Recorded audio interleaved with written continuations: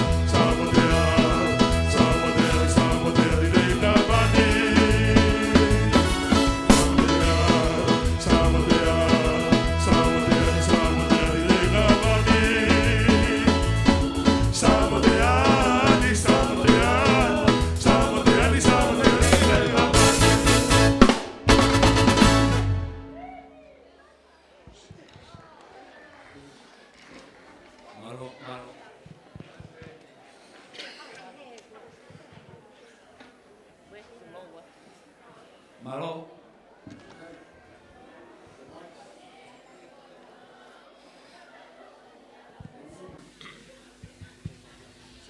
Sai fa malo atu. Malo mua e mea e mua mai o taritari e tau. Tahi ne birthday kua nea. Rio te fwoi tau kamata tau tolu. Kau hao pe au keo ki whakahoha atu ka mo tolu ke fumahu inga Maria e uhinga u tau henea e hao ni. O kui kai fwoi koha birthday tau uataha e nia. Pe koha birthday tau taha ono. Koe birthday tau te au eni u tau henea e hao ni. Au whi mau ia ke mo enjoy ai ahoni. Ke whi unga pia mo e tau te au o Maletina. O kai te lava Maletina ia o si o mai ke tau o lunga. Maletina ia ko si toka vai, teke mai peki hen. Ko hono loto ke mo enjoy hono tau te au. O wha malo mo e Moimoi i loa. Kau mai whanau wake. Pe ke kau whaiwhikau, kau ahi, ngai whamiri, mo mea mai me ngai whetu keke. I huinga pe tahau tau hene ai, koe tau te au o Maletina Metuisela. Au tō lahe whamiri nau whia mau ke nau kau mai mo tau tolu he ahoni. Ka kokoen he ahoni ku ke heni, ke mamata, ke he tauhi ai o tua he tau te au. Tai taha tau te au ia. Maha ko au pe te wofi hake. Ke au ki ai. O sio ka iloa e aua iloa ke tau te au. Ka koe au ke tau te au. O tau ia ke katoa ngai pehe. O hange tau hene he honi. Koe I need you to enjoy yourself. Let us celebrate 100 years old. It's not 16. It is not 21. Or 50, 100 years, 100 years. So I can ask you, do the best you can for tonight, for Maletina Metuisela. O te eke tau kamata, we are not started yet. We're still waiting for Maletina. If Maletina will be here at 12 o'clock, that's it. That's the 100 years. She walks slowly. She thinks slowly, and she will be here very soon to start our program for tonight. Koe ko kore atu. Mokataki. Mea whia maari e pe neonga tuai. Ka koe nau e tau te au. O kai ke tupei, o kai ke whakawawei, o tau lue le reipe. Koe ko kore atu mo tolu enjoy your afternoon with Maletina.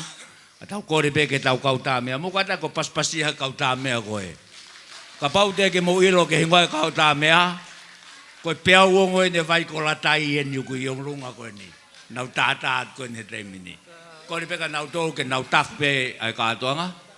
Koe ngā sea koe ni ufotu koe ni. Aini koe ni. Ka takpe kau fine e koe ni. Koe ni kamata pe tau proklama koe kau whaife kau. Te nau i ngā sea koe ni. Aini kutu koe ni. Pea kamata honolotu i, e toki hae koe mea mai kau whaiwhikau uruak, ko nau ngahi mea anga. Pea toki o mai he whaamiri me whakapopuna Maletina ki he kamata e tau wau rotu i he honi. O kai koe tau whataha mai pe koe kai kātoanga, o tau whataha mai koe whakawhetai ki he otua. Ki he tau te au maa o Maletina Metuisela. Koe ko kore atu. Tāat pe whasi, pea tau ngawe ao ngāki. Ie whawhini. Maro o pito. Kau ta mea, tuku maha ki whasi. Tari ake kakai. Nau si mea mai ke tau kātoanga e honi maro.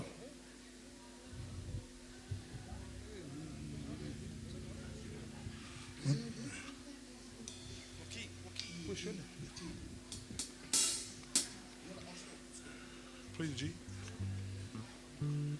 Play the G.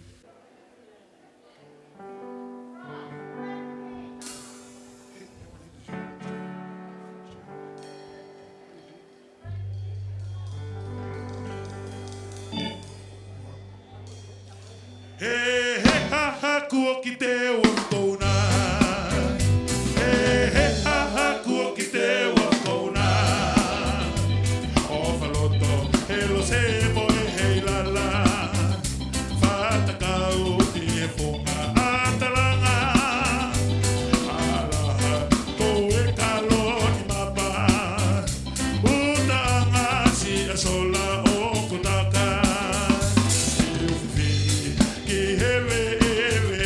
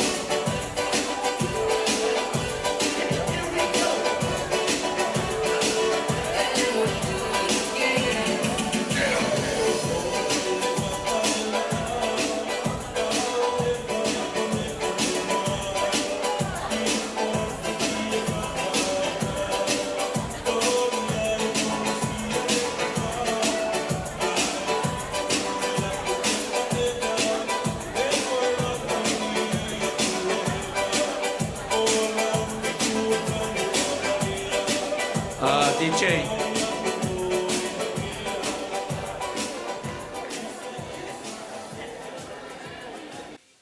Ko whaampe ke mokatako ki whalongalonga ifo please. Katau ki whakamahui ngā i mua ki taima wahe koe ni. Ke whai e tau lotu whawhetai ke o tua. Ko tau te au eni o tau heni ai he honi. Pea ko hono nau eni.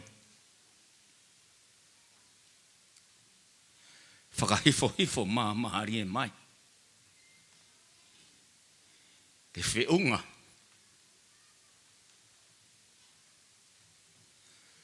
Mai tauhi ko whai he o toa mahana.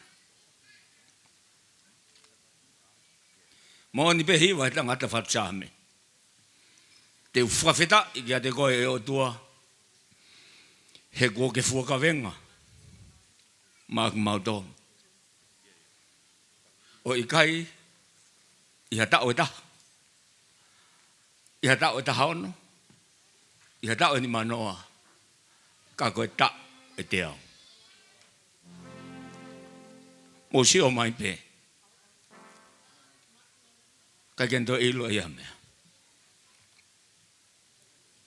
We are here to witness what God has done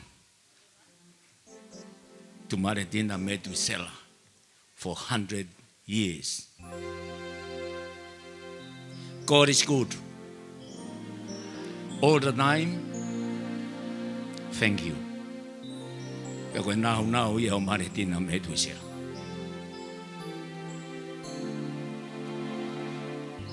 Te tauhanga ke o tua he kene kau whaiwhekau.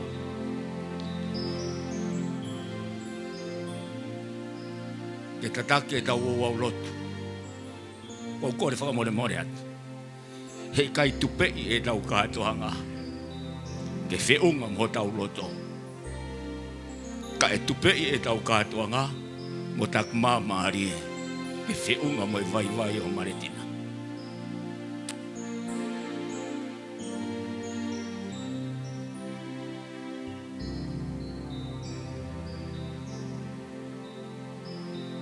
Ko tau tau le rea Maletina Metuisela. Yono mea anga.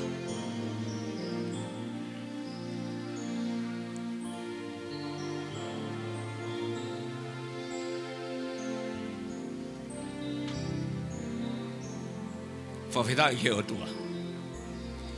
Nē hoa whanau ngai au Maletina ko heret Metuisela. Fuoloa taka he wani a heret. Kai whanonga toko taha mai pe. Oa o hen ke tau koen. Ko tau kātua ngai a.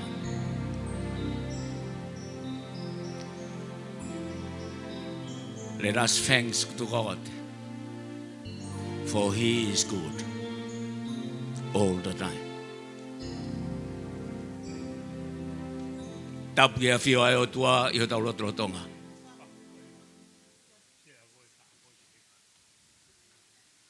O ona pe ai langlangi, pe moe kaloria. Whatapu ke tamu kotungi, ke hostea ki whamotu. Mo ram raume, mo hatau i whanua. Mo ka kau maa tau wharetap. Sa ke asi kau maa hamata pure.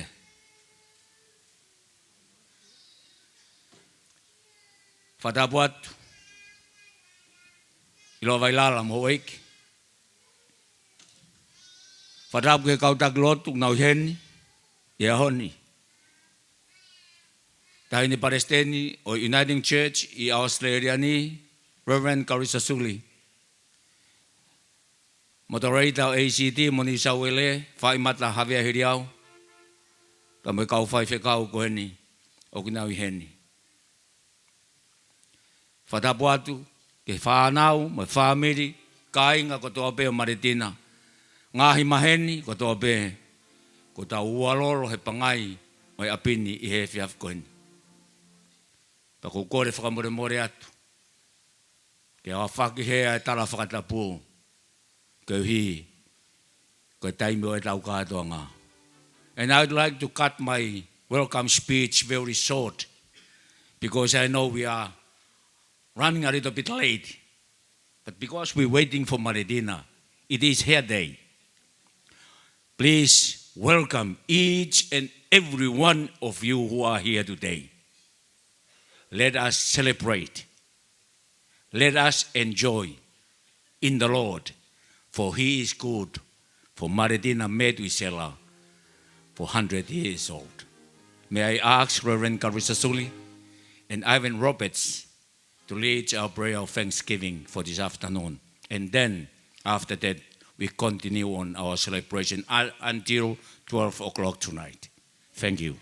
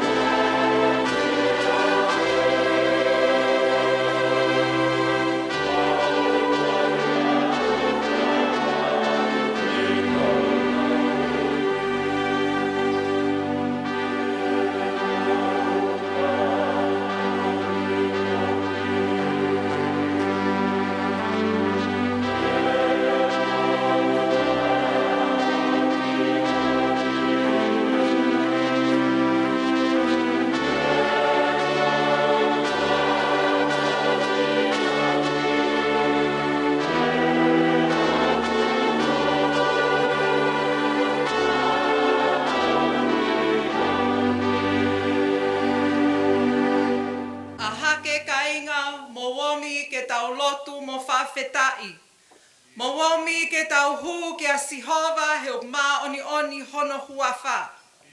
Tāna ki homo mata ke mo unga. He ko Sihova pe ho tau tauhi ofi.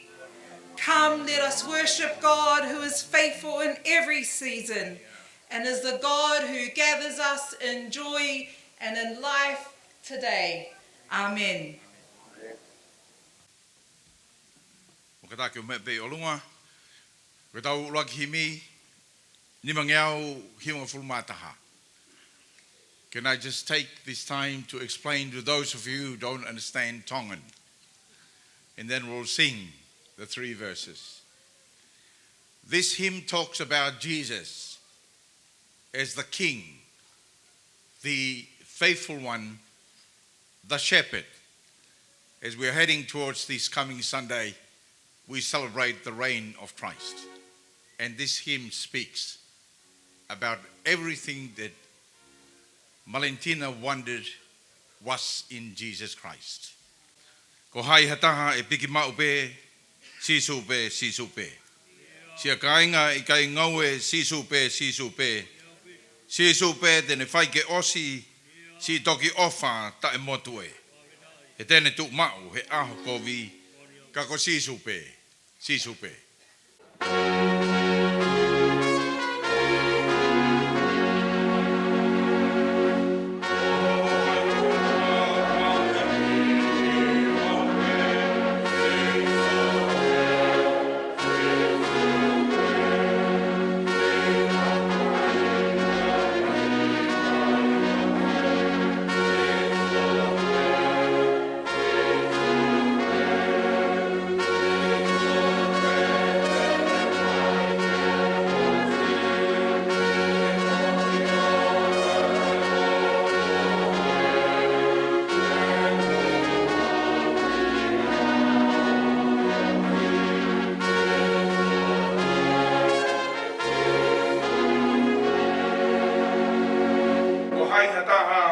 E tau hiofi kako si supe lafi he fai mo fili foki ko si supe e ne ilo eia e tau fa feku ki asi e tau mei humoe oi ke vai pe kai turi ko si supe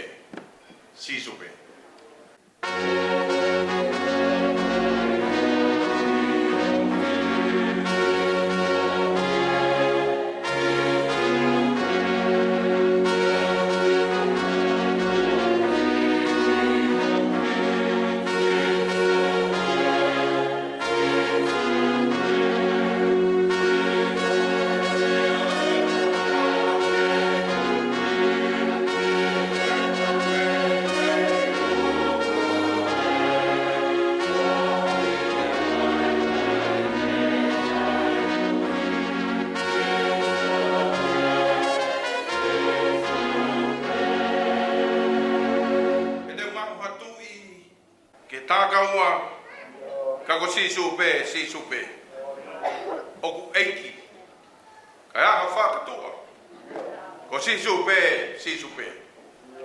he retra kau he de abisia pe ha he de vai o puke he ko tok kau mea fa fale ia ko si supe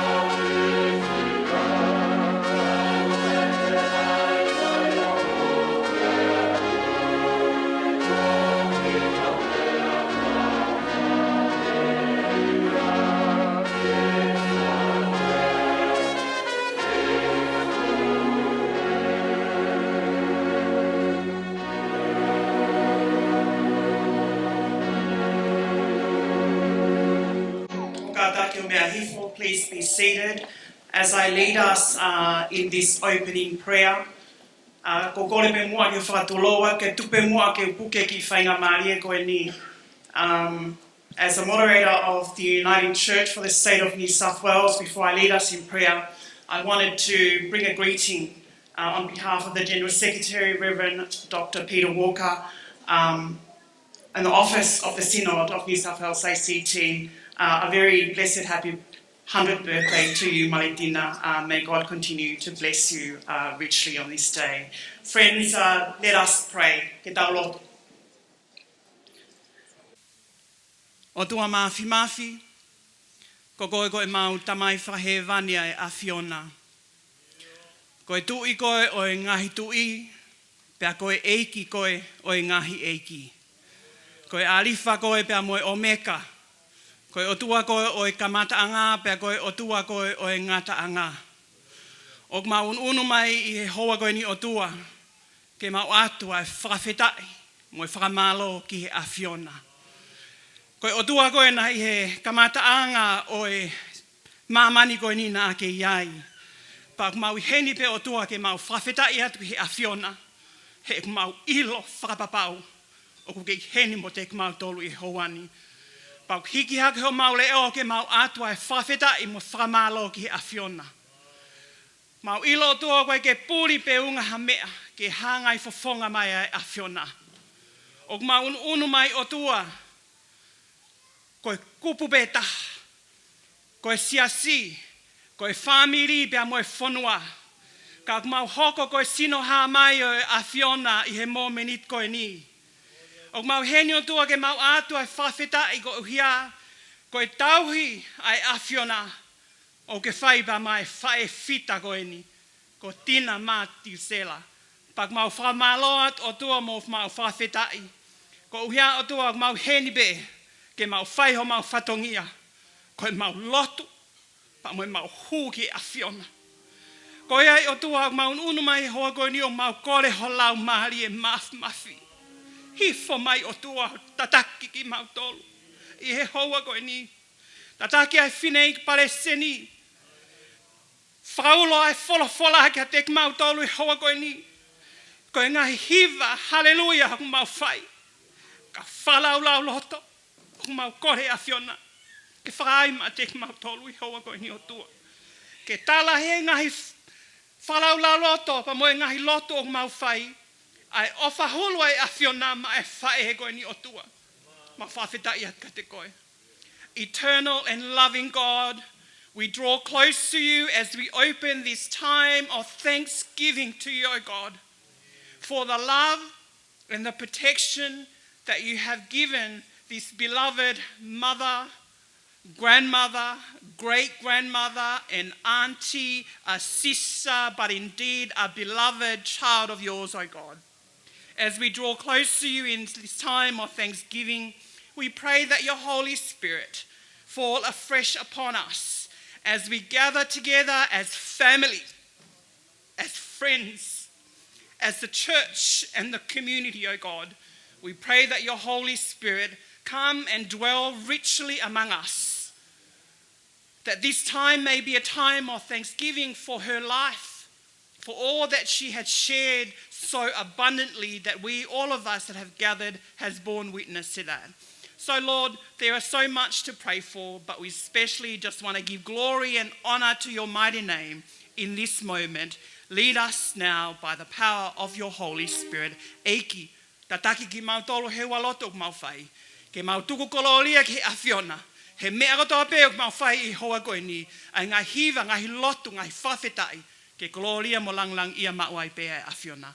Whakakato eiki, matataki mau tolu, e hoa koe ni, e huafa aloko si sukalaisi, ka koho mau whamui. Amen.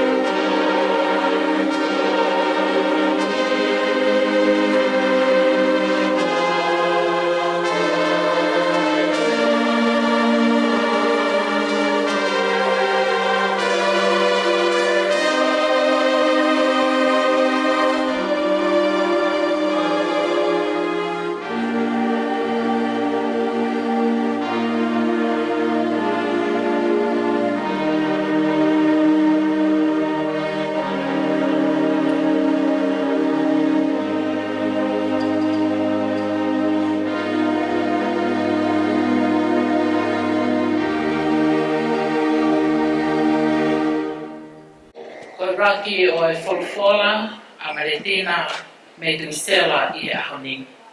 To o ia me he same te au mātolu. Raki o e vesi ki hononima. Our psalm for today, first reading, Psalm 103. Commence reading from verse 1 to 5. And I will read in Tongan. Whawhetai ki a Sihova a hoku lau maarie. Moia kotoa pe o ku ia te rau. Whakawhetai ki hono huafa ma oni oni e. Whakawhetai ki a Sihova a hoku lau maarie. Pea auana ngalo ene mea ofa furipe. Aia o kune whakamore more o anga hala fuape. Aia o kune whaito o hongahi mahaki kotoa pe. Aia o kune huhui meihe auha a ho o mo ui. Aia o kune whakakalauni a ki koe ai ofa moi whai whakaatu I. Aia o kune whakamākona I he lelei a ho o ua u. Tupu fo ou hange ha I kale ho o tala vou. Emeni. Mugadak mai e kauhiwa. Fe mau e Maletina ke whanongo ke whauka a koloa pakreata. I aon. Awe o moto pe o mo mai ki whahiwa ko nipa mo mea mai. Ko koko e teke mau pa ke o teke hauna ka hiwa loi ka mere tau katoanga. Malo. Amen.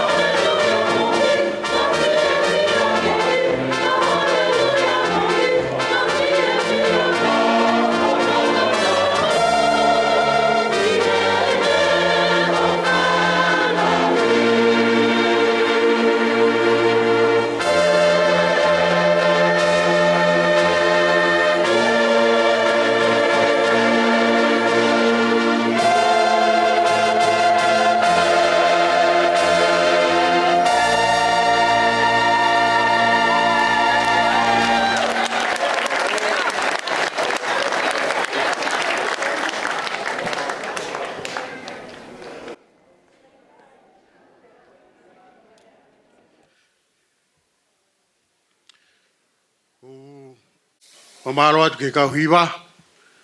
Malo apito kaisa. E honi ku mawhana.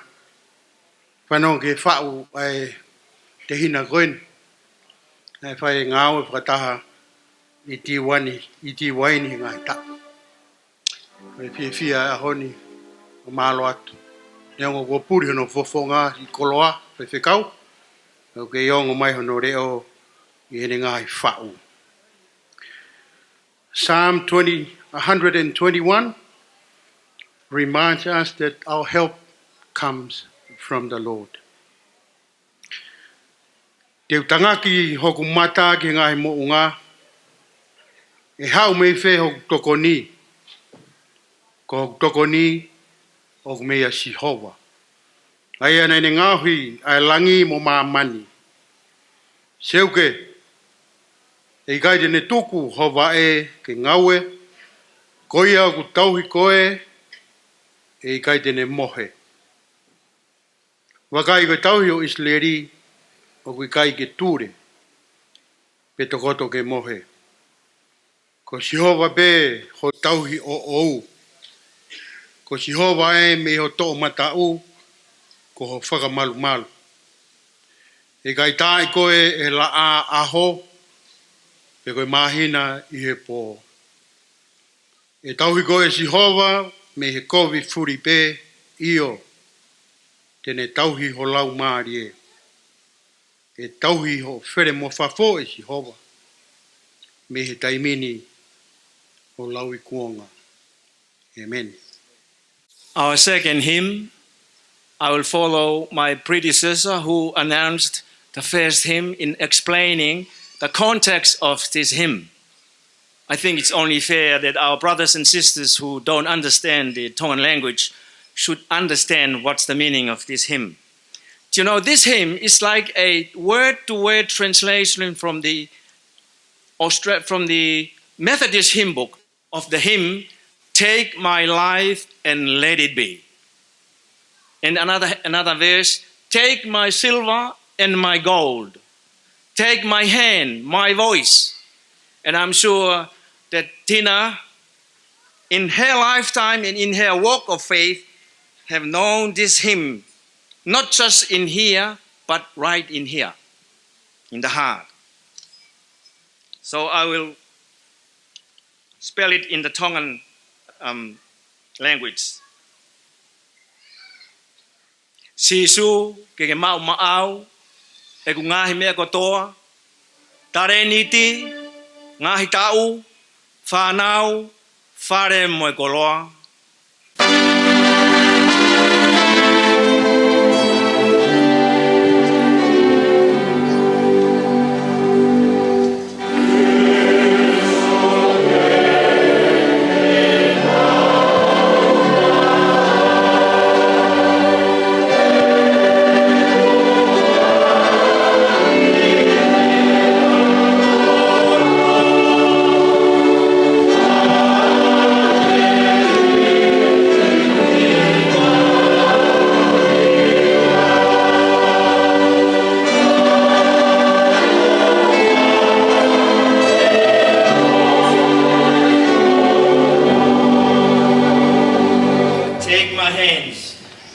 Ni mai te na ngau e pe ma au tapu foki hoku wa e na fai pe ho whekau.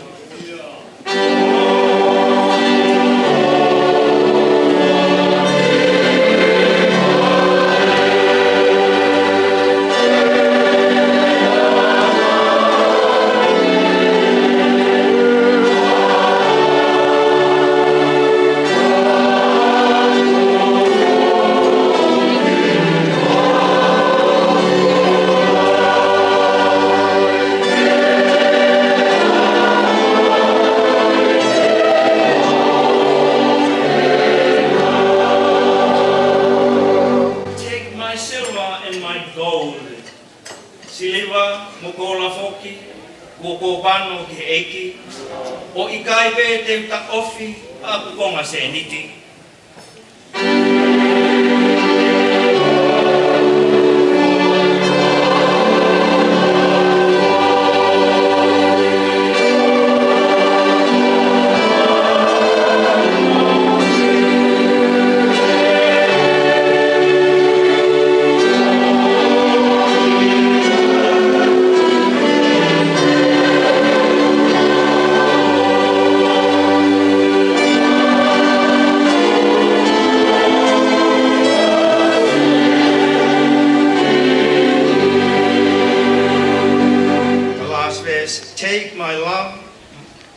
Lord, I pour at thy feet its treasure store. Take myself and I will be ever only all for thee. Oi oi ves falausi, mea tai tau be mo oni, ono o ke pesia. Oa eiki e Moimoi, te kosi opu ngā tangare.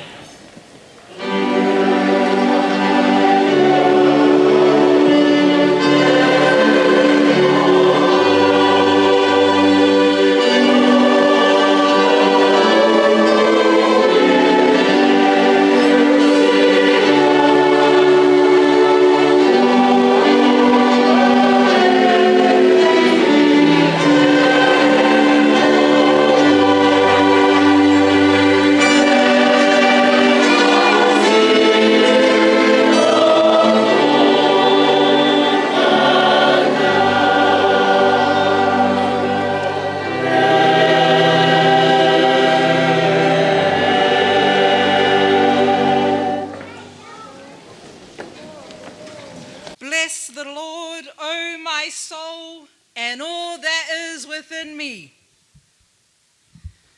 Tapki he tolu tahai o tua, ai ka whio tau lotolotonga. Tapki a pilinistungi, I loa moho eiki. Tapki a moula mulau me, moha tau I whanua. Tapki a sake asi, tau whale tapu moka moha mata apule. Whatapke moderator of the New South Wales and Australian Capital Territory Synod, Reverend Whaimata Havea Hiliau, pe moha taki lotu. Whatap mawahe ki tō taha o kune whakatataha I ki tau tolu, Maletina Fonokalafi Metuisela. Pea tuke a watu ai whatap koe ni ke whamili hono kotoa pe. Siasi o kuli polo. Moki mautolu kotoa pe ai kaunga maheni. Moki mautolu o mo mea mai meheo pe. Ka tā ke o whai ha poupou whakalau maalie. O whatatau ke mahu inga o e makamaile ko a usia e he vaskola o e siasi kuli polo. Maletina Metuisela. Pe ko whaapa ki loa kakai o I whanua, the Geringai peoples of the Darug Nation. Tupe mua whamili ko wakai ki loto whale o tokalahi kau muli.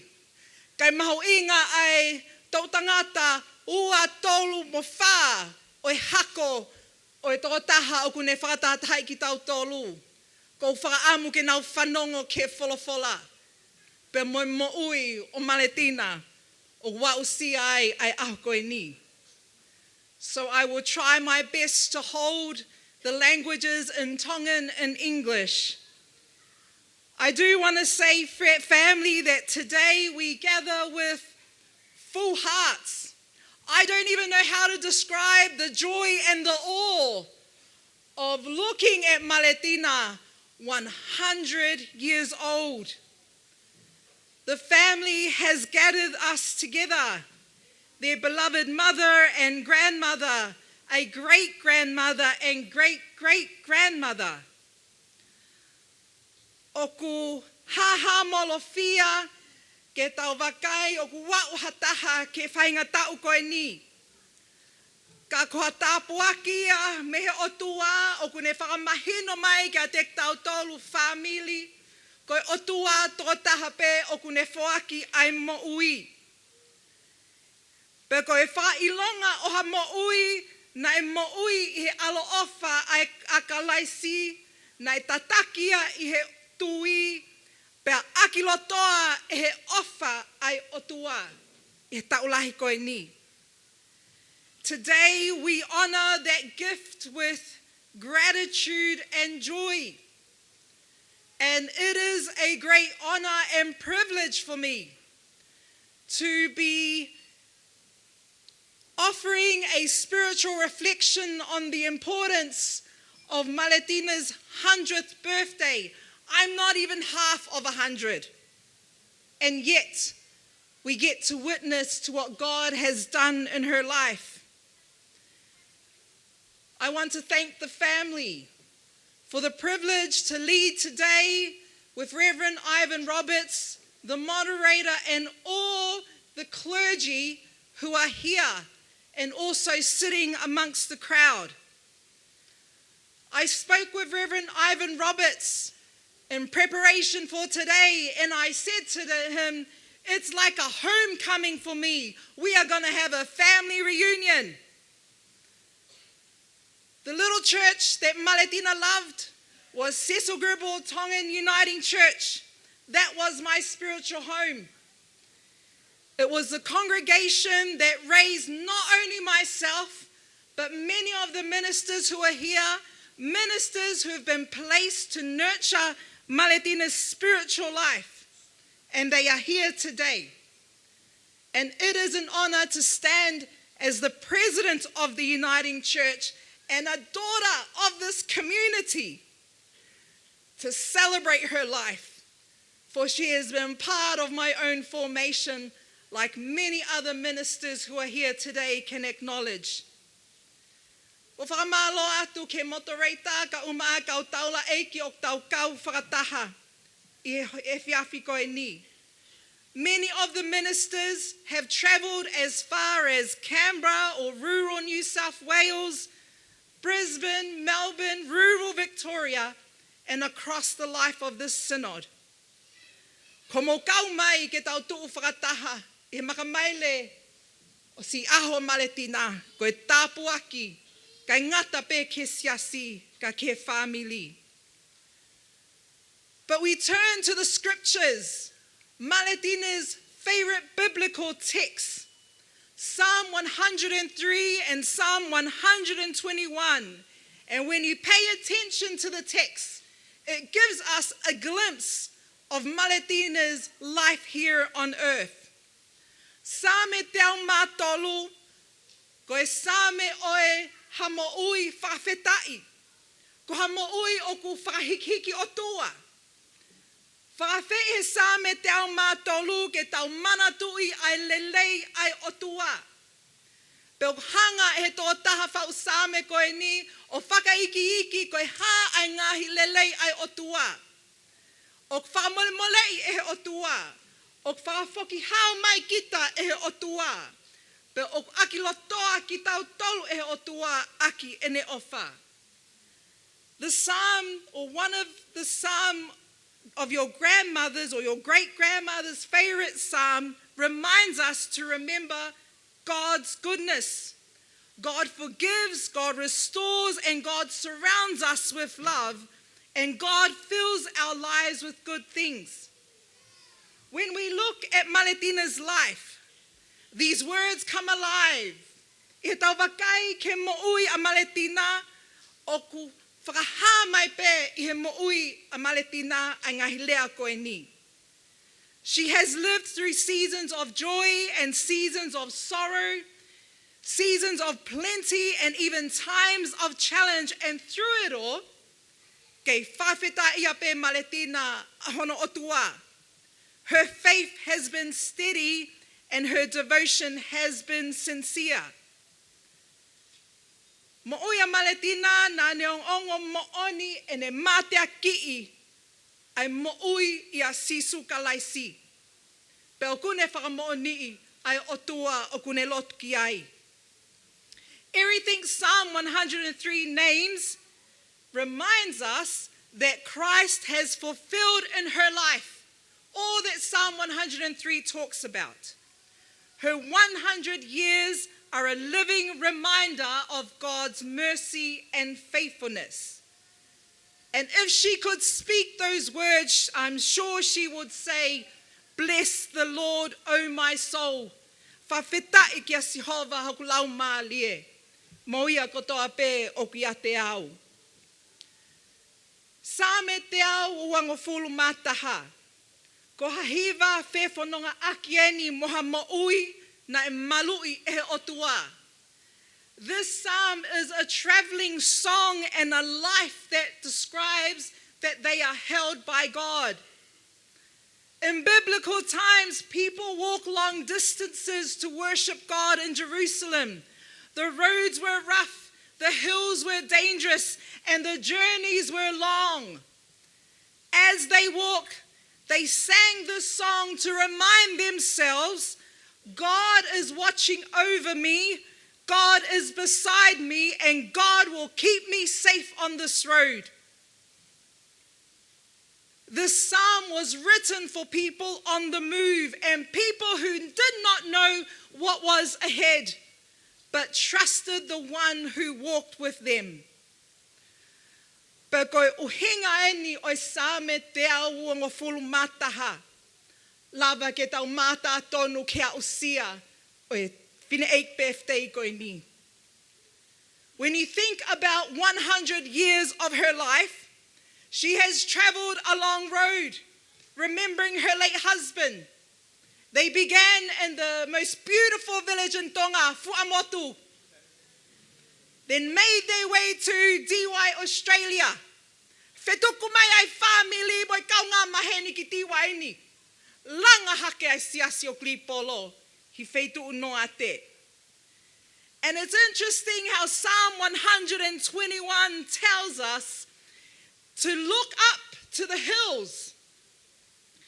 I believe Maletina, when she thinks about her life, or even in my own experiences of Maletina, she knew that lifting her eyes to the hills is to look to God for strength in all seasons of her life, because she knew if she kept looking up to her daughters, they would frustrate her more. But she kept lifting her eyes beyond them. Na e seo whakalaka atu pe a Maletina, pe hanga e ne whawhanga ki o tua. O ne whapapaui, ko ikai pe ke liakia e he o tua. Na ne seo ke otmo unga, ko uhi pe na ne iloi ai wheituu, na e hau mo oni me iai e ne toko ni. For 100 years, the promise of 121, Psalm 121 has held true in her life. When life was joyful, she thanked God. When her grandchildren became successful in rugby, and yes, I'm going to name it the Wallabies, George Smith, I think our team needs you back. She thanked God. Her faith did not waver. And when she prayed for her family, taimi nane lotuai hono family, nane maupe hanonga, ia ene iloi koe otua tataupe nane tonga ia ne mo ui. Koe otua tataupe tere tonga ia whanau moi whangamokopuna, moi tō tangata ka hoko mai. When you think about Maletina's life, you cannot separate her from that little congregation, Cecil Gribble. Hei kai ke tau lava o whakamawai bahei.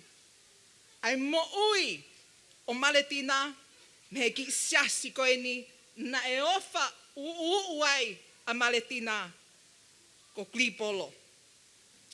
Ko whaatala noa pe moi moto reita. Ma whaatala noa ke ngā we. Ngā we hui ki maua ki ai, pe moi kautaula eiki.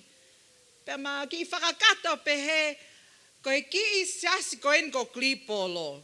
It is the most dysfunctional congregation on the northern beaches.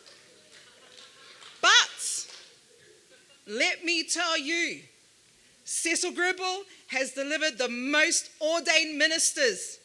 They are like the little church in Corinth. When Paul would gather the church, they had challenges, but they would still stand as one church to proclaim, okay, mo'ui ai otua si sukalaisi I kuipolo.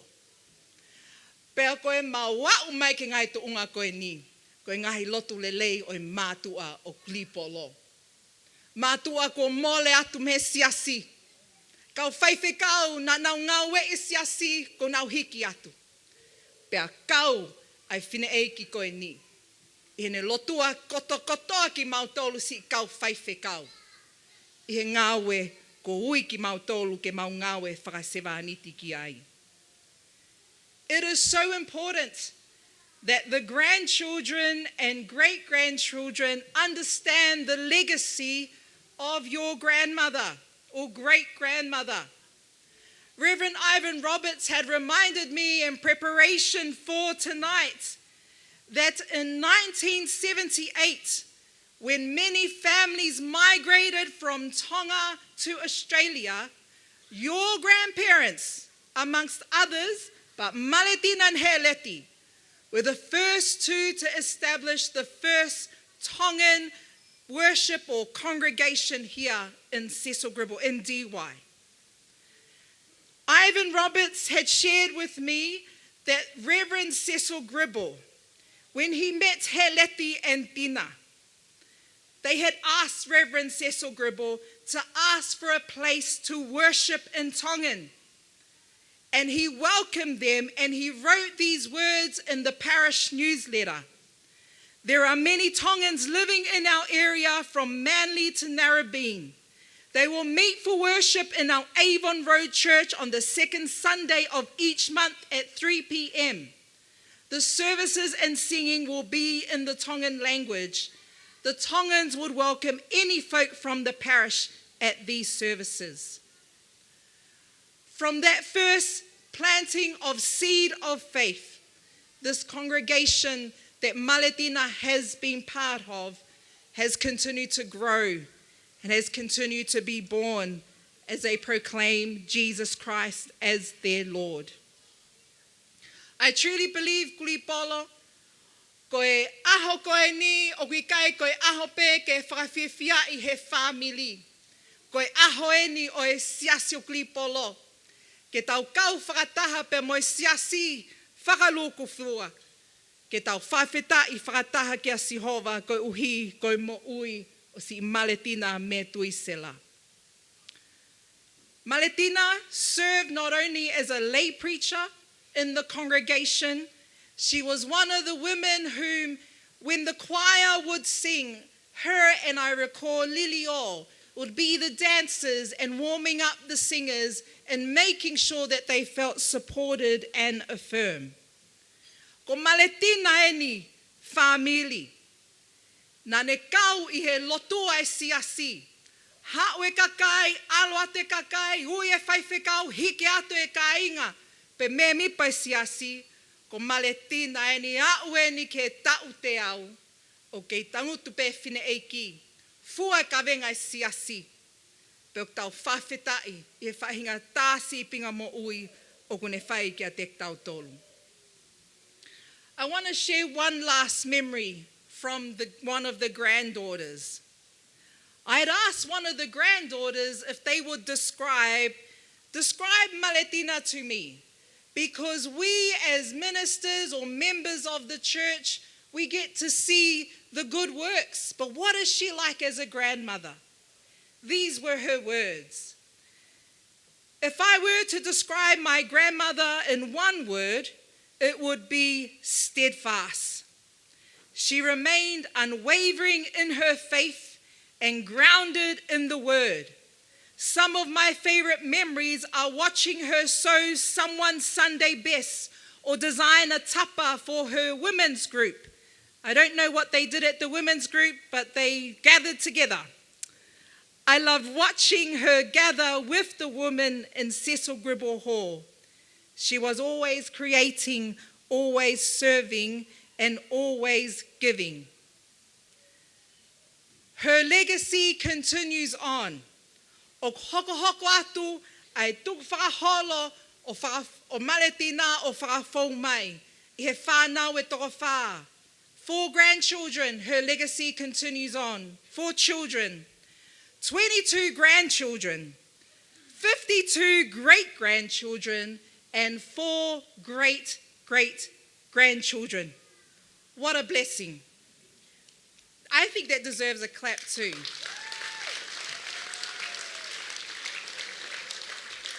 Koe tāpua ki mo'oni e ni ke mo'ui o Maletina. Pea koa whakamo'oni ke anga lelei ai o tuā. Ko ne whai ke mo'ui o e vāskola ko e ni. To the children and to the grandchildren, and the great-grandchildren and great-great-grandchildren. I want to say to you that you carry her story and you carry her prayers. You must honor her by following Jesus Christ as she did. That is the best gift that you can give your grandmother. Honor her by loving one another deeply, even when life is hard. Honor her by staying connected to faith and community and showing the same generosity that all of us have experienced over the years. The legacy that Maletina has left for you is a spiritual inheritance. It is our prayer that you will keep it alive. Pea kia tek tau tolu ai whamili, si kau taula eiki, kau ngā maheni o tau kau whakataha i he whiawhiko e ni. Koe whaloto lahi o whai e he moui o si Maletina kia tek tau tolu. O kune whamanatu mai ko ki tau tolu, koe whanonga o tau whai, koe whanonga pilikimi pe. Pe o mahu inga ke tau whanonga whakataha pe mo e laumalie oi otua. Neongo ai tahake hake ai ngahi mo unga. Neongo ai whaingata o e whanonga anga. Hanga hake o tau whafonga ki a Sihova. He ko atu nei Sihova toko taha pe ho tau tokoni ofi. Pea tu ke hoko ai whaosi o e sā me te au o ngofulu mataha koe toi whaloto lahi kia tek tau tolu. There is a promise and a blessing as we close with Psalm 121. And it simply says that the Lord will keep your going out and your coming in. E tauhi ho o whele mo whafo e Sihova me he taimini o lau I kuonga.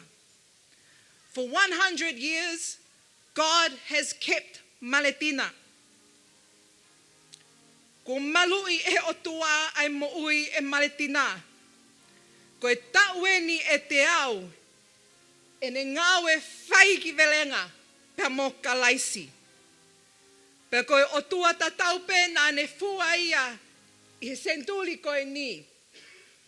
Ko e otua tatau pe, te ne tauhi e ne moui, o au ke ngata anga, ke taimi o gui ai e otua ke tau ngahi nofo anga mau. Maletina, o ku mau ofa atu ki o fofonga. Mau kau whakataha pe moe motoreita, moe kau taula eiki, na ke kau honolotua. Na ke kau I hono poupou mo hiki hake. Ko mau tangane mo tū tangata mo tū kali he ngai ahoni. Ko uhi ko o poupou mai, mo lot lelei mo sipinga ko ke tāma ki mau tolu. O mau ofa atu ke o fofonga. Pea tu ke pulupulu mawai pe koe, e ato nei Sihova, he ahoni o whai ai pe ke taengata. Happy 100th birthday, Maletina, and to God be the glory now and forever. Amen.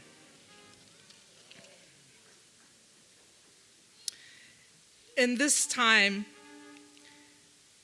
as we take a moment to take in the word of God that we've heard, I'm going to invite Reverend Ivan Roberts to come forward so that we can bless Maletina together. And I'm also going to ask all the ministers, we are going to find a space ke tau kau whakataha. I he hiri whaknima, ke tau lotua whakataha ai si Maletina I he au koe ni. Ko kore pe ke he kau taula eiki, ke mo lava mai pe ki mo ani, ka take o ngā whae huki, ke mo ki unmai ke tawhaaki. And to those ministers who are out in the crowd, we invite you to come. We may never bless someone who turns 100 again. And this was the kind of spirit that Maletina had, was for all people to stand together in solidarity. So I invite our ministers to come forward and we will lead in prayer and in a blessing. Malo.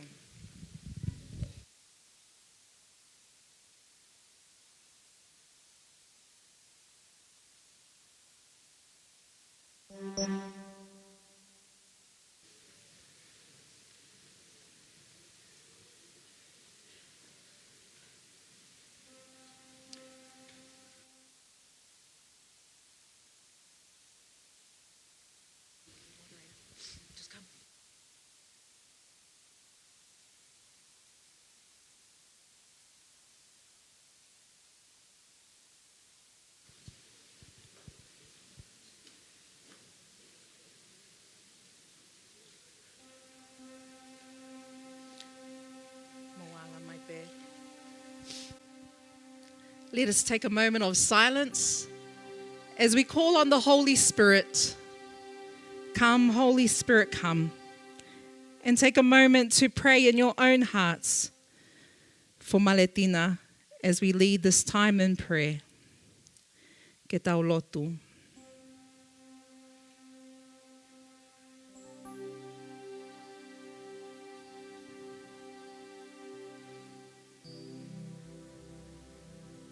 Ho mai lau malie maoni oni.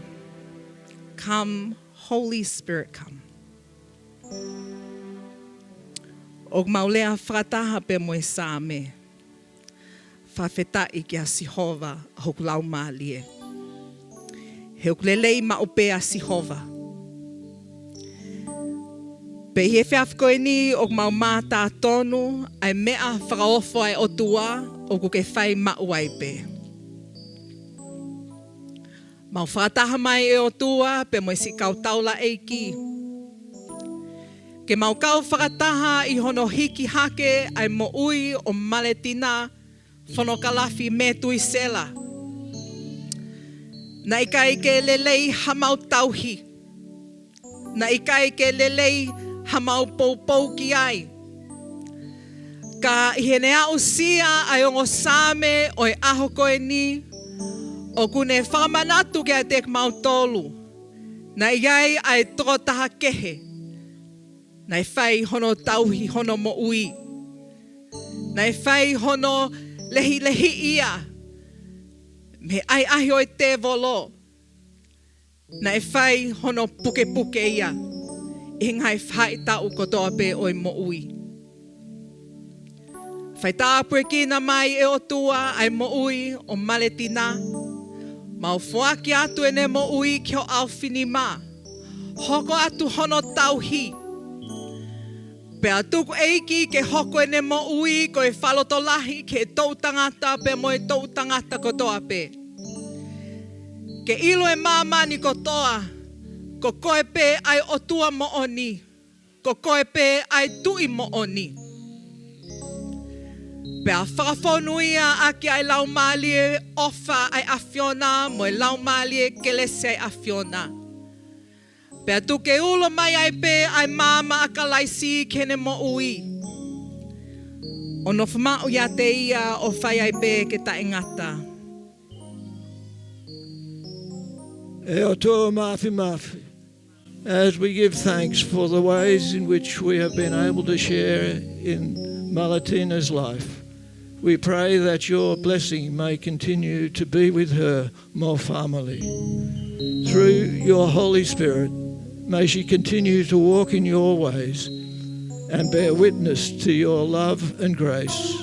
Afa mokalesi, through Sisa Klaisi, our Eki, a grace for all people and our world. And so, Tina, the Lord bless you and keep you. The Lord make his face to shine upon you and be gracious unto you. The Lord lift up his countenance before you and give you peace. Amen. Mokatak paspasi mai otua. We give a big hand to the Lord.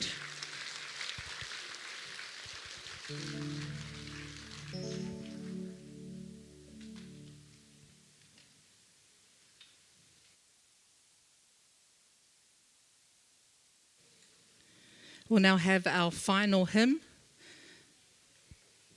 to close our time of worship and blessing.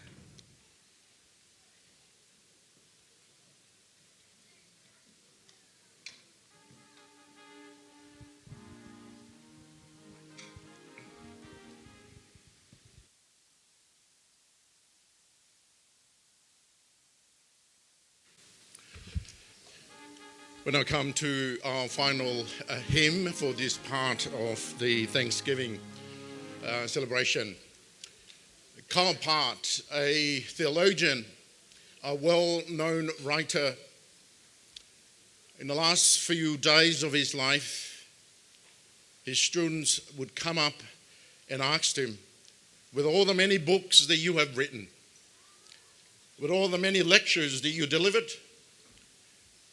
what would be your final word? And this well-known writer paused for a moment, and then he said,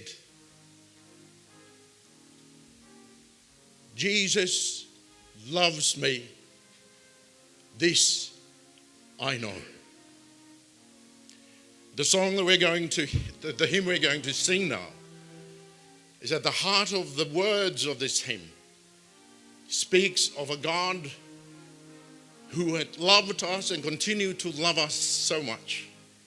The invitation that if you don't follow the words, let the tune of this hymn touches your heart as we'll sing ke tauhiwa e himi ononge au me ko kore atu ke mo katake o mea ke tauhiwa. E sisu nai behe ho ofa ki he mama, nā ke whehi a ke mate ha taha anghala.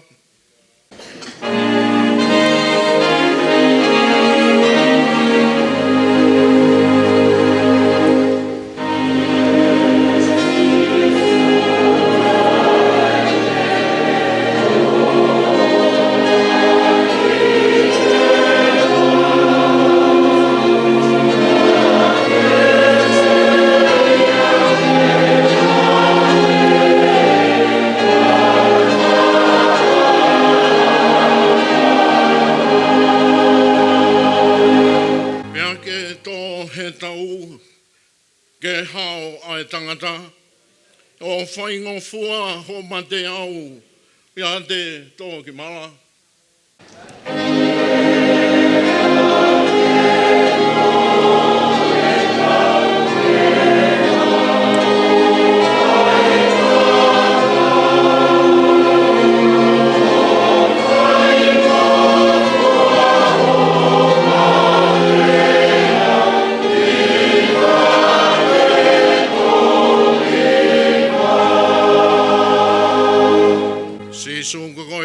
Ai hala Moimoi, o mau kontoa ho iwina, ha taha o kutui.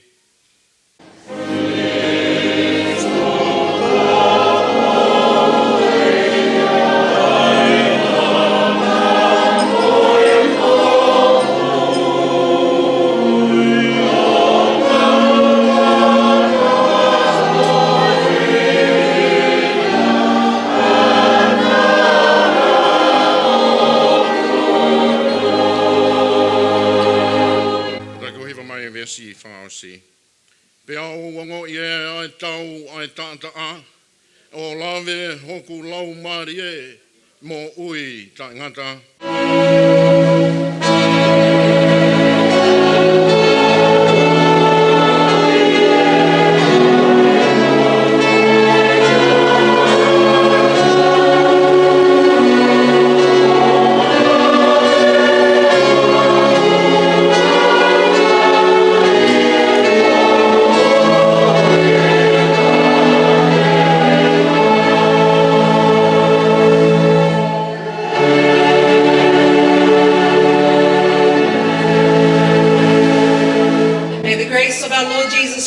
The love of God and the fellowship of the Holy Spirit be with each of you now and forevermore. Amen.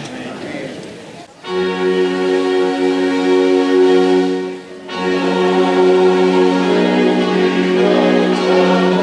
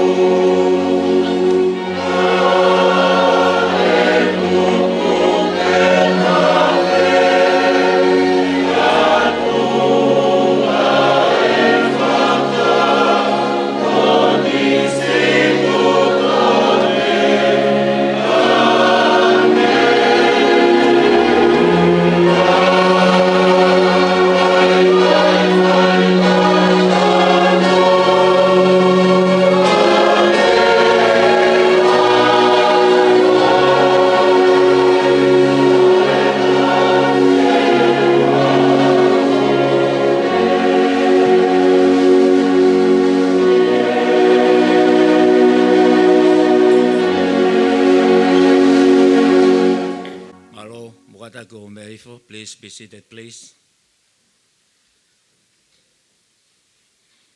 What a blessing to hear these kind words, encouragement, not only from Maletina, but to all of us. Reverend Clarissa Suli, the President of the Uniting Church, for Maloat. Malo e tak le lei mai. Ai katoa ngā tau te au o Maletina. He motorita, mai kau whai whekau koto. Alan Roberts, thank you for your being here with Maletina and our relatives and friends, and as well as us from Scriptural. Thank you for your coming. Peke kau whai whekau koeni, ko mohanga o tāpua ki aho o Maletina. Moni pe lau e puna ke, God always move in a mysterious way. Whiunga anoa pe o tua mo tau vai, mo tau masiwa. Ko wha Clarissa, kau mai kau whawhikau. Malo au pito moilo, e toi mo ui wholoa ta Maletina ia. E waweang ha mate a se la noa ia Maletina. Kau mo sio, e toi mo ui a Maletina, malo au pito mo ui. Ko e lawa ia a e tau katoa ngā wau lotu whakawhetai o e tau te au, o Maletina Fonokalafi Metuisela, tau ki pas ki ai. Sai, paspasi hono wā, ko tau pas ke kau whaiwhekau. Ko maire moritika mo ikani, nā mai mama o nau tōru ia. Nau lava mai a honi koe whukoloa. Tau toi ki pas mai kau whaiwhekau. Malo. Ko e lava ia e tau konga uruaki, e a honi, pako whamaro ko whaiwhekau. Teo kore ki he urumotua ko ne whamiri ki hau whaifaka o koe mea pe e taha ko ki vai e whanofo. Ko whehi au ke ki rea ka taha kai tue tama e aru anofo ki e. Ko ia ko kore au ke urumotua, ke hau whaifaka nofo. Ka teo kore ke kau tā mea, ke nau tā maha ki foi fas, te tau hoko le rei e konga uruaki mo e konga ua. He se whahinga e au pehe, fulolo e rea sione o stem ke tae konga ua ia. Ko ia, kau whaiwhekau, maro opito, ka mou mea atua, ka toki whae whakanofo, ke toki hau ai urumotua, o ui si o mou ngahi mea anga, ke mou mea mai ki ai, i ke ai hoko atu e konga ua ko ia, o e tau kātonga. Mou katak, teu mai ai tau ngahi kātoanga, o e tau kātoanga e hon e kai loto fia. Kau tā mea? DJ, tā koe. Kau tā mea ko ni uwawe ke utūre au. Malo Clarissa, kau whewekau, malo petikan. Tā mā ki whas, kai teu mai ai whakanofo o e tau kātoanga, ke a hon. Malo abito.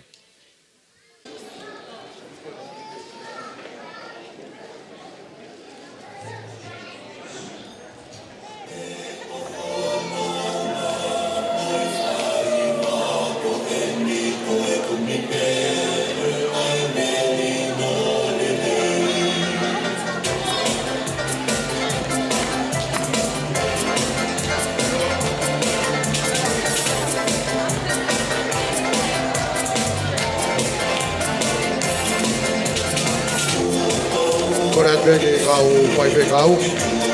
Kala kai o ai hamu ki lai tāpia mu Maletina. Ora isteni kau mai moto leita. Ya peke koutou katoa kau whaiwhekau. Kai ka mari ko ni ai hamu ki lai tāpia mu Maletina. Oi ka tau toki hoko atu ki tau whanu kono pō.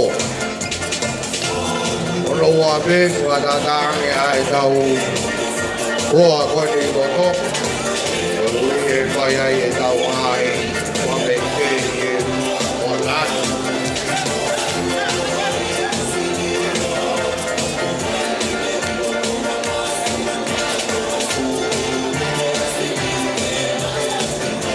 Oi e kore ake kau koe tau, se ti, whai mari e koni, roa mai o ai a mōki lai tāgo e te eki.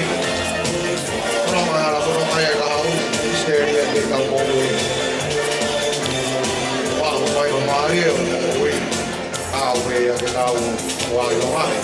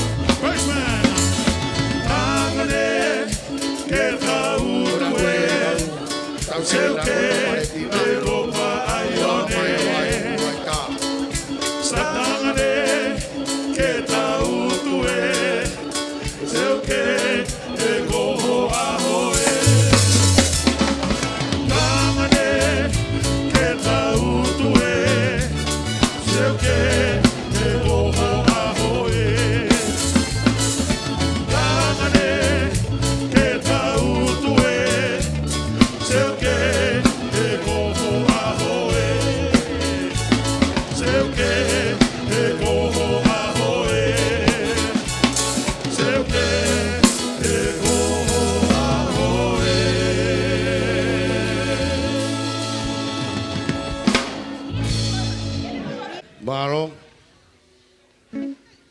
Tau whalawalawa I pe ke ai rewa ki laiata ko na.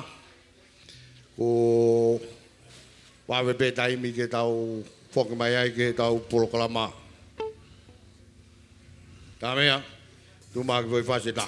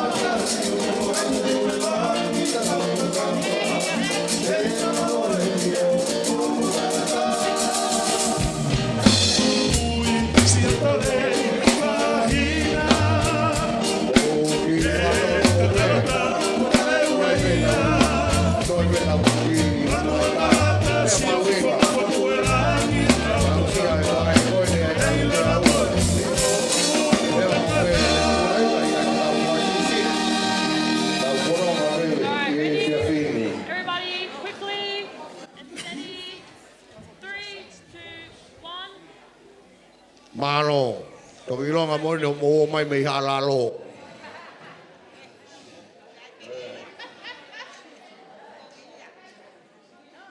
Mo kata kaya mo tolu kay humay payangalo tukon no kuripolo.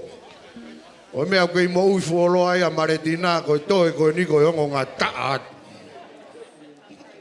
Kata kaya do kay ngalo tukon no Maletina. Seso kuripolo. Mo kata ki mai aha mo ka mo vai. Ui ko tau fi folo ai tata iki ho iki ko ne sia si ko ngalu e mana tu folo ai ke lolo mo ui ai vai ko ngalu mari si kai ngalo tueni o ku ia fine e ko ni ko Maletina Metuisela.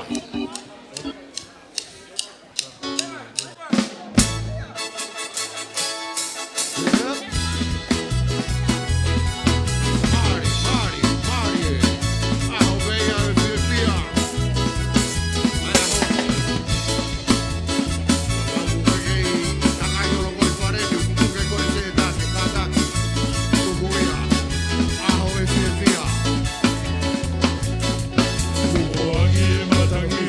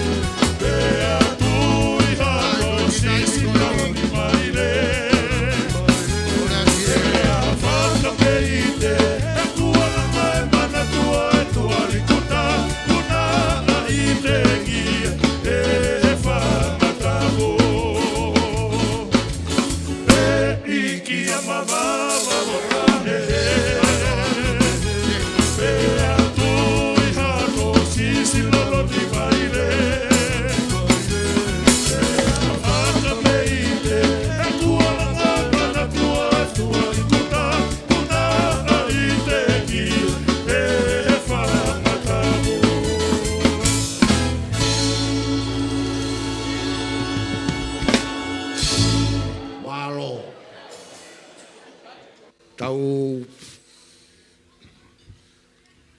pehepe, ko ngata ngai ni ai faita. Alu ki he .com Paula Moimoi o to me ai ho ata ai. O kuma u katoa ai te ke prespe enta Paula Moimoi asmaya ho lai ta fitungea wai. Pea ke no foi pe moi o ke ngata ngau manawa. Oia. Katak famore more, tau hoko atu ki he lava ta ko ni, katak o ki whakaata nge amuani. O koukore atu family, ngā wea ke talango fua, he koe taimpe koe, te oatua e reson whakaosi, koe ngata angaia hoto e fie poto i whare ni. Oia, te tau hoko atu ki ai, kataki, lava rewa e kai o mai ai whangamoko puna, o to'o ai Petongi ai no foanga Maletina, e fie mau pe Maletina, ke ki taha tuia ki loto whare ki he, ke mou kau whakataha he fie fia i he fia fini. Malo. Koreat ke kau ngau e koe ni, mo kataki o tamea, tuku mai haki foi fasi ke Petongi hake ngau e koe ni. Malo.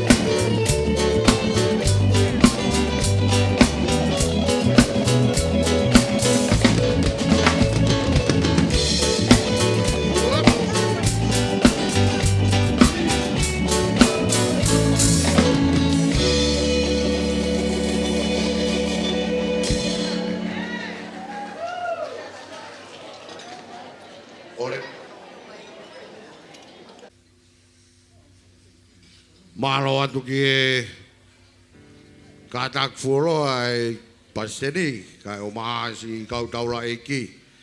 Kai tuku mua ke tau foki mai ke tau polokalama.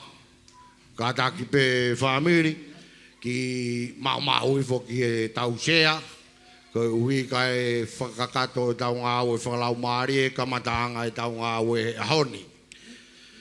Oia te tau whakawhi hene ai 5 kau, o Siria Thomas.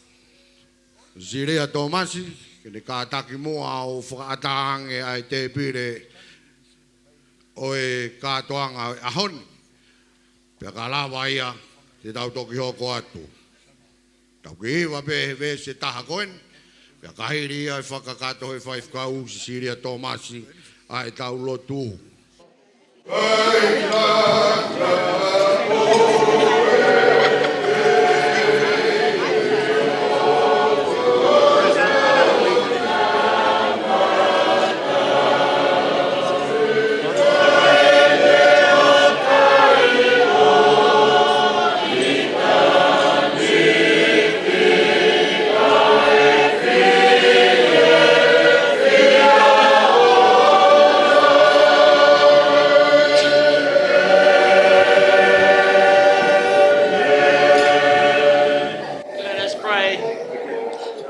Gracious Lord, what are we going to give you? For everything comes from you in the first place. So our thanks. We give you thanks for the blessings and the joy we feel today, this special day we gather to celebrate Maletina's 100 years of life. Mawhawheta e o tua o ofa, o puhange e koe moana.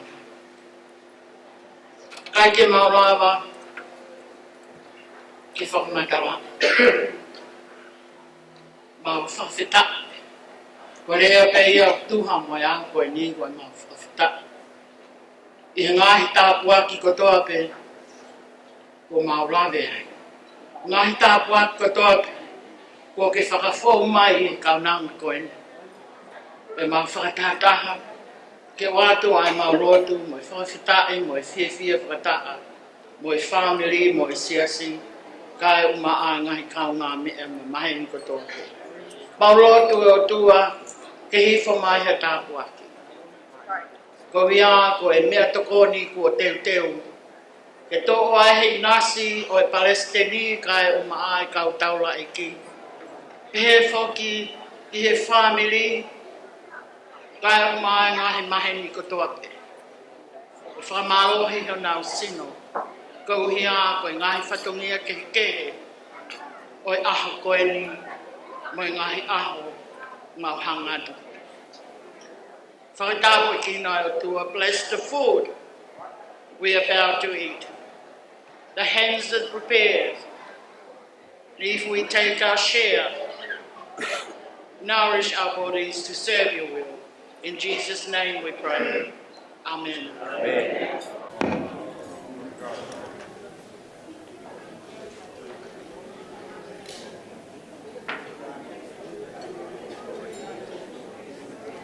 Pamalo ke silia, koe tāwaki koe o tau mea tokoni. Ko whampe ke māka tau mea tokoni o ku o siai pia mo mai mea tokoni o mai te pire.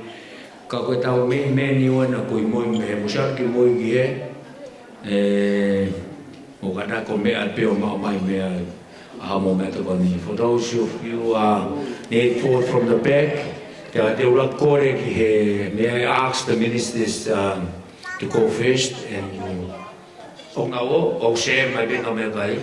Okay. Koe the front table here, o share mai bina mea kai. Koe around outside the ring, you may go to the back over there and get your own food from there. But walk slowly, otherwise you home with your mea kai. Mahalo pe motor koe ni e ta whakoe ni. We start from here, from this my left hand side.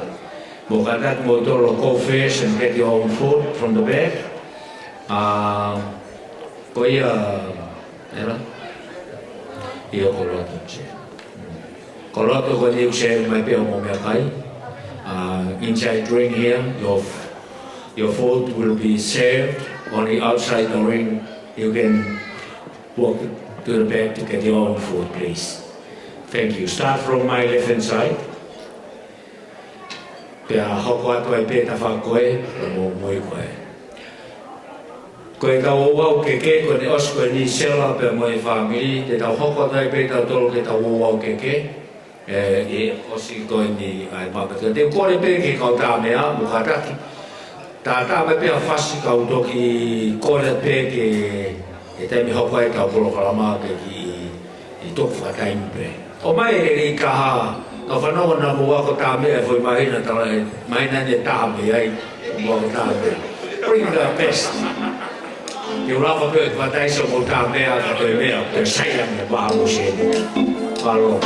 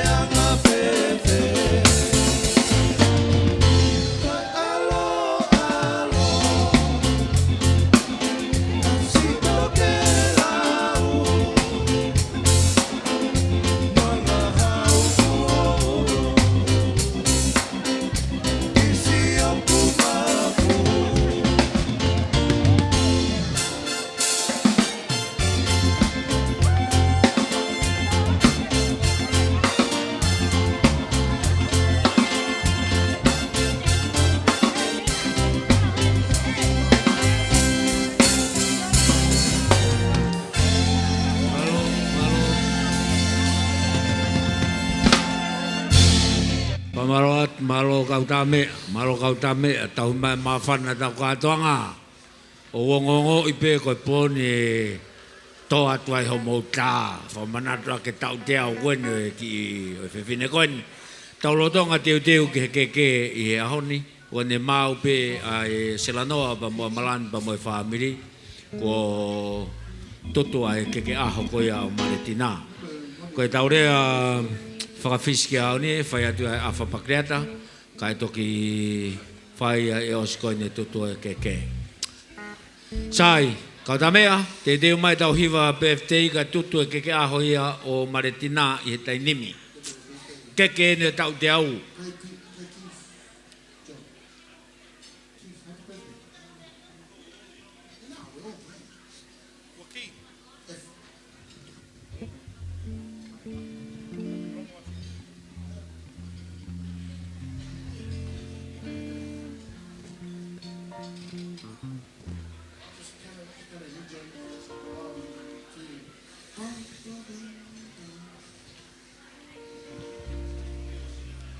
Malo.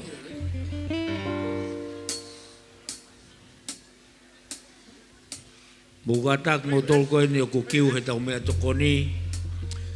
He kai toi alu e te pire ko naka feitu. E nofo pea hene o ke tau tuku. I to o whakawheunga mai pepa ke mea mai, pa ke toke whokiat. Kai vave ke si lavat mo tau kainga koe ni. Mauhana o me tokoni. Malo.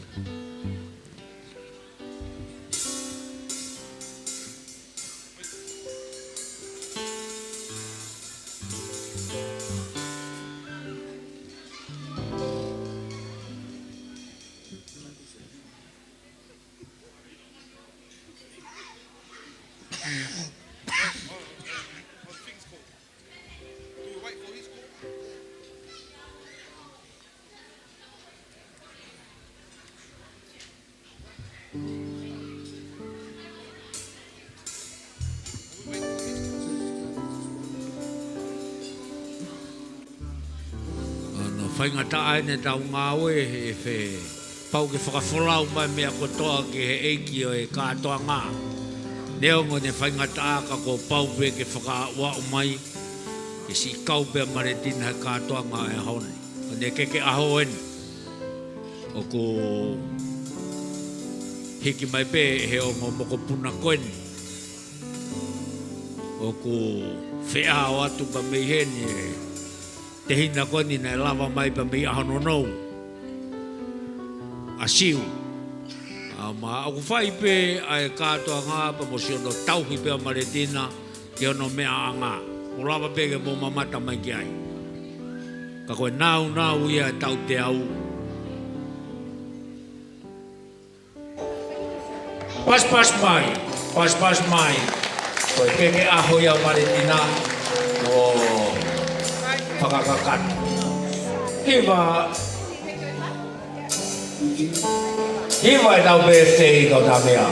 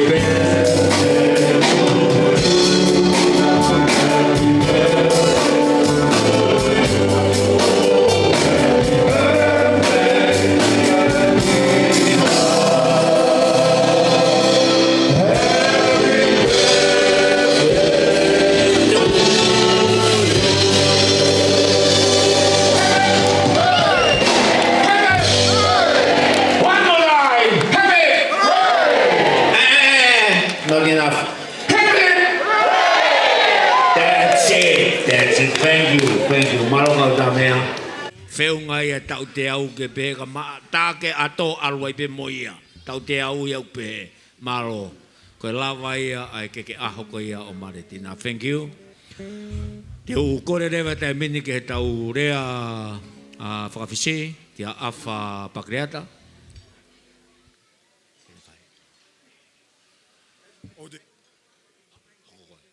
Kata ki rea whakawhisi, toki toki tolo ia tuho rea kanai. Patolo watu, pea kou, kore pe ke upanga tu pe he, ngai whakatapu kotoa pe,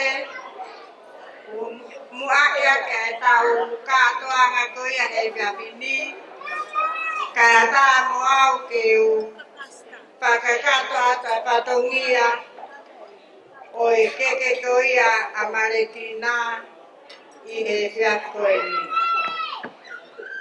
Kai kimu ia kou, ki o rata e whakamalo, ki Palestini, o ka rei tākang mai ka whaipikau kotoa pe mo mea mai e a koe ni, ke langi e aho i ki koe pae koe ni, pea ata e whakamalo ke oi howe ki ke i loa, pea kia ki moto kotoa pe mo mea mai e ka koe ni ke whakalangi e ki tau te au o e whae koe ni. Whakamalo lahi ata ki moto katoa. Kataki pe kai ki lauhi noa atu na toha taha kai i te ngi au. Ko ki moto koe au kai ki mokilo e ki te motu a koe ka whahoha a. Koe whika ua au ke whanau koe a Maletina. Pea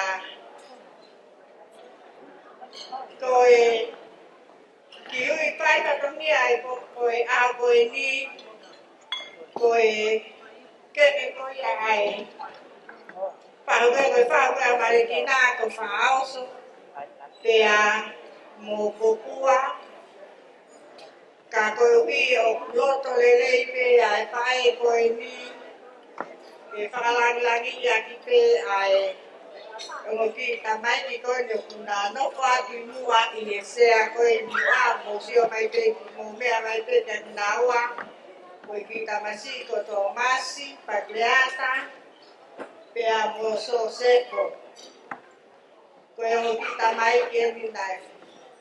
Tōnu au ki toi na tau ki ke whae koe ni tau e na ke i. Pea koe loto pe ia e whae koe ni ke whakalangi pe kuna ua. I ere pe tei kotoa pe, a koe mea tatau pe e hopa aho e hiki atua. Koe a koe keke o pe tau to'o keke. Ka taka whamo kuna tāna to'o steo na to'o te teo ki he kāu e whai. Pea nisi leka, pea muheina. Koe sai toke kolahi o whakato o wā ko pui whai ke ria peke a nāu tō le plahi a tina e tā whakawhae e kātō. Koe keke koe tō ia āge kātō masi, heina, koe keke.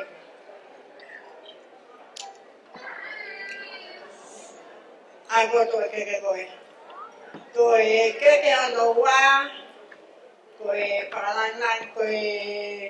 whakalangi koe ia āge ia ke a sosefo. Kataki ko ia koe kau whakamoku nā ko au tō lahi tā whakamoku nā i e whare koe ni. Koe ki moku nā ulak pē tō nima, moku nā ua e whā. Pea moe fuwha nā tō lahi au pito. Una o te koe ni ospe koe ni una hoko mai o whai hono whakawhia e ki mō tōnu. Kataki pē koe ngā i mea koe ia e whakananiwi o e. O kataki koe whakananiwi o e mea koe lani. Tani koia kia tomachi koi pa tanima apia ke patu palu pia ke aki ai patfa.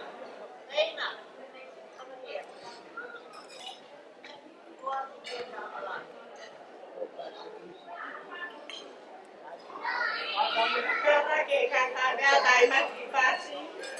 Ini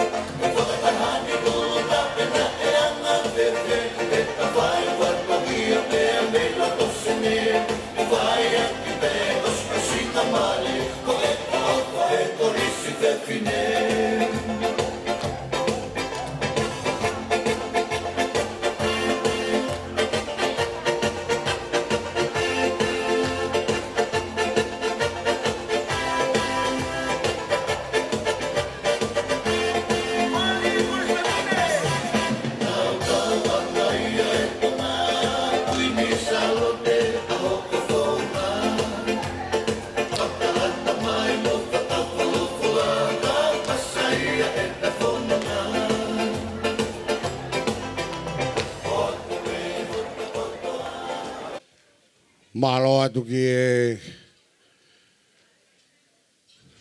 whanau mo whamongo puna koia o Maletina. Lawa e konga uruaki koia. Koe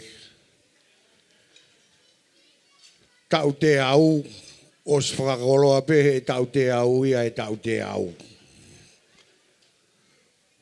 Koe tau fie fia, koia ia o ku tau whamaa bopo ki ai, ai tau ngā ue i he fia fini.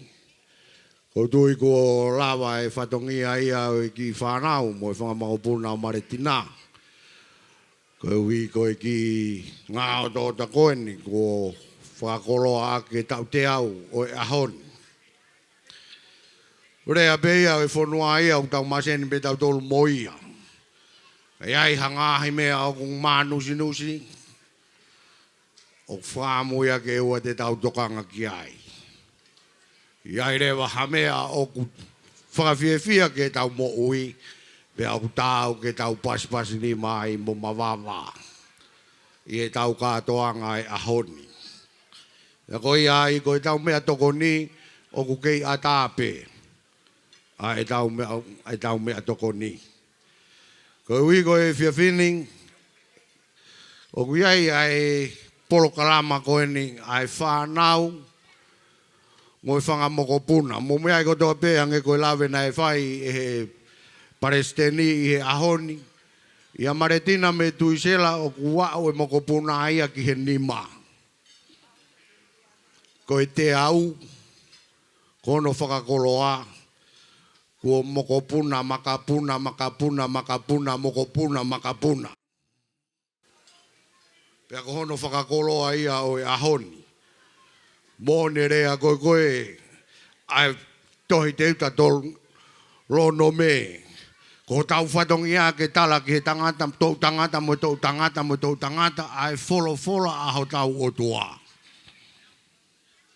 Pea ko ai ko tau ngā whaa ia i ahoni. Ko rea tu ki he whanau ko ia koe, o ku tupu ai koe ni a Maletina.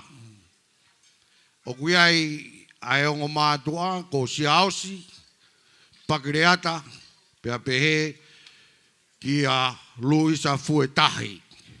Ko e ongo mātua ko e ni, na e tupu ai whanau e toko taha tolu. Pea ko e lahi taha, ko Maletina Metuisela. Pea o ku toku whakaholo ai ngahi tau te hina o au ki he mātua tangata. Ko i ki ongo koe ki he whanau koe ni o kuiai a Maletina, ko i taha whewhine pe kua mālolo ai. O ku kei mo ui ai toko ono, pe koe toko fitu. O kuiai rewa e mātua tangata, ko i whangatuanga ane o Maletina mo ki nau tolu ko ia. O ku nau toko nima. Pea koe ki aha taha ia e toi mo ui.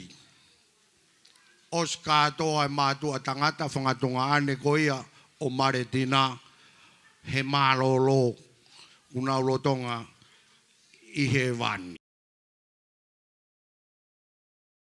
Ka e tuku mai ai Maletina pea moe whanau whewhine ko e ni ki he tangata eki ko ni ko awha o ku ui ko moka pea pehe ki a sione ko e maunofoni ko e whanau ko toa pe. Pea makatu ngai ai ahon. Ko ia ko e tau whameite ko e whai he whia whini ko rea tu mua ki he whanau mo e whangamoko puna ko ia o Maletina Metuisela pea mo hereti Metuisela. Mo kātak wha more. Ka tau kamata pea mei he lahi taha, tau whanonga pe o au ki he si taha. Ko e ui pe, o mawinga he koe tau whanau, ko ki wā i taimien ku tau tau whakataha mai ai ki seneen. Ai whangatoko ua Maletina, pea pehe ki he whanau, ai whangatoanga ane o Maletina. Pea koi ai o kukore atu. Mo ki teu pe ke vave. Tang minite ni mabe. Peunga. Koe ui pe. Koe malo e fai pe atau. Toea o ho tau loto whare. I he tau te au. I he ahoni. Whamore atu pe iloa. Pe ke paresteni o si. Maa kau taura eiki. Koe uhi o mua mau ki whainga maari. Koe angai se mau lere. Lere mei fuamut. Lere mai mei haakame. Lere mai mei haalalo. Lere mai mei mango. Lere mai mei no muka. Toi bene a niua. Ka koutui pe o kunau I wharen pe. Kai whai haki alo pe. Koe hui koe fie au e ahoni. Ke mau si kau atu.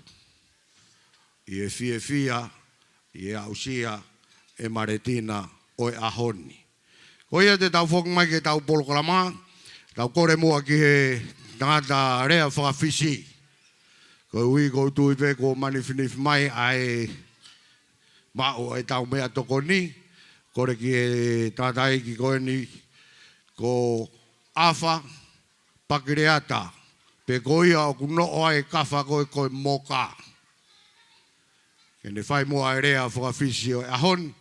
Ko awha, koe lahi taha ia he whanau tangata e ne tamai. Koe tātai ko sāmi o e ra whau. Pea koia ko hono whoha e ne awha. Tene whakakato a rea whakawhisi I he taimini. Mano.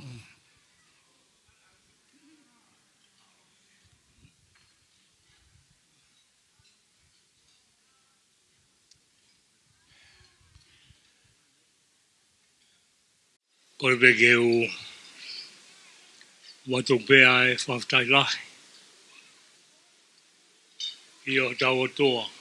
Mai moe aro. O toa au tau higo lau maari e maanioni. Rapatu I roa mo weiki. Rapatu ki hamata pure tau fio e whiangani. Rapat ki e whirei whaithkau. Kau mai kau ngā whirei whaithkau. E whoke motoreita kau mai kau tātai whaithkau. Kau whataha I e whiohianga koe. Tau mawahi ki e kaunanga. O matu ngā e ahoni. Maletina Metuisela. E moi whangapapalahi atu. Kia te koe. Marapi o ngō tamai ki whaho. Ko wharangirangi o e aho. O whantapu atu kamarani ka o maasera. E koe te woimaka pe kia tina. O kore ke whantapu. E sola moha vurangi ku mou horoto I ngā whatongia ka mou tūturi mai. Tau kau whataha I e whiawhia. Koe e whiawhi koe. Ke whatapuat ko whameitanga. Kau mai nau whanau. E ke ngai ku whikau kau a kotoa pe. Yo mau family. Be fo ke whatapuatu ke sias. O kauranga o kumatunga e tau heni. Sias yo kuiporo. Kore ki au atu e tala whatapu ni. Kia taha pe o kai ke lawe atu ki ai e tala whatapu ni. Kore ke tala mo kāpu iai. Rafuraro atu. Whamaro tua. Me motua tua koe. Whiawhia lahi ke te kaupe whamaro atu. Neong. Whaipe MC ai whamaro ia. Ai tauanga keresi kua whai he tana whinegi presteni. Ka maa kau whinegi whaithkau. Pe whoki kau taunai whaithkau. E whio ia ngani. Ko ia e sino I mea mau inga taha e whiohi o ia hon. Mo rama mai. E whai a hono fotu aki o Maletina ki I tāniti. Ai tau fia ko tala ki tua. E ofa mata tawe mo e whai mea mana ai o tua ku tau mata ai a honi. Tau whamoni o tō be ke ngai foroforo. Ko si hova be. Hala ke la vai a he whanau me whakamopuna ha mea. Hala ata. E mōni pe ai sa me ka nai tai o ane kau mai. He ko tau hia ko tō be he rea turi manu. Ko ia ko tui ko whiawhia ngai a kau snake 5 kau mas kau tanganai 5 kau. Kai ke maua he family. A whamaro whi unga. Tau anga pe ki o tua maf ke ne kei tāpu ki na mo kei whaiwia ki mautoro. Ko hui ko tauki.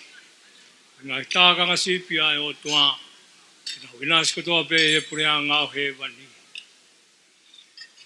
Ke fia whanga mari e koe ni ke kau pe e toi taitau le rei a whonga ko toa pe tau he marumaru e whare koe. Ngai maheni. Mo tai maheni. Be foge ngai kup whikau ako toa pe o e family. O whawho ngā toa Maletina. O tui mos mea I pe mo tua koe ni o whaoha a. Ko e whaka ngā tō pe I he sū koe ni. E whakato e wharangea o hanga pe koe rea ko whai atu e whai whikau. Koe nofo ni koe nofo pe a whanau. Kai ngā kou whamore atu kai a haro fia. Si fita au whai. Si tuunga mātua au e whamiri ni kau whai whamopuna. Au whamore atu. Kau ange tau whawhiu pe. Mo whangawau e whukeresi. O riringi e whio ianga o e hon. Wange e pe koe whorofora kua whai e sisu. Kia setane o kai mohi ai tangata ai he maa pe. Ka koa whorofora pe. Ala monu atu me tawang. Tua maaf mawhi. Whakasio se tatahai mahi na o tau koe. Wai ha mea ai ha. Tala noa ki ai puna ke he ni mano a wā. O kupuri ai a mui. E o whape ai o tua. Koe a pēku ne tōtōri e tau whāwhā. Tu aru he pouri o kumi ai whonua. Koe o wharahi ai o tua.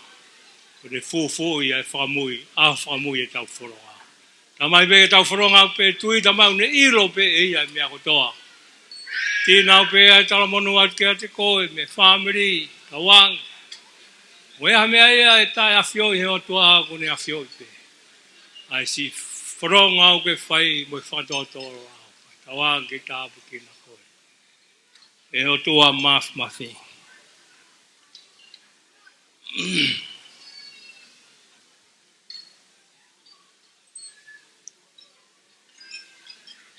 For the non-Tongan speakers, I also like to take this opportunity to say thank you for joining us, celebrating the dinner's great milestone today, as this is 100th birthday. And I wish you all the best. And as we approach the festive season, may the spirit of baby Jesus welcoming be with you all. Thank you. Thank you. Ko ia pe ai ki rea mo e taitale rei ki mo dole hua whatau e ko Sisu Christ. Amen. Mahalo. Mahalo. Mahalo ki e umotua, whakato rea whawhisi o e whiawheni. Sela, o te hakoloa e ngalo ke ui. Mahalo.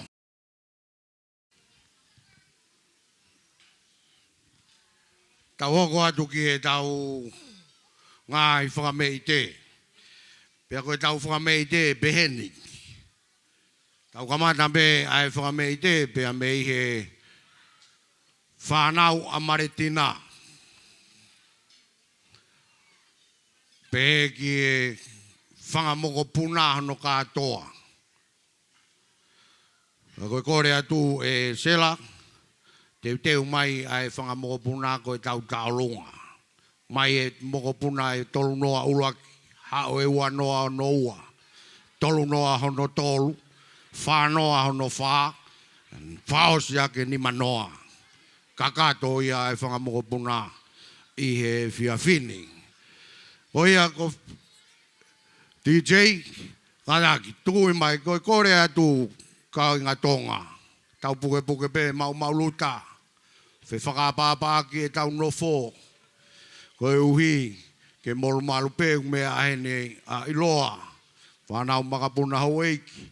Pe ke e paresteni, ka umaa motore ita. Koe kore atu, koe hau koe i loto he. Ka takwa more more, oua teke toe hau ai.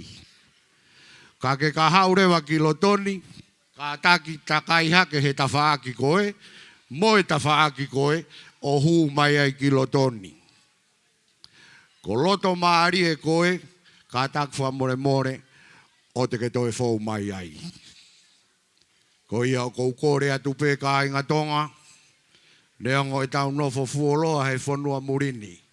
Kei tonga pe tonga, ko iai ho tau ulunga ngā. Pea ko iai o kou kore whamore more atu.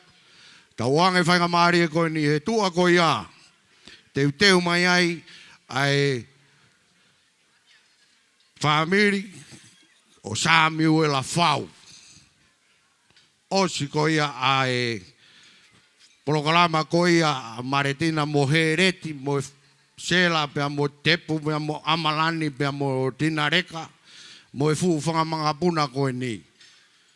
Ko ui he ko e whangamangapuna ko e ni. O ku ia e fisi, o ku ia e initia, o ku ia e surenga, o ku ia e maman furpe.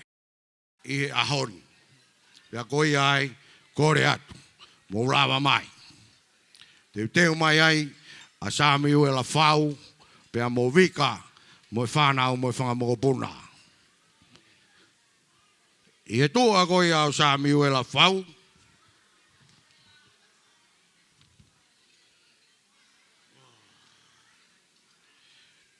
O kui ai whohai ko whamiri o whiri pea mo whine tauwha. Ko e pokotala eni, ka nane whiri e whamiri ko e ni ke ha o hoko ko e taha o e whanau asi ausi pea mo luisa fu e tahi. Teu mai e tolu ko ia, ka tau hoko atu. Ko mou tua ipe, ko mou toi tuu hena. O ngā taurunga ua koe, ka tak teu mai.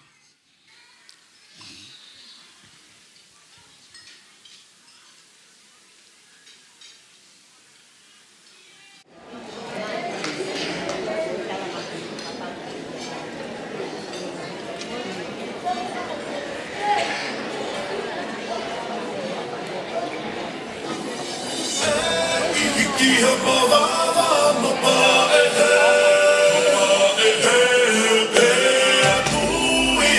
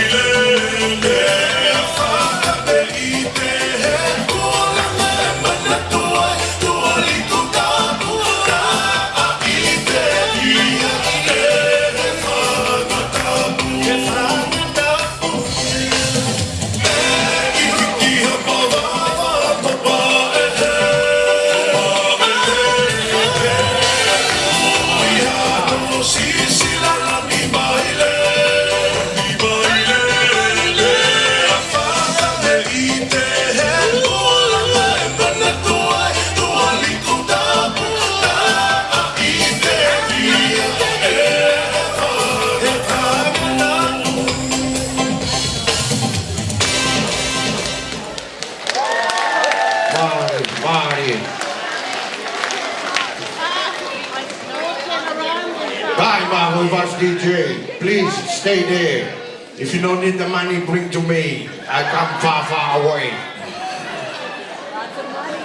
DJ.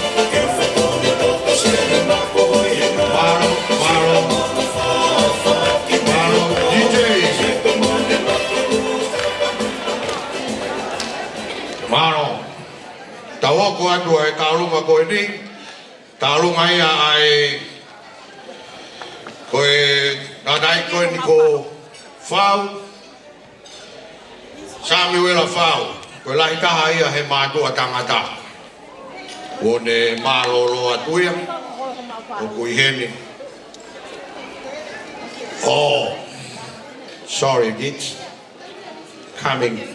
Tagoe ke lava ko maulaki, ko ngai no wa. Famore more ato e famo puna. E mo puna ni hono wa.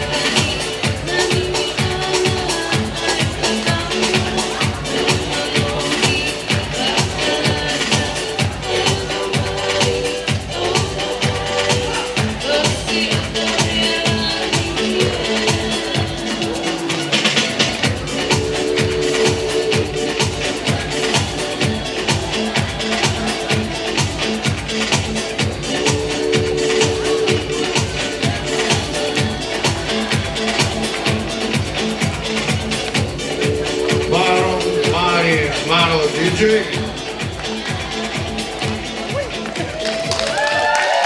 Pasi mai ke sini. Wa mo puna e sini ki. Tahu ko atore wa ki item ni tahu butoe.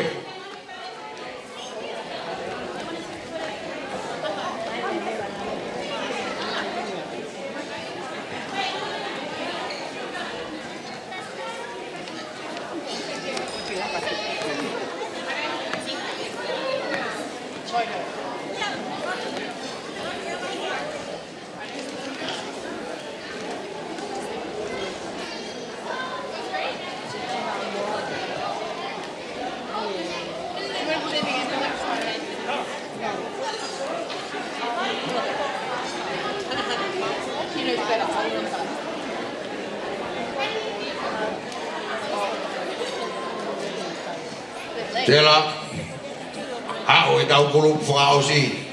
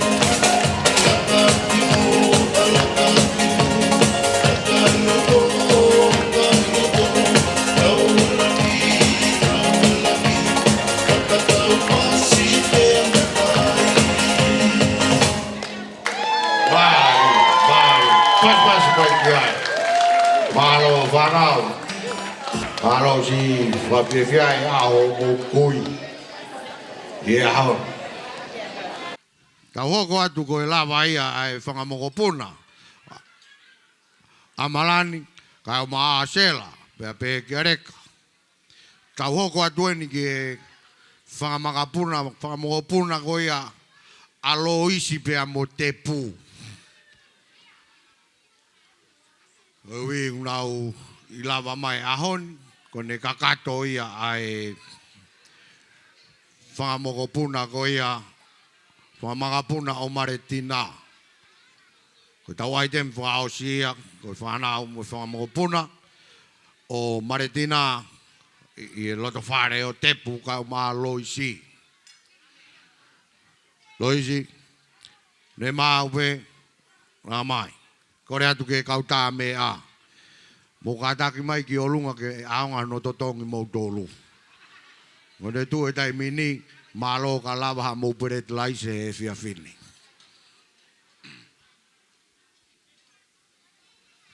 Mo tolu ko ia kuia e ha mo ki sanga o kwhai.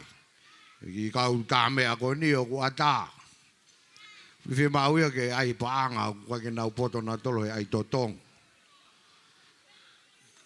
Mauinga pe ke puke tare ni te whanau koeni ko hui he hala whanonga e tau whanonga u whai taimi. Ko ia loisi ka mā tepu, taki mai e tau timi e tau tolu.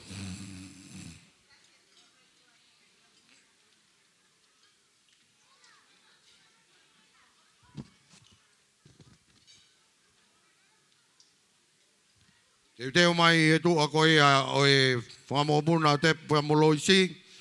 Ai family ko ia Samuela whau ka mawika pakriata. E pe ki e family o Fine pe mo whiri taufa. E pe ki e family ko ia o tānai ki ko Daniela pe mo mereseini pakriata. Lava ai tem ko ni te tau hoko at ki ai. I e lava e taulunga ko ia Pamopuna o Maletina mano.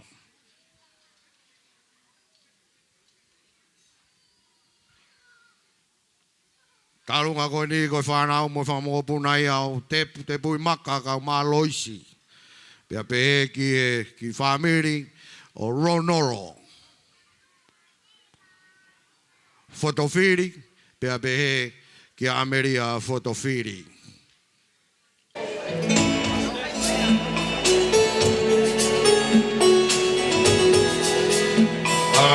Mari.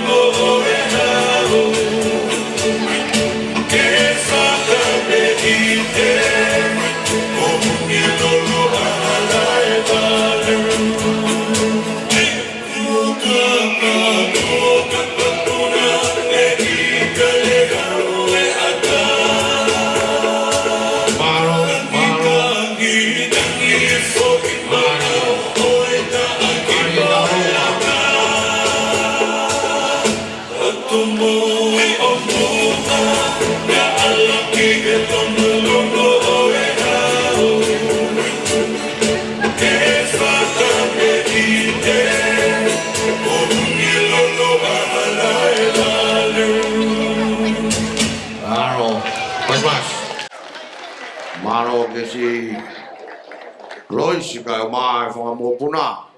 Ronoro ka ma meria. Maro si fa fefia e a ho fine e ki.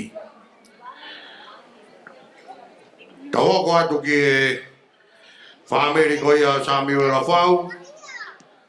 Ya mo vi ka ba kriata. Ko la hita ni e fa na utangata. Pea kuiai mo tātai ko whiri ka tauwha ka mā pine. Pea bēke tātai ki ko tāniela pakireata. Pea mo mere seini. O ia ta hoko atu ki e whameite ko ia. Mo kātā ki o hoko ko mai.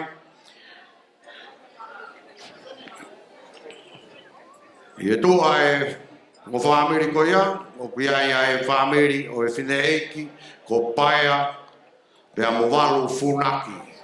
Koe taha ni e whineiki kua pekia. I e whangatehina o Maletina.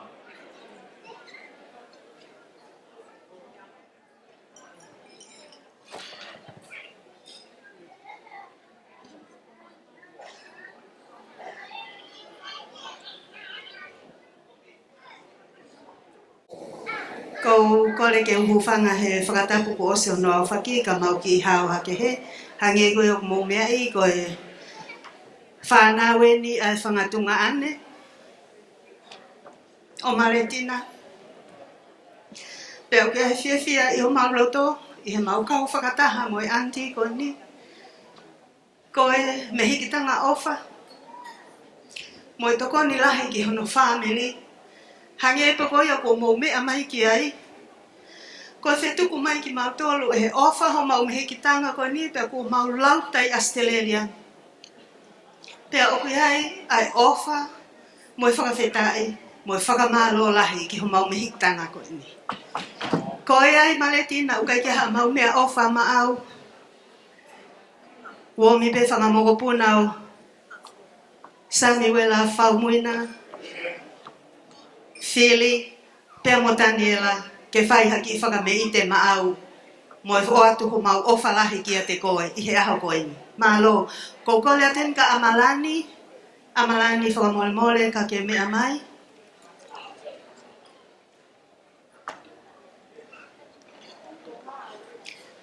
Kai ke huofi ko sa Amalani mamau. Amalani, ko hena nina, ala nina, ko e tahine tau hia ni o i whine eki, o Maletina. Who is that? I'll just give it to you, but you give it to Nina. That's for Nina, for looking after Auntie. Thank you. Ko ia, ko le atu ki he tāmea. Ko le ke tāmea, ke tāmaha whase whakamupuna ko ni. Malo. Malo, ki ngau ngau e mai DJ.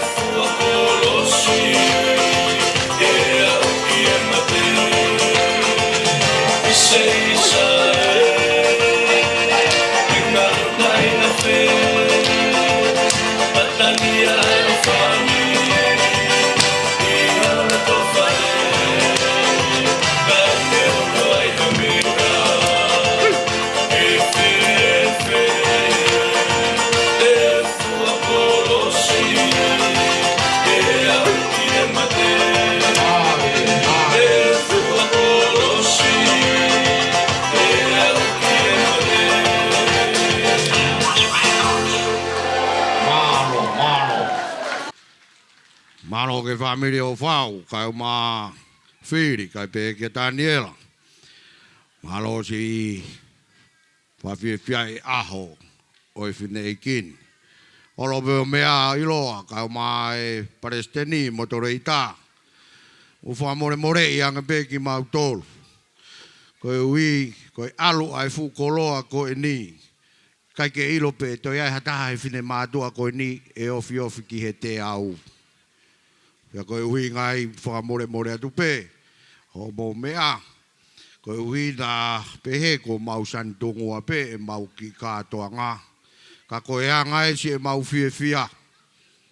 Whai pe a o e whine eikon ke tau te au koe toi koe ni. Malo ka lawa e whit noa. Ia koe ai tau hoko at moa ki he whaamiri koe ia Suriana. Pea mo paea. Paea si whine eikpe ne taha kua malo lo. Pea pe ki a Suriana, ko Suriana eni, mauhoa pea mo saa ke a si. Ko ia en ko si moia ia Maletina. Te mai he tua ko ia, ai whaamiri ko ia, o i tangata iki ko Thomas. Pea more tio Pakreata. Kei teu mai ai tālunga ko ia Suriana, mo mea tau hokot ke tālunga ko ia, ai whaamiri ko ia, tangata iki ko ni ko no tuo whiwhine ena Maletina, suri mo ki nau tolu ko ia, ko Thomas Pakreata. Pea more tio Pakreata. Mo i whanau en mo i whangamoko puna.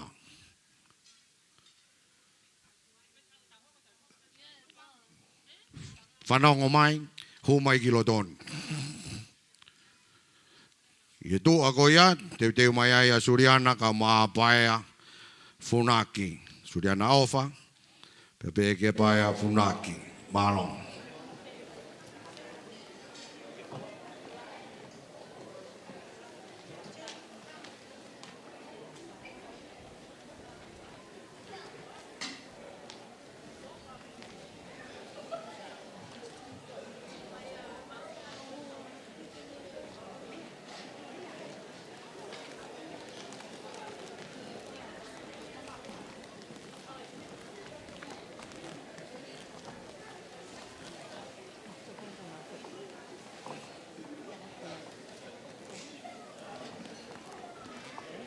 Tape ki hawhio ai o tua ka ku whanga atuai, tala malu e lotu mo e whanua. Whawhawhonga atu e ki tuunga whine mātu a koen. Maletina Metuisela, koe ui koe hange koe rea pe ku whai ki mua. Koe ofa, lahi whau ai a au koe lawa ea e whaamiri koeni a tō masi, ya more tio ke whakamatala. He koe ke ilo pe te mau kamata mei whi, whakaosi mei whi. Kai whakawhitai koe ui koe o tua, hange pea koe ka weinga o i mahina. E iati ki tau tolo ai o tua i he lawa mea. Kane tae oua ho awe ai whaamiri ke au ki he o tua, kai malawa i hame ai ahe ahoni. Kai ahoni, koe ki whamoko puna aini o tō masi pea more tio, pea pe ki e whanau hono katoa, whake atoa kei peia ai ofalahi atu ki ati ki koe, pea pe ki au sia o tau te au. Kui ka aha aho kua ui e ki ho mo ui, koi ki ngā auto taini ke tokoni atu ki he ngā au e ko ia, lewe malang kauta tau atu. Kore atu ki he sela, atakpe, ai haku ki tūtu uni. Ka ui, kai aha mate, pau mate awai koe whai tūtūni pe a aku. A honi. Ko ia, ko si kātak wha more pe. Ko hui, ko si lava mai ai ki whanau, whangamoko puna whaau so me Amerika. Pea ko ia, ko kore wha more atu ai. Tu moa ke si lava mai atu pou. Ko hui, ko ki matakari penia ko ke nau tō mea nau tō ia tina. Pea ko ia ai o ko wha more lahi atu. Tu pea kore atu ki atu pou. Koe moko puna ino wha aoso. Koe mei tanga ia. Oi whanau koen. Pea koe au kunau ihen. Si lava mai. O au mai si e nau ofa. Kia Maletina he ahoni.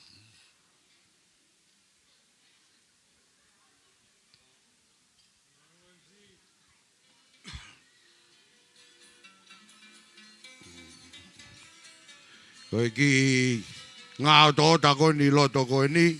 O atuia sela ke wharike ake ho peito. Pese malo. Bangi, o mai teke ki ke tuko.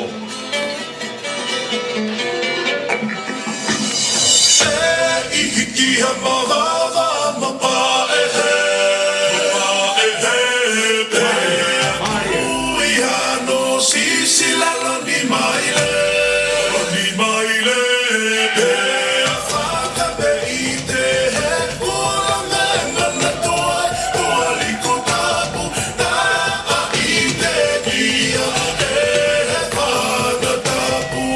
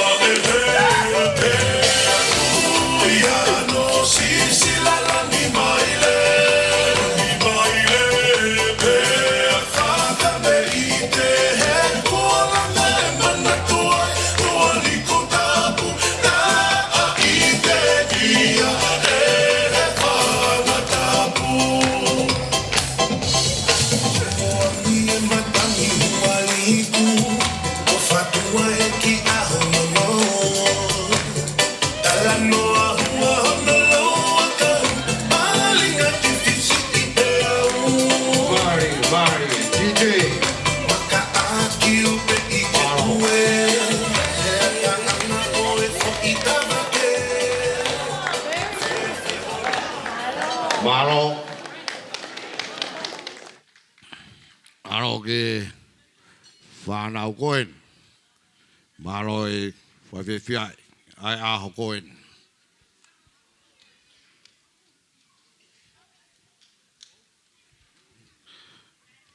Tawako atu ki e ai te me ono hoko. Ko e hui ko e nei koen ko paia. Punaki. Pea pe kia suriana ofa. Pea mo saa ke asi. Whanau mo e whangamoko puna.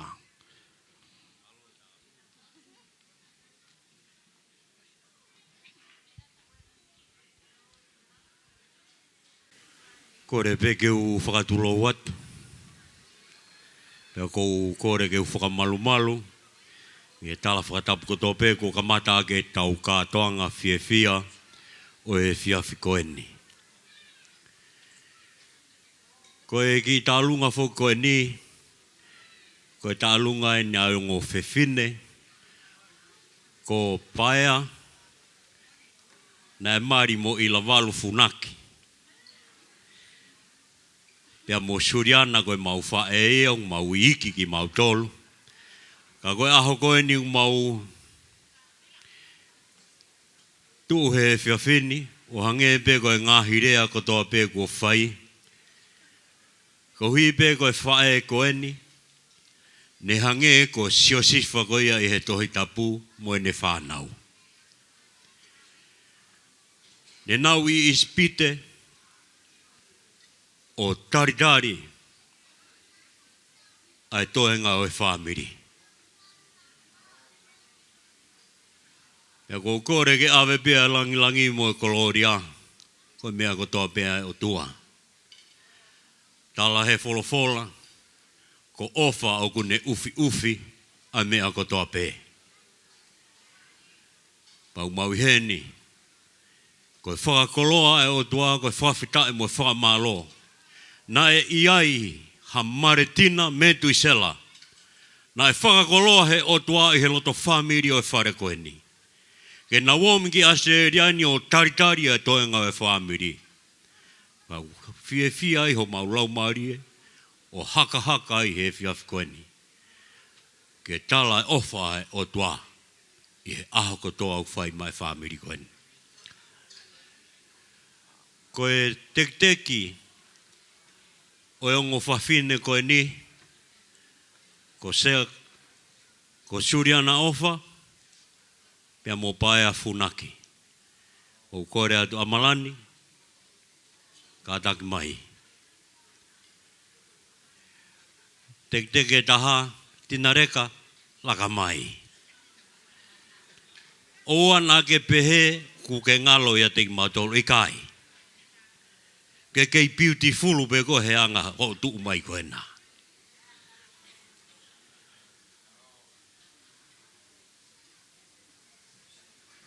Pea moe ki tu anga ko ena. Tina reka alu koe moia.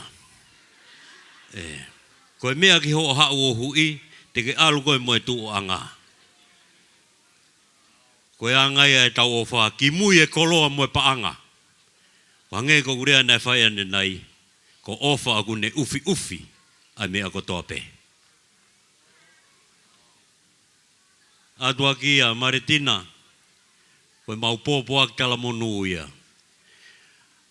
Ai sea wahe hongo whango fulu mao no. O au ki ho o motu a. O kou kei fua whataki pe koe. O au ki ho o uluhina a. O ku kei whakahauwhi pe koe. Kou whawhitai he aho koe ni Maletina atu e mau ofalahi ke te koe. Tawanga ke kei ombehe o tuahangahi aho e tau whiohi mo koe I he whanonga ku tau whai. Tua au whātu. DJ. Teu. Fu. Olo pe a e hau a te a. Pohataka I he katoanga. Tuku pe a e kanoloto a. Moe whare whaka. Mari. Moe whare whaka.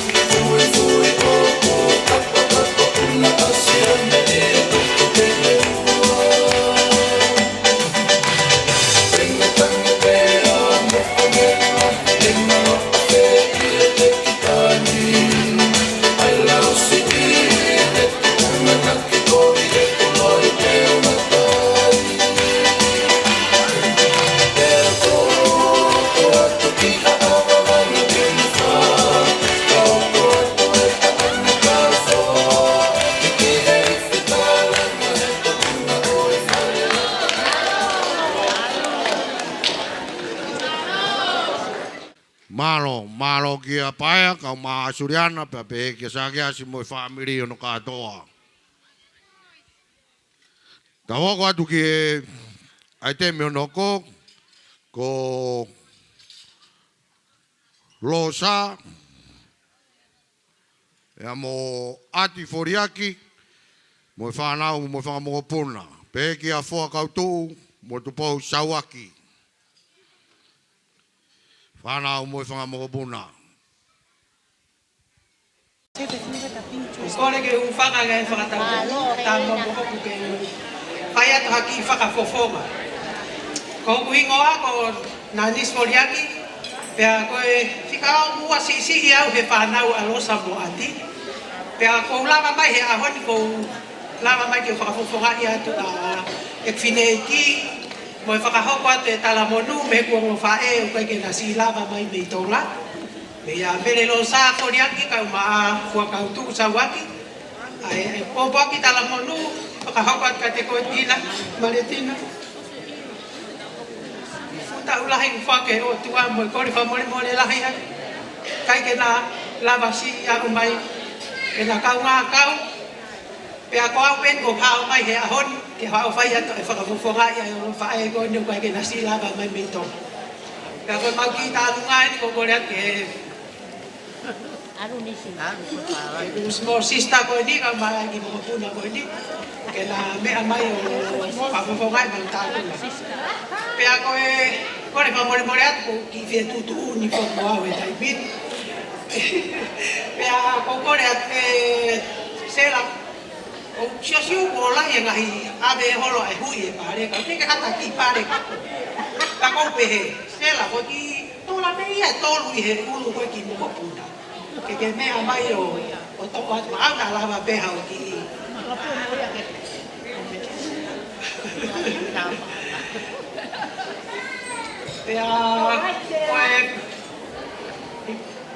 ya ko pa si ko ki ko le fa por mole atu pe paro lo ko ki ta to la te awe que o atu e fo que te o ki fa e o ia pe malo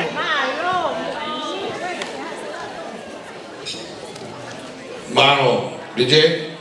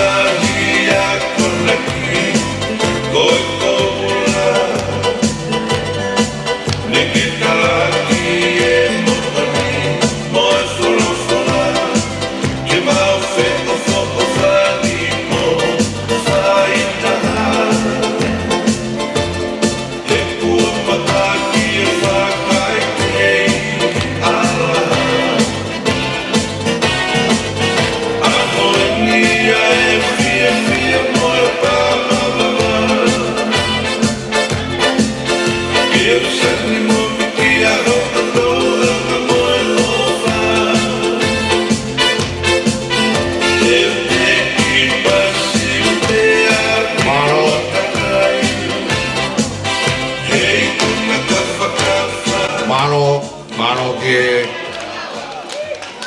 Rosa Pege fo kautu e tau ki kolosieni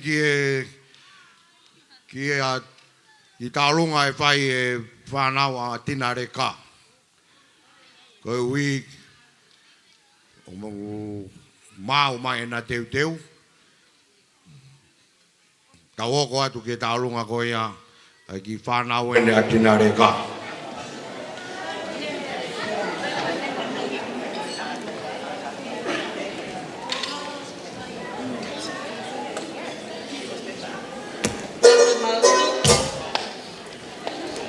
Tale mau tupu, mo mau iloi, ko mea kotoa pe, ko mea me o tua, a ko mea pe na ko I mātoro I he o mātua, e Maletina mohereti, ko sio pe ki whare lotu. Ko teki o Kendra, o iloi pe e Kendra, ai mea au tonu kene whai, e koe loto pe ni o Maletina. Kendra, can you make your way to Raven Ivan Roberts, please? Ivan, would you please have the honour of taking Kendra Teki as your envelope for the day?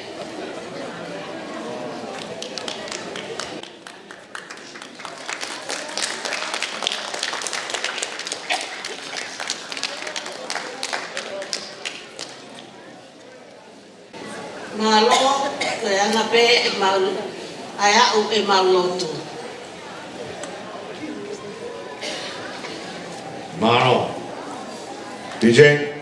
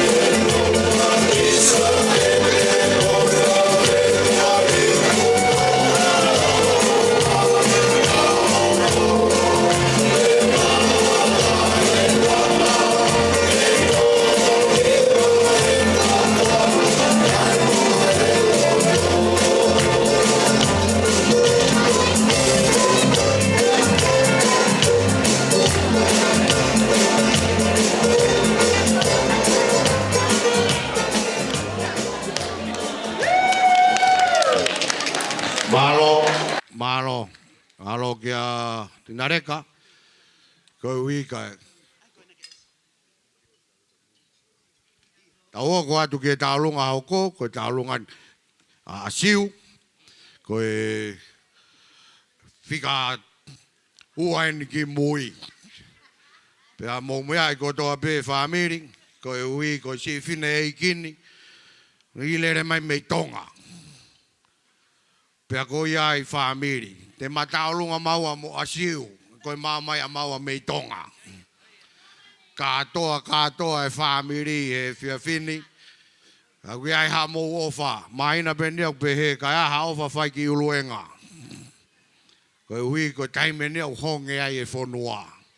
Pea pepe maki taulunga maua e whai mo asiu.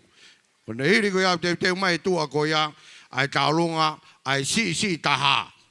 Ko nā nisi, Ia mo tangatai ki ko hiri mai pakere ata molupe. Malo. DJ, fasiwa veta hago e na ke mau tuku mai ia. Ke mataronga ai ki mau.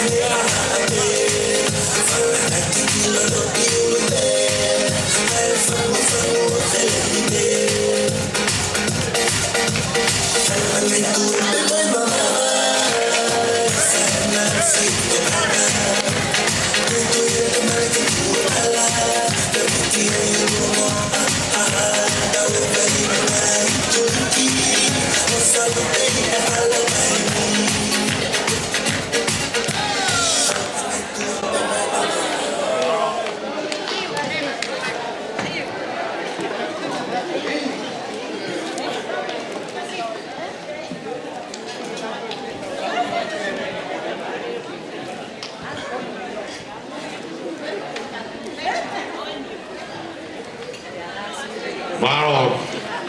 Tawo ko atu ki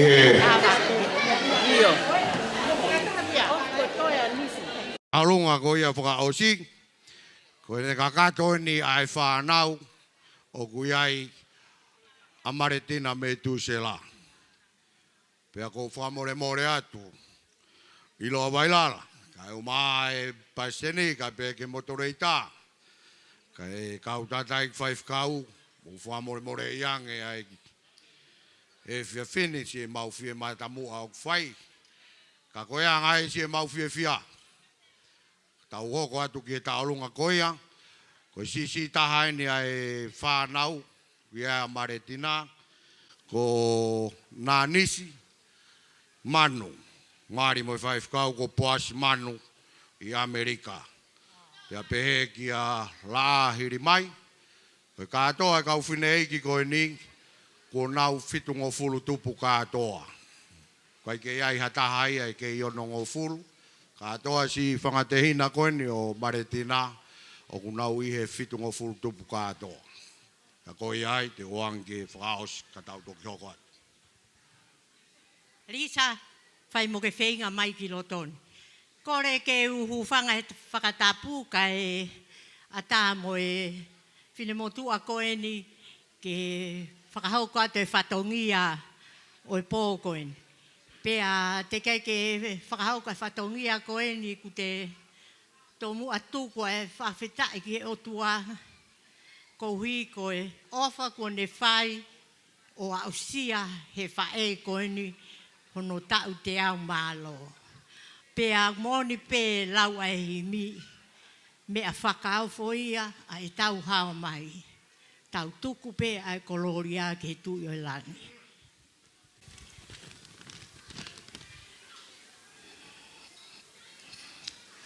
O kumau i he ni ke hapai atu ai talamonu mo whakamonu ia, ai maka mai le tau te au o Maletina Metuisela he aho koe.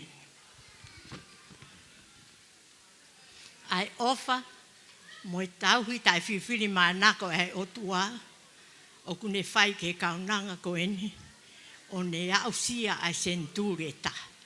Pea o kutau, fie ai e tau mo ui, ko mautolu koe ni e whanau, pe to iaha taha e au sia ke whae koe ni.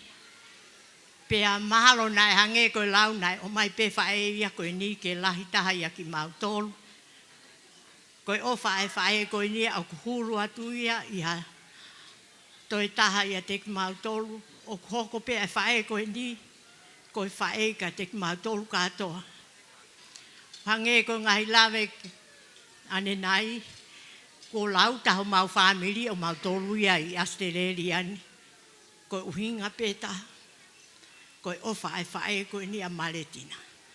Maletina ofa atu ka koe, mo tala monu, e au sia, ai futau whakakoloa koe ni ai tau te au malo.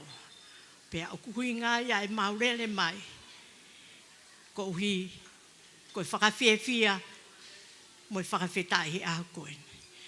Ko au o kusisi taha he whanau ko ni, pa ko whafofonga i atu au, he katoa e whanau, ko au sisi taha he whanau katoa, pe au koe toko taha ko hili mai paki leata o kui nofo i Hawaii. Pa koe whanau katoa ko na mautolu nau nofo he elia koe ni katoa, ka ko maua mo i konga pe o ki mawahe atu ki maunof mai mautolu me ta whai koe Amerika, ka ko hingai e mau, ka waha mai au ni ko hui pe koe hoko e tau te au e whaege. O whaatu Maletina. Pea ko tari heni ko e mau alu atu. Ke whaia e taulunga ko eni ka ku tari ki he uiki koe na e o mai pe koe hae nau toi mea nau tau whai he na osiloi ko mau whamiri koe paupe ke alu ko alu ya kau kai ke uiloi pe ko te ha na me fai he ka koe o fatu ka moto.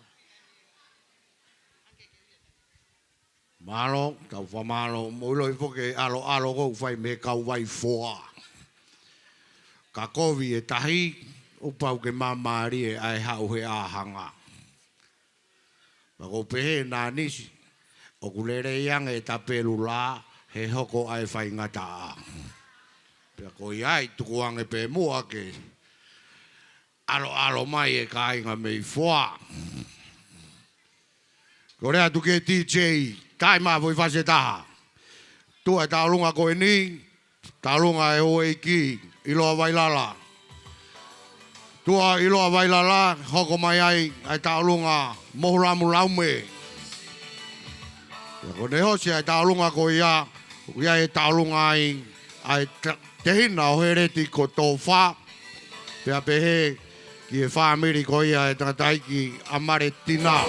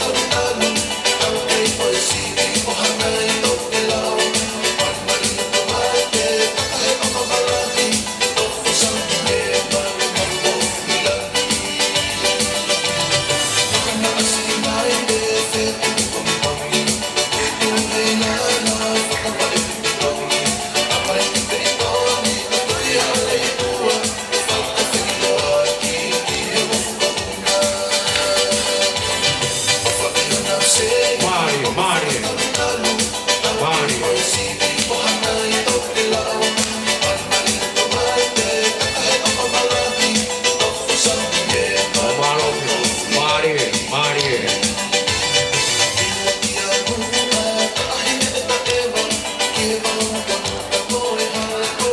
Marie. Ka hoko atu ki e whamore more atu pe ngai taulunga.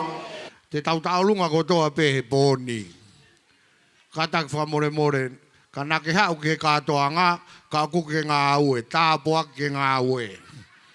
Nā ke hosi lawe i pete ke mea mai ki he katoanga. Koe uhi te ria. He tau fie taulunga ko toa pe. Ka kou kore atu. Tāko poa ki taimini ke ngā aue ke taimi. Marie. Taulunga ia nānisi.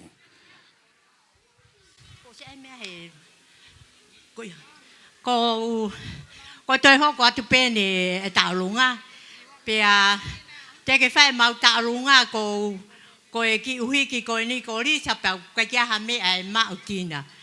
Ko e ki sila pe ko e nako at pe ia ki tola pe taha ke ai aki hau kapainu.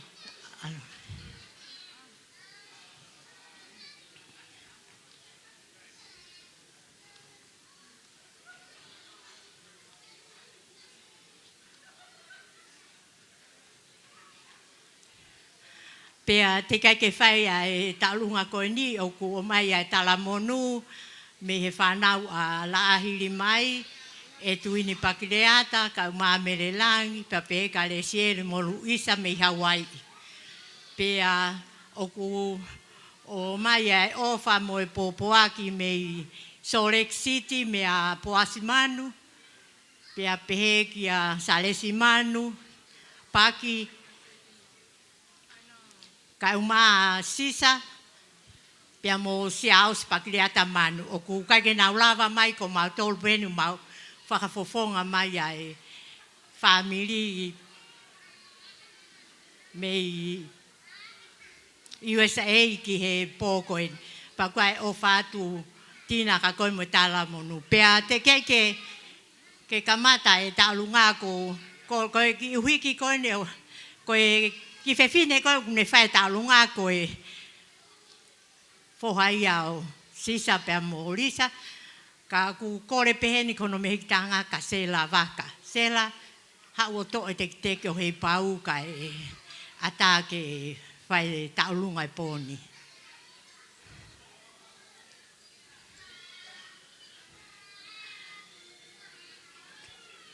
Alurisa to me avka sela.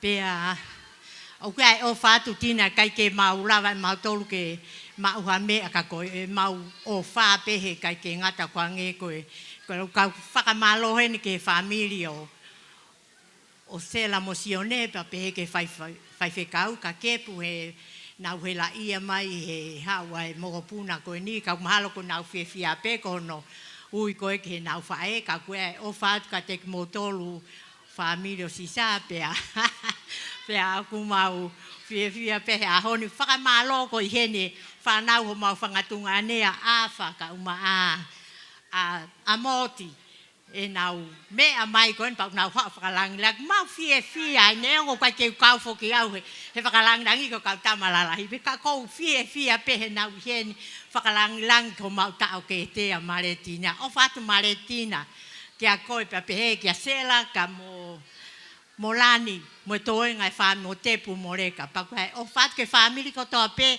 mana tu mahalo ko mo si o faus mai pen ka te pe ko ki mau si taha we fa nau fe fine ka to pe si taha mi hawa i ka koe o fa anga pe mau e mau o matua i lo lele pe ya etina mbe he lahi koe o ka asiu ka mau o fat ka tek mo to ko fa ka hua pe ka kuai o fat ka te moto o fat ka sione mo sela malo a pito sitokoni tu ai ki o fat Mano DJ down we are facility ho lo leva ai la a ko facia DJ ho lo leva ai la Maria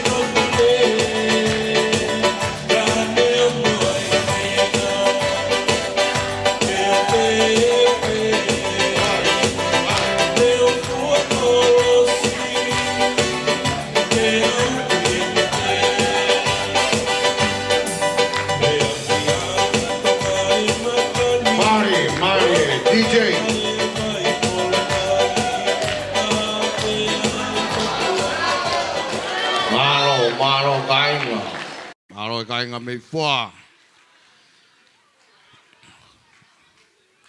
Tawa ko atu ke taulunga hoko. Taulunga ia e o iki iloa vailala. Kataki o atu ai koloa ko ni loto. Ko ui kai ata e tau whanga.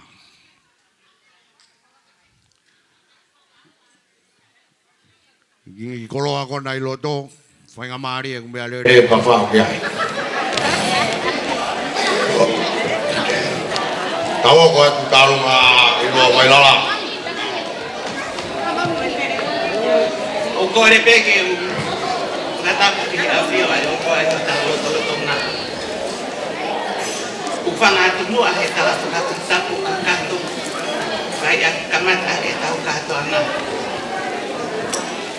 Tangata mo ya te au. O whai dito ang mama o. Kau talango fua. Ito kita kaini. Aku rere o Moimoi holo i he hoeki.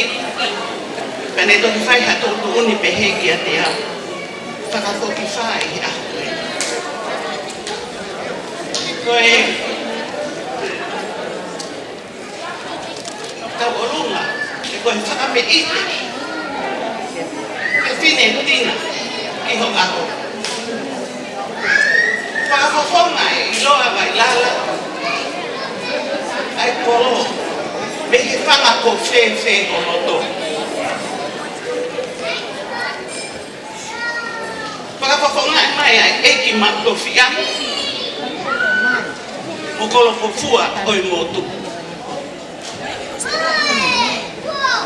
Koi ai fua motu. Koi whame ite ni ai kolo. O ku whai, koi mahu inga ia. Hei ai hataha me he kolo.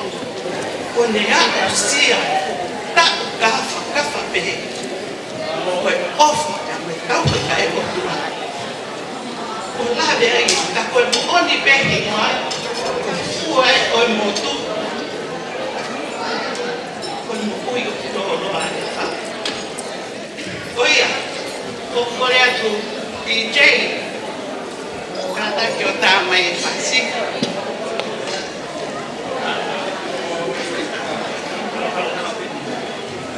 Mahalo.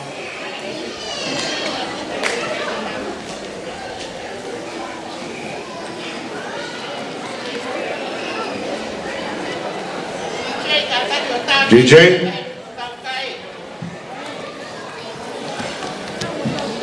Mukata kyo ki ngau ngau yang Hiwai pitu tau kai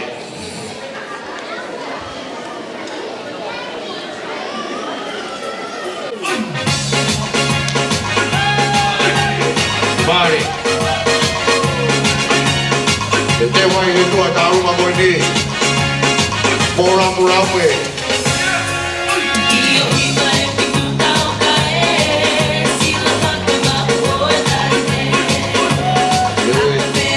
Tua tau ma koia Mola mula we Tau ma Ai te na o mola mo o Heriti Koto wha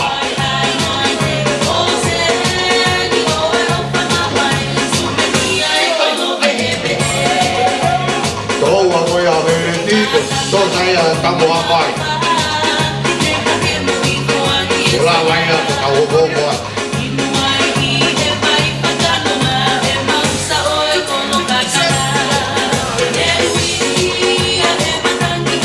Ano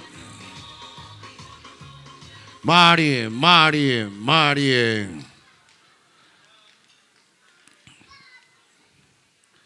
Pamalo ke ho eki ilo vailala Feki ana Fa fonga e fonua malo mo ai si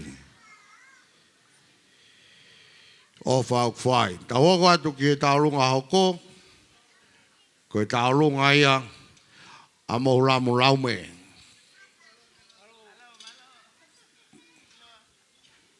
Kada ke taulunga ko ia hoko mai mo ulamu laume Tu ako ia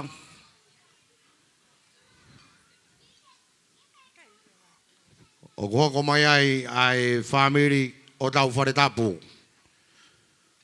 Bukata whamore more te tau taurunga be.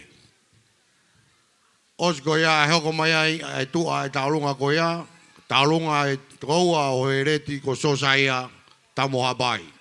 Malo. Ke ukole, ke ufanga he ngahe whakatapu, kai tuku mai e whenga maari e koe ni, ke whakahoko te ki taurunga koe ni. Ko ki taurunga koe ni, ko ki tamapu mo kapuna o mohulang laume, me I fua motu. Ka te introduce myself, ko au ko kano laine, laume, o leti, mohulang finau me, he toanga seti, vai ko latai, ka ke ua kai ngako pa ke lele ki wha motu, whanga ko whewhe, ko tangata iki me ai pa ko ina mawi heni ko hoa o tina ko he leti ko toko ua ia o mohulamu o kuna talo e na mautuku hako sio una wheohi mo na whewho whani pa una kama ati. Pena e mua mai a tina mo he leti ki Australiani, pe a mau mui mai o mau hufanga o nofo pei a nautolu, o mau togilava ke mau mawahe, mau nofo anga. Malo, tina e ofa, sela, lani, tina leka, kepu, umau.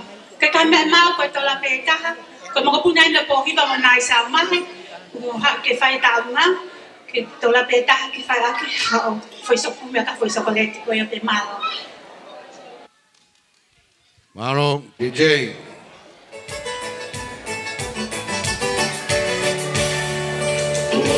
Moi hai sipe oi whangako whewhe holoko Moulano laume tau whare taku olohana who Kau wiki mosani ai kakalani no holoko Ula oi hositea langa mai he ko aho Moi hai sipe oi whangako whewhe holoko Moulano laume tau whare taku olohana who Kau wiki mosani ai kakalani no holoko Ula oi hositea langa mai he ko aho Tapakaki e hositea whono I koe whakaauna Maka aki o koe latanga o tamakeona Mai ko lakai ama tau one loa E koe kaia ai whalai kutanga Mari. Tapakaki e hositea whono I koe whakaauna Maka aki o koe latanga o tamakeona Wari e malo taurunga. Malo ke whanau mo whamapuna. Mo ramrau me. Malo taurunga. Tau hoko atu ki e taurunga ko ia e whamiri. O tau whare tapu kataki. Ki introduction no pe. Ko i ka tau hoko ko atu ko toko lahi. Ai tau ka i ngā ofa mai. Malo. Whatulou he pia mo e tui o e langi. Kai ata mua ke te au ke whakahoko atu ai ki whatongiani. Koutuu ke whakahoko ai popo aki ofa. Pia mo e talamonu. Pia mei he whamiri o e hoa ofa anga o tina. Tangata ko he reti. Pia mei a tau whare tapu. Pia me api ko ke yutu. Ai ofa mo e talamonu whatawange mo sihova ke ne hoko atu ai pe ai tauhi pe mo e toka ngai o e kaunangani ke au ke aho o ku hoko mai ai o ku ke tari lerei pe atina ke taimi ai eki kana fononga kaka me e mau na matoglava mai mo to fefine o tau fare tap ka tak mai sina ke fai e taki taolunga anenai toki mau pe visa ane po heka mai he vaka ko e turi mai ko e fie kau whakataha pe he fia malari he ofa a Sihova fai pe mai kaunanga ko e ni ta ko e pare teki o e ki taolunga tau whare tapu ko se malele mai meitonga kau pe hen ko no tu o fefine asina e poaki he ngā weki tonga, he mahina taha kon ka hoko mai. No whape I Australiani, o whai pe pui a Sela, mo Tina, mo Lani, ka oua ko nau fie Marie, pera matoki lere ki tonga. Ko e tuunga ia o iai, ai whamiri ko e ni, he ko e whahueni, ia tau whare tapu, ai whanau a hereti. Kataki TJ, ta I mai, whase kapeti mai re, ke whai aha whakameite, mo fie fie ai whawhintoa whatu. Malo taurunga tawhare tapu, katak teu mai ai tau olunga si kāinga koe ni pe mei Central Coast, si kore mai.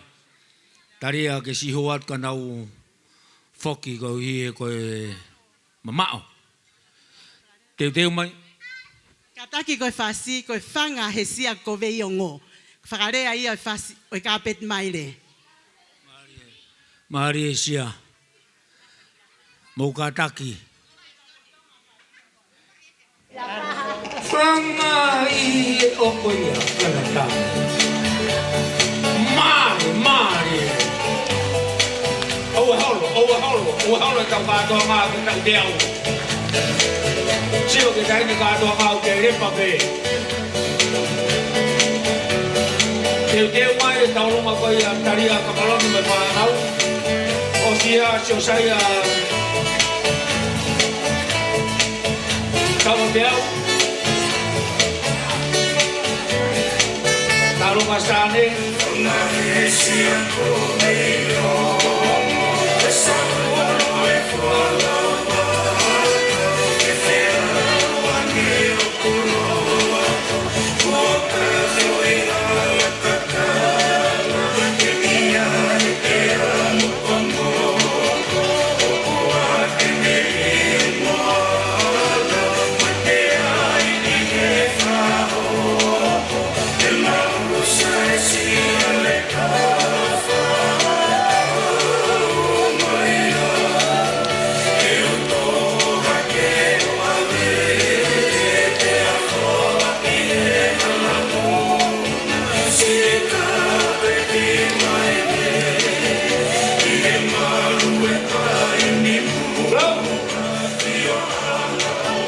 Malo. Jadi mai tau talung ako. Taria. Malo, whamaro atu ngai tau orunga. Malo. Iai pe tau rea tonga koe. Si pe kai ha. Koloa pe tau lava mai ke ki mea mamaretina ko smohe ia. Ko au pe o kousio atu ko mu tau orunga. Koloa pe ke kea o mai wharea ko ne lava pe tu. Ka tau hoko atu tau toru. Kei te lahi apu tatua. Hongo fulu tau noa pe tau mawahe meni. Malo, whamaro atu. Lava tau orunga koe na taria. Teu ki arbe mai whakatui koe tau whanau o nau heni e poni. Wawe au pito e nau alu. Peka lava rewe tau orunga koe ni. Whamiri ko heret mo tina. Teu pure au ka motoro he toe ngat koe ni. Ki tuange kakai koe no ko mai. Tau pine tau toke tau wapo. Teu mai iuf koe ne se Scriptural. Heu koe whangita mai ki ai. Wawe e nau alu na toro maroro ke hako. Hoat. Patro atu.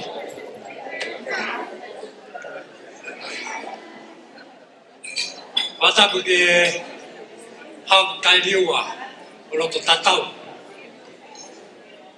Ka koe wunipalo, koe mafi, e ku kātoi pia whare mereu. Watapu atu iroa, whanau moe whamopuna ho wiki.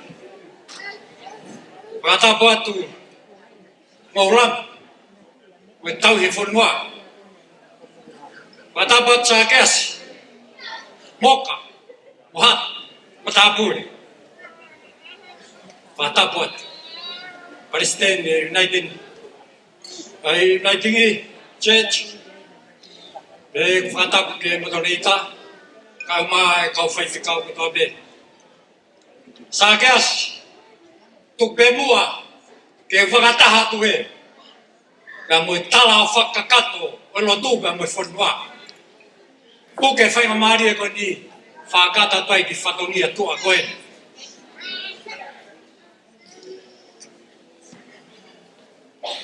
Kai kea ia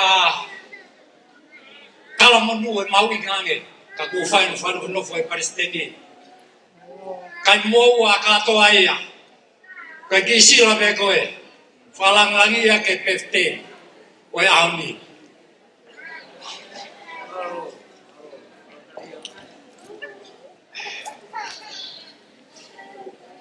pamare mora pe sagas talo plama ga fa mari to pawe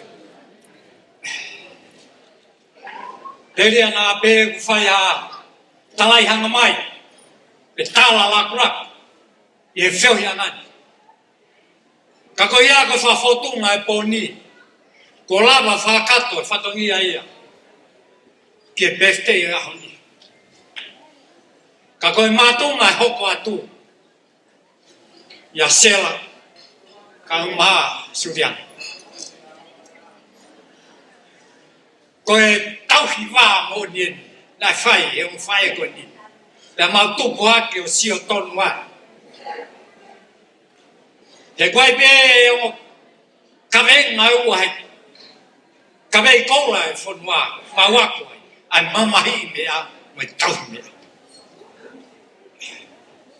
ka ko yai ko fa foto ma fai o ma tu mai a sela ai ho ko to no wa ko ya ko e fio ko na fai nai kai ke ne fra fisinga wa wen ga ma to fa na e ma fra hela ia ka ma no fe fine ko ni ka ko na wa te na fa ka to ai ta lu ma ko ni mun ki mo ta ki sel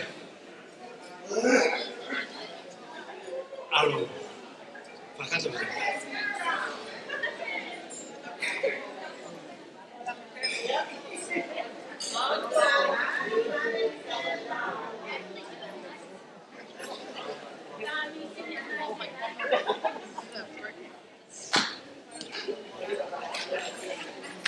Malo, CJ. Como fasi, uma fasi go que ngatu tu, engal o PT da terra.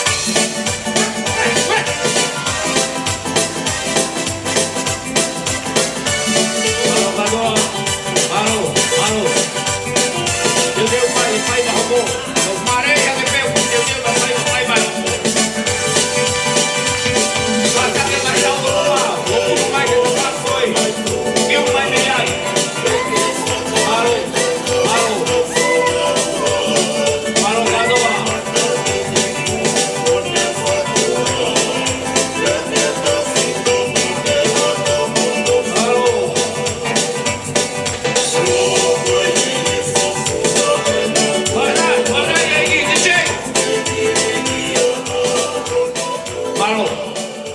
Kata ko siya may kao henduri ko ni.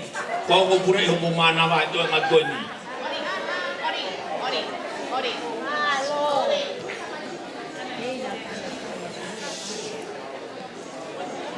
Iyo, hoko mai ko fefine, me ko ha o kore fa mamate mai ko nge ko kore ko fefine ka sisu. Ha koi. Rea koi.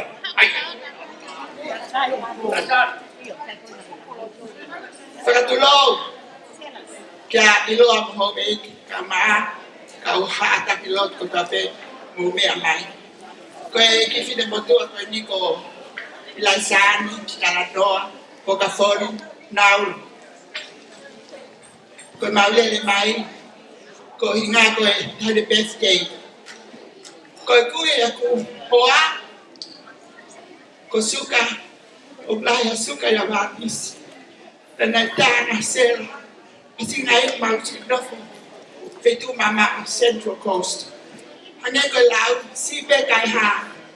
Kaya ham, may buuwa.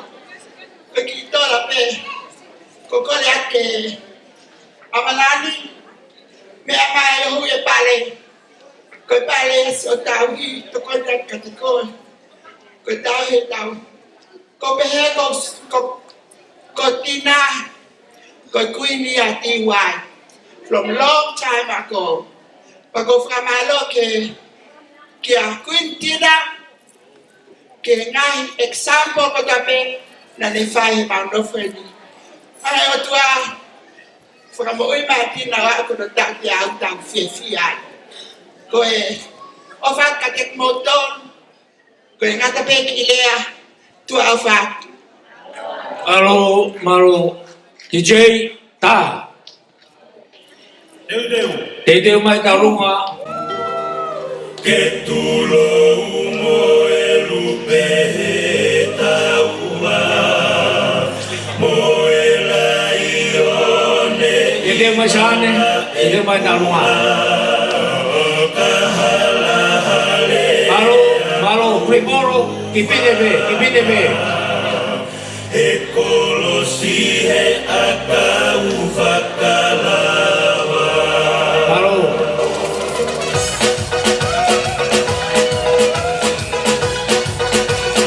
Deu mai tarunga sane Os goya soseta mo kamu apai Kalau kembang preporo tua goya Malo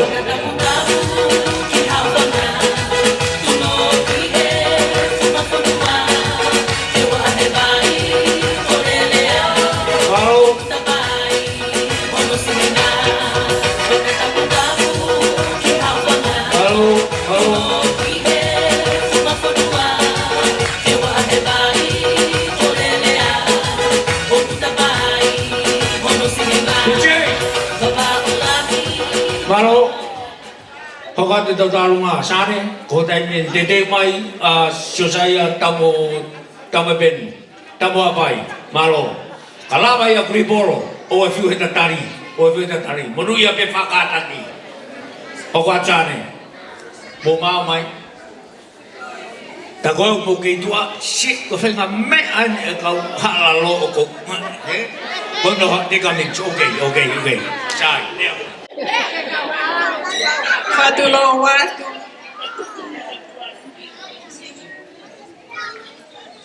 Fatulo watu kai hawa tuki fatofat mau ki fatongia.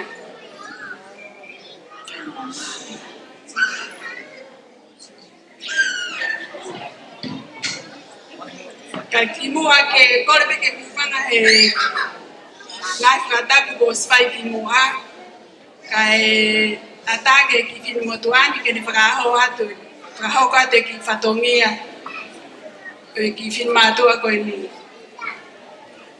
ko ki mu aya ko fi ma pe ke faraha to fonga ko ya Maletina ko fin motua ko vanisi tabo na ma ho aya ka telefono hema o hakame pe na ya na fanau ko Dominico honohema aya ko tangata ege atina ko Dominico na to ko wa pene fanau la itaha ko Maletina Metuisela ya CCI ko la fale honohema aya ko tangata ege ya pamosane Maletina o ko kuinwa ko ofa Maria a bahul fo molemol a Maletina ko ate mau popo aki tala mono hokosia hotau te au pa peko ki fafolau mai ai popo aki me mata kete me asele tute mo toinga fa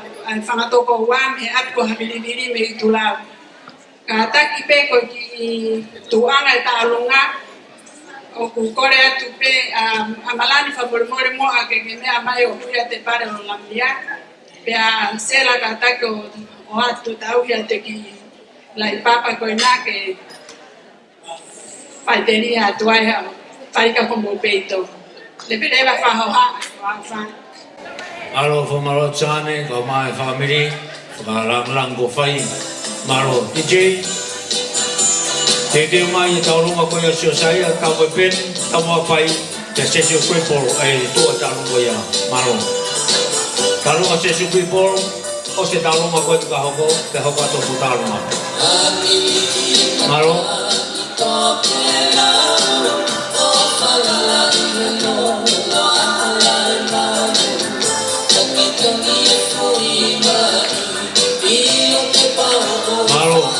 Malo porque pataki ina ni porque re pope me abia no me ama kana mo be ke mai tau ma mo di ma ko pa fai como ni ko do be no lo to ka mai au te lama ka mo tu ma ko ma wa malo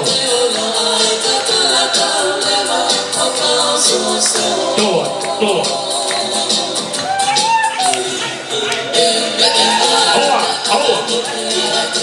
Talo ye. Here mai asane me Thomas ni no po ya here Motina mau puspani ti ai pe whanau e ni na fuar koe no whai tau ai mau e opa nei ki maro o maro atu DJ maro o maro e tau lunga hoko mai so sai tau mo ben kuripolo e tu a tau lunga o ngau ko maro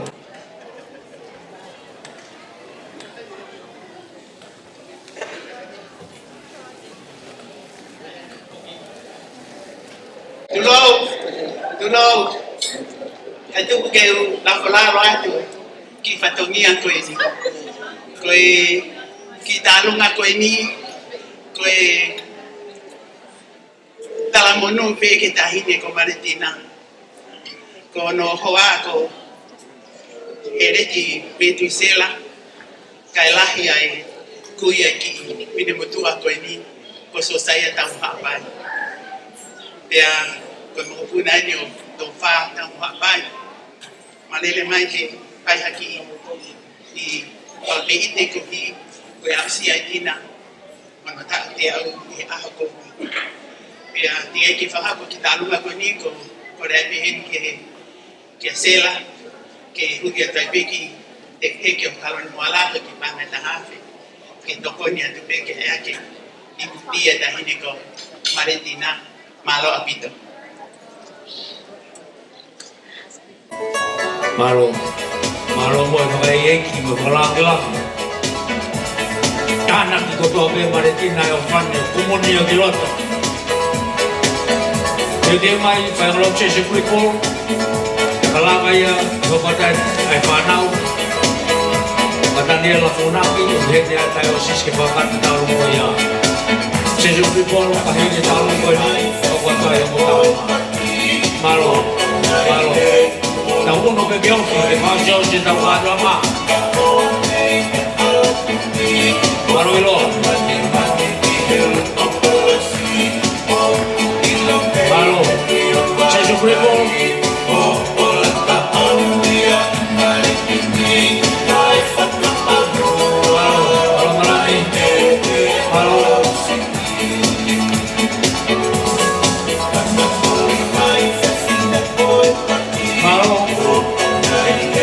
DJ Malo talung do ka tiai ko talung ay ni fa yang lot ko na Maletina fa yang lot ko na Maletina mi se Scriptural ko na talung ay siya fa Latu Francis Parani ko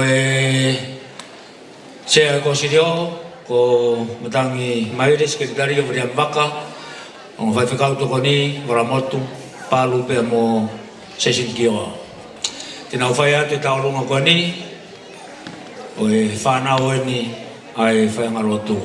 O kena e ongataki se si,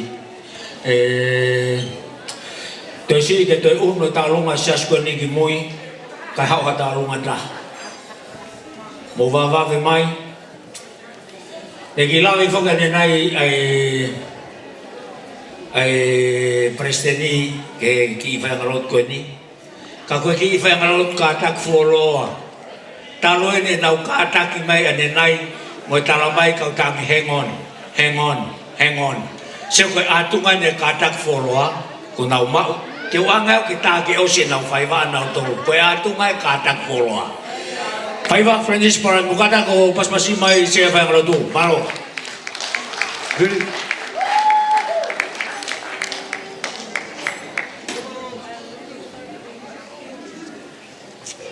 O kore ni ke sekretari siasi ki hau kate. Ai talunga kuripolo. Aki mo ke hau kate talunga. Mo tau te me ono tu si mai talunga e kai fa ni me. Ko kuripolo ko ta ke o so si ka mari e ta. Ko vini hau kate talunga. Malo. Famalot kadak pete falolo. Fafumaya te ai se fangalotu. Pape ki as Kosliom and all the members of DY. E Mauki Talunga. Maletina. Kosia senu ke ofa i. Ko tui pe, ko lave i pe, I lot faren. Mahalo, I think everyone in here wai nau pikinga ke sias koe ni. Some have gone, some have left the church and are doing great things out there. Kau whina eki koe ni au hinga lahi, that those whaiwhikaus have been able to go out and share the light, and share the gospel. Ki whaugau e tuo whaiwhatongia koe ni, pa ko talango fua pe ki e kautaki, ka kange koe laua e sea whangalotu. DJ, ka ki tuo se whasa ti wai mo alahi au. Ko kore atu, maluku mea i pe whakangalotu, ka atoa pe, if everyone in here, wahau pi kinga ki sesu pibolo, ki ti wai. Ko kore atu, ko tau talunga ini. Pa mo mantu, mo hao mai mo seniti, he whai mau misnale he toko nako ini. O kofra au mau mo kato kai mea no whemai tina ki mo au mau mo kato ui ko mau misnare he tōna ki. Koe be ki rea o whalai atu Maletina. Io ala e ahoni. Ki rea ha mea umau e whaingalotu ki whahaya ki na ofa. Si sie se ni tia ko whanu e ofa ki sila koe ni. Koe be ki rea toa whatu.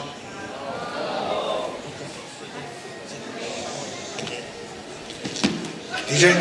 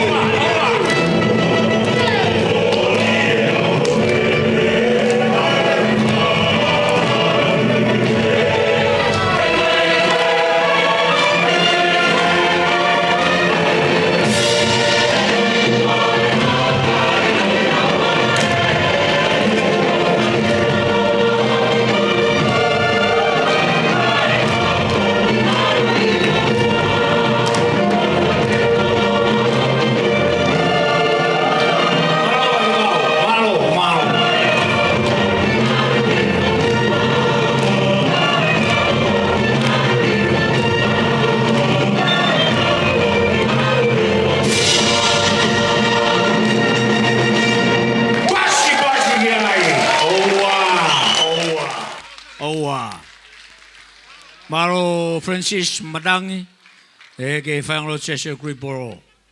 Mo katak whamore more. Nau ki mohe au he taimi le tae whaiva ke ta ofi ka koe ko lere a osi. O ke aipe tau rea tonga koe umpori kau ke haota. Pea mo katak whamore more koe ki whanau ni koe nau ki whaiva ni. Na ea kwadru ke aho pe au Maletina he pon. Pehe kai toi tae a wheitu. Koe whakatoa nga pe a Maletina he tae. Tau hoko atu e tau katoa ngā. Maro whamaro atu mou kei pine mai. Mo ilo e taulunga ua koe ni o whaosi. Koe pare e mea koe whaakataki. Talu se e na pine pe ane nai. Mo e hao e ngahi tau olunga. Kau pe hepe. E iai pe tama. Tene mao e pare he poni. Soko koe ente ke hoko atu ki ai. Lea tae toku o te ke toi horo rea au.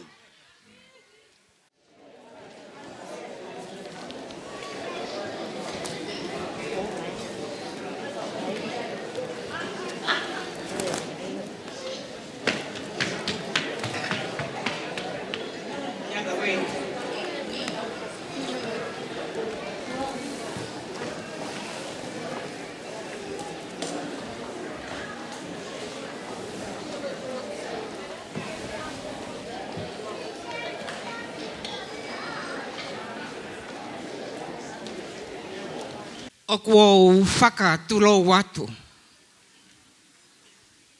Kau ko le puke ai whainga maali e, ke ki hao hake he.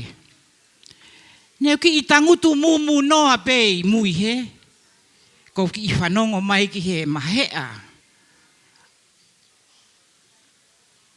A hingoa o loto haalalo. Io, haalalo to tonu eni. Koe whanga moko puna eni o kaisas. Koe whae tangata si itaha ia a Maletina. Pea mou ka ataki i he whakahoko whatongia o mau ilo pe ai tuanga. O mau whotunga matatua pe anga whakatua tua mea kotokotoa. Kai kehe koe fia e ahoni o mau kau i he lau. Tina, we love you so much. Kau kole pe mua kia a malani. Kene mea mai mua e ki peo hui ate ki teki koe ni. He ilo nā maawai haki i fo i mā a tina. Tua ofa e ki atu.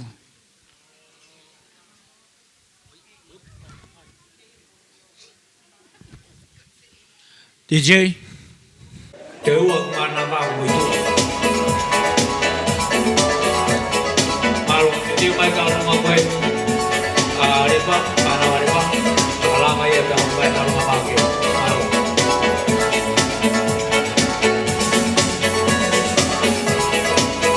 Malo te au sisi kau mai sumanau.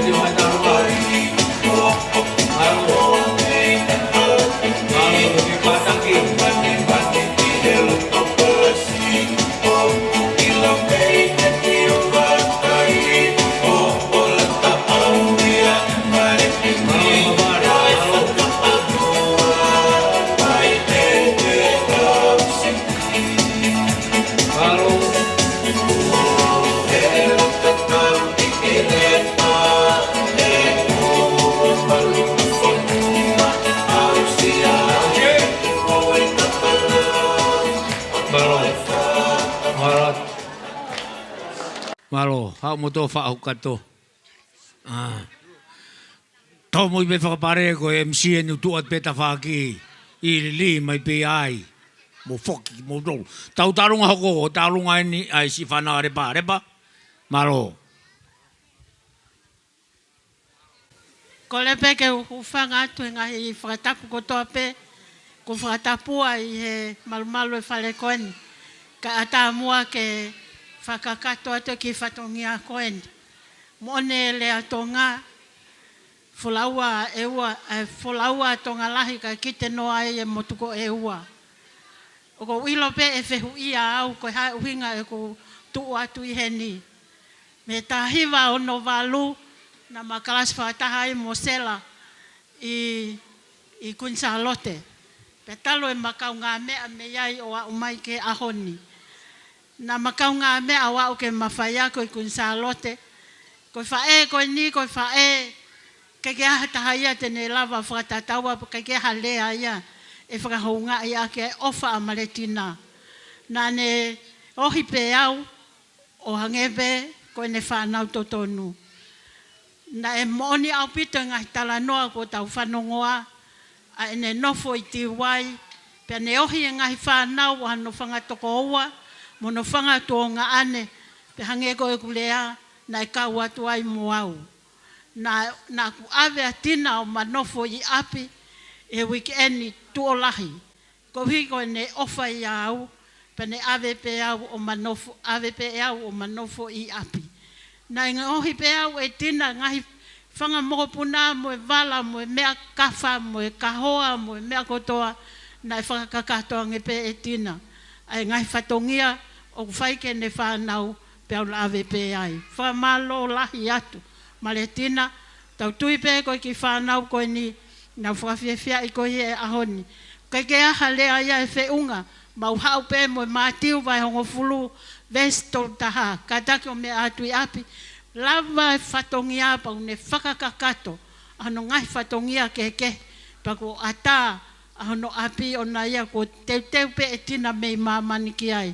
Sela, koe ke iaha mea ia mo ua, ki tola taha he, ki sila koe na, ke whakakato atu, hota whatongia, tu au whatu. Malore pa. EJ.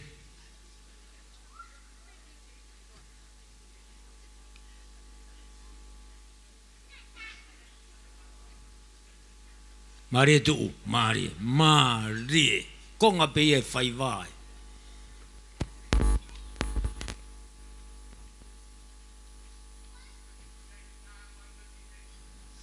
Malo. Nā tala mai e repa minite ua kanta ko ose minite ua ai e fuitu kani. Malo mo se o mō kātaki. Ko mea whakaloto lahi ai tio mai e ki whanau e no sa tō mō marimari mai pe. Marie. O wetani, o e Marie.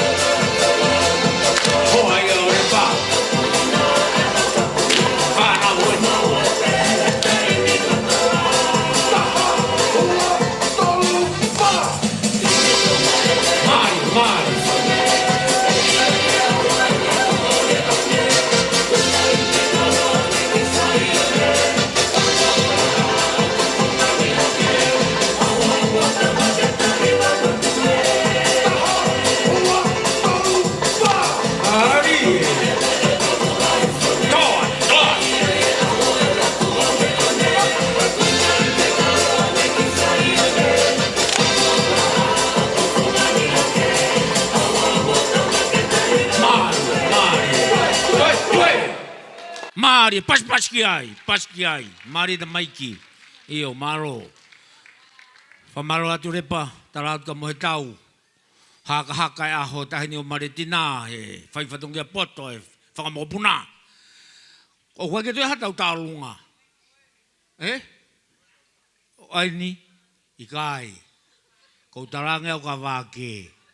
O kei loi, o totonu ke tālunga tāpuni koe. Se o ko hau ho whamiri o Maletina, ka ke si tangutu mea pehena, ka koe whahu koe. Tangutu pe ai, ka rewa ke aura Maletina mohe ka te whai ho tau olunga au. Tau tarunga hoko, o hene kau whai whekau, pa mehe Uniting Church. O te eke mo si o motor he taimi u haka e kau whai whekau. Ka e omi e kau whai whekau, o whai e nau tau olunga, he o kuhene Palestini, o kuhene moderator, o kuhene pa mo kau whaiwhikau maalunga sias whatata ha o nau yen. Ko toko lahia nau tolu, ko whanau tama Maletina. Pea ko uroto pe au, ke nau maire moritika, ko i kani, o ku nau i heni, mea pango ko ke lava mana tasa he, ko whatongia e lotu, o kuhene a whaiwhikau ke pueri, ko Sisiria, ka o maa, Ivan Roberts over there. And who else? Is it Caroline Forney still here? No? It's gone? Oh, I know. But toenga kau whaiwhikau ne. Ka te kuat pēo ka maire ki hau whakare atu e nau tau o lunga. Ko tālunga ne kau whaiwhikau pe me Uniting Church. Ko be mo ke o marmalo at behe tala whakatapu. Ka e hu atu e ki tau o lunga ko e ni. Maletina ko ulo be ko mohe a Maletina. O ngai peko e wharea, mauloto pe mua ke whai atu e ki tau o lunga ko e ni. Kau hia ko e o kui heni ko e taki e siasi. Perisa, pe mo mata. Moderator pe mo e Palestini.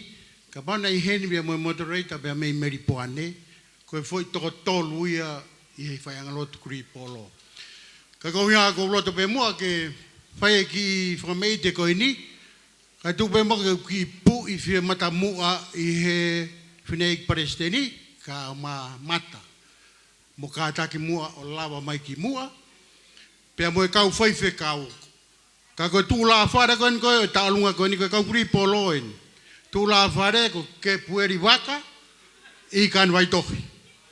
Te mo tū la whare, e toki kau mai mo Ivan Roberts. Ivan, you are in. You still have some Tongan moves. You are in. Pea koe mea koe hoko, mo whamore more. Koe tau tau o lunga aeni, koe tau whapa ki he whine eiki tau pehepe koe whine eiki na kamata e lotu pea koe tau mawhola horo i he whanua ka koe whiahe kai ke ngalo e tupuanga ki whai anga lotu koe ni. Koe ia, koe tau olunga aia, kau whewhekau pea koe whasi koe tau olunga tau ngau e aki pe mua e whasi koe siasi e whasi lahi. Ko ngā he ko au ko Palestina e koristu tuku pea mei Queenslandi tau ngā pe fasi e fasi lahi e tā mai pe mo e fasi lahi ka e whai aki e whakamei te e Palestina ka au mai moderator pea pehe ki toenga kau whai whikau koe tau tau lunga koe ni koe tau whapa e ke whai e si kone au sia tau te au hero pe te aha tahaia e to au ke te au e toi ko to shot ba ko to ko ni ti wai te na mat pena to e ba no fai foi ka ko te au ko ta etina ta mai mo fas lahi va mai de aquí en esa si Uniting Church Reverend Doris Sasuli hai mana ha yao ya mai church. Now, Rama Mayo vai Taluma Wendy. Toi veda Taluma Daha. Le mai o kau he fifia e katua Maletina. Toi me pasena. Mari. Tua ka pepe tu na o ke ai o kau e tau ma o te me mai o tu mani. Ai ere ba ko I mani. Mari. Mari. Oa. Maro. Maro. Mama ta mai be kai ma tu ni me lo to pa mo tu. Katua mai a Maletina.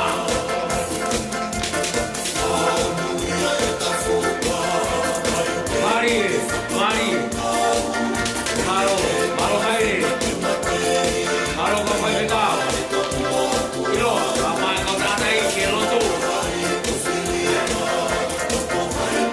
Maro, pakai ke Maro ke Maletina, kau yang tahu mah, Maro, jom kita udah tua.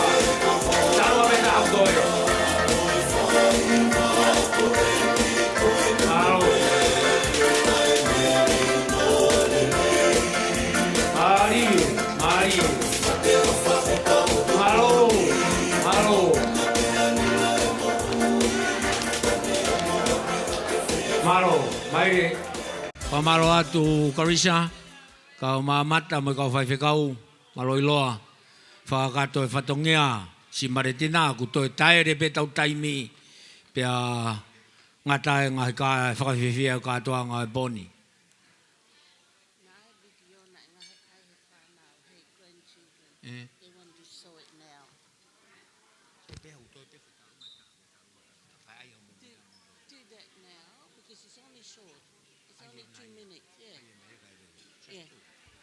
Bagi kadaki igai ko ki programa ko ni ko ki programa si fanga mo puna o fe ma wi ke hulu I he me ko e ke na usio ki ai o ke lo kai ho taulunga te mini e alo ka kaia kai pinebe va ke so ko me ko loto la ia ke pinebe tina ho ka to programa o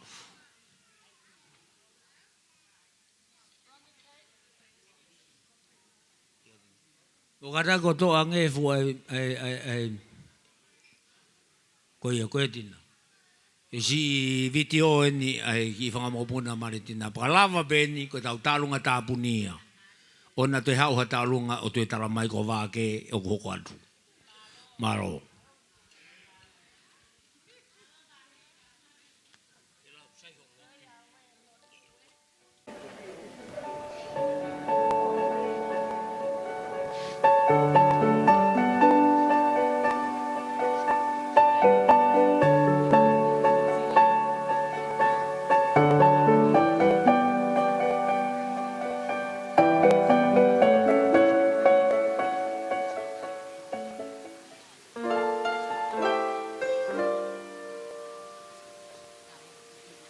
She took us and enrolled us in a Catholic school in Nuku'alofa. One day she was not well, and our auntie, Melissa and Pepper, offered to take us. And she took us to school, but the pick-up time when Tina went to the Catholic school to pick us up, they said we never saw up. And she wore it hair and she tried to figure it out where can they be. Then she remembered Mele belonged to the Methodist faith. She went to the Methodist school, and here we were waiting there. Mele enrolled us at the Methodist school, and since then we belong to the Methodist faith. Latu came in 76 and then came in 77. Very important for them to find a church where they can go and worship. So, church is very important to her. Church. This church is a memory that I have of Tina. And I remember Tina is look like a mom to us, all of us, because she's the oldest one, and she always look for us, youngest one, and anything we want, she help us in the whole family, either boys or girls. We always listen. She's the ones, the oldest one in the family, and she had to take care of us most of all. We always admire how she takes good care of her children. And as a Tongan mother, has to be very mindful of anything best for her children. It was not for your love for your siblings.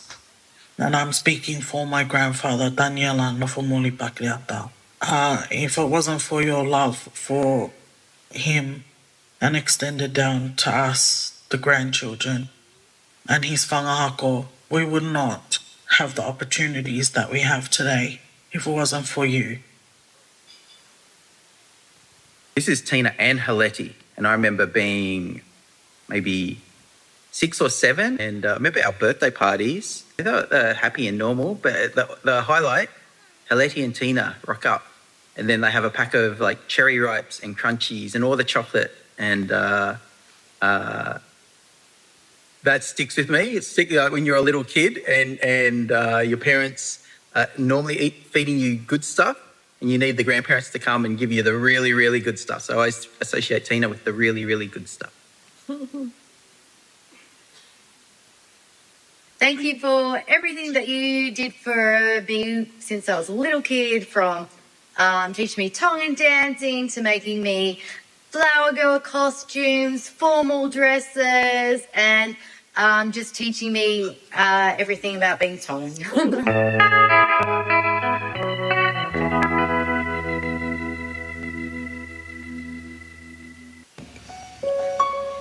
When I think of Tina, I think how strong her faith is and how honest she is.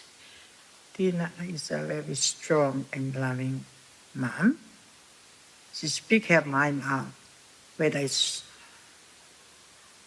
good or bad, right or wrong, she'll tell you what she thinks.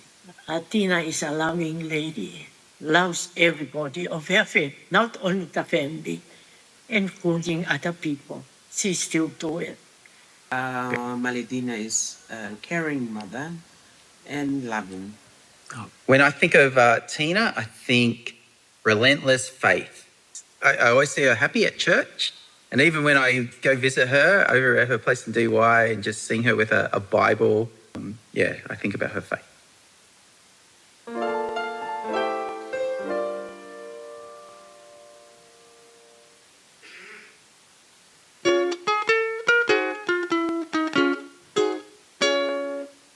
Happy birthday, Maletina. I wish you have peace and comfort in your special 100 years birthday. Ofatu Amalani. I just hope, Tina, you have a very, very happy birthday. Hopefully some more years to come. And just enjoy your day.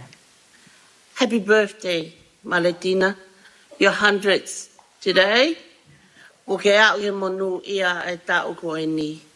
Te mau ke whakaampe ki ai. O whai o tua, ne taki ko he ahoni. Kai ki ngate a koe, ka kai mātolu mai whānau. Mālo. On behalf of Heledi's side of family from Tonga, I would say we wish you a blessed and a wonderful years ahead to come. Happy 100th birthday, Dina. Tina tala popo hake atu. O tau te awa e honi. Mau ofala hi atu. Say thank you so much for all you have done. And no wonder why you're celebrating such a magnificent milestone in life, your 100th birthday. Can't wish you more of God's blessings upon you. Enjoy your life.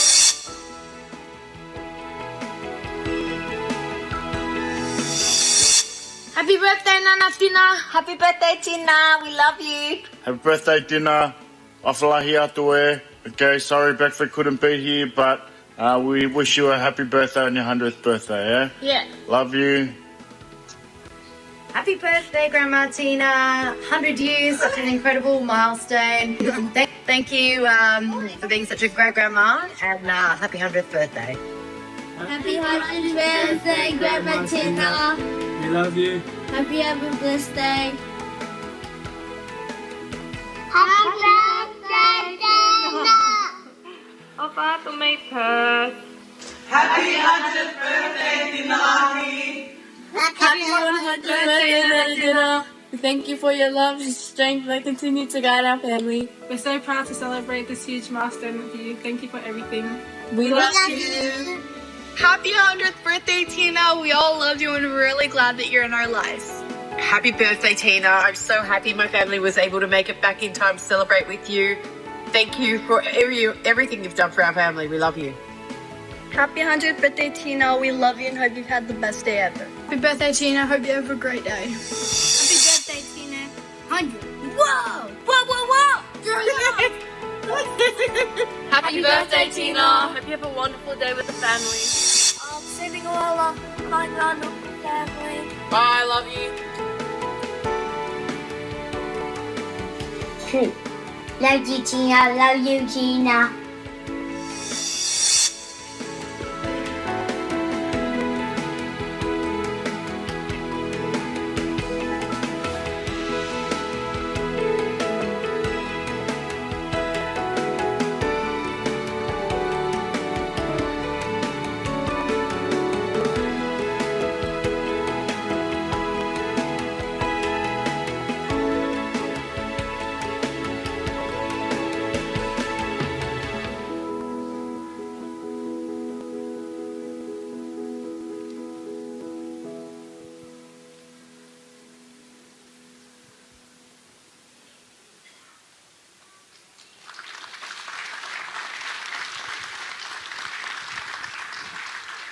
Maro.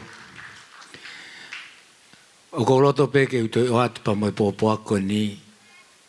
Na iai ai pōpua tala mono mai a King Charles mo Camera pa mai Piritania. Te kia ke pōpua tala mono pe mai hata hae ka hata.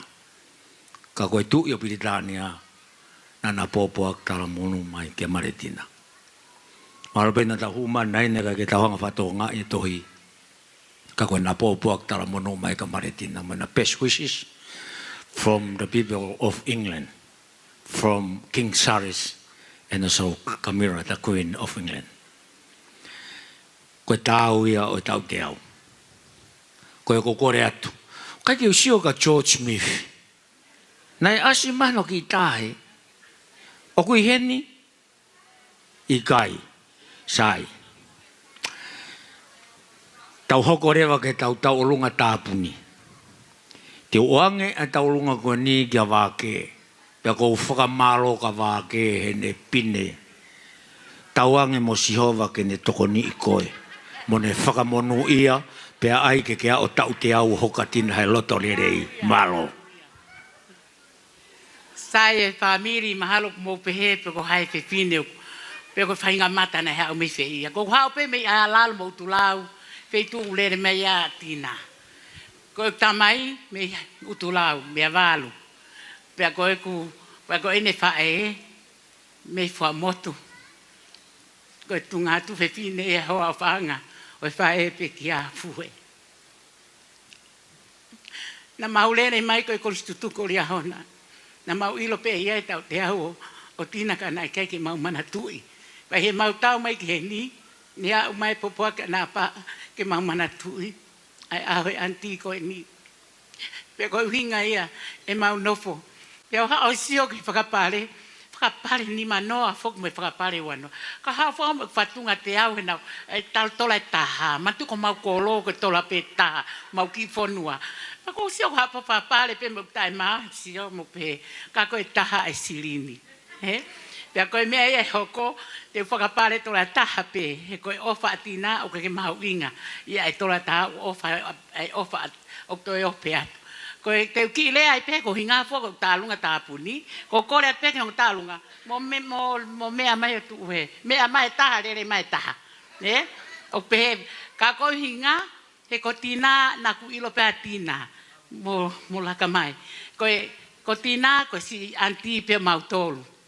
Ko te fine ko ni na uia na hange na yongo pehele ai uia ko tina ko faeia ko tina ko ni ko antia pa ku na fili hoa ke siana ko hereti ai ko pa ko fae fili hoa ka sione ai ko tungane asiu he pa peheni ko tina hereti ko ngari angete ai tina ono muy mahereti ko mautina mautok pe sione tina he tungane ia o asiu momu ai ka toktina pa ko ngoi fo motu ma o ku iloa ko alki fe ko alaka potina hereti ko alki fe apuksione tina ko ngahingo ka mantu ko to tupu ke heni ko ke na wanga na toki ai he ta peheni e fo motu ai kolo tungi mo ni fa nau o ku heni neo e tau mo vete ka ko taimi o tau manatu ai ko tau tupuanga ko mea pangalunga ta e koe hako ha moa e hako koe ni.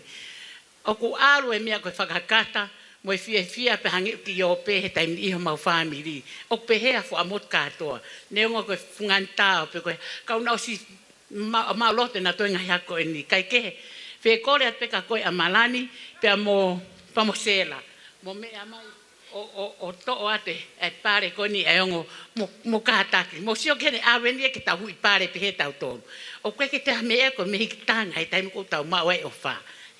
Ae ku hawa sela to'o ate pare ko e pa mo amalani. Ko te pū, ko tō wako ia auku. Mau tō maporo pe mau tō mo tepe mau ke iki. Pa e kai ke tō pare a te puia. Pea mo tina reka fusisi a pito ia au ko lahi a wai.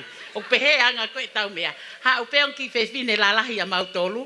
O tō ate pare. Ango tamaiki koe ni. Koe anga e tau ofa he tau no fo.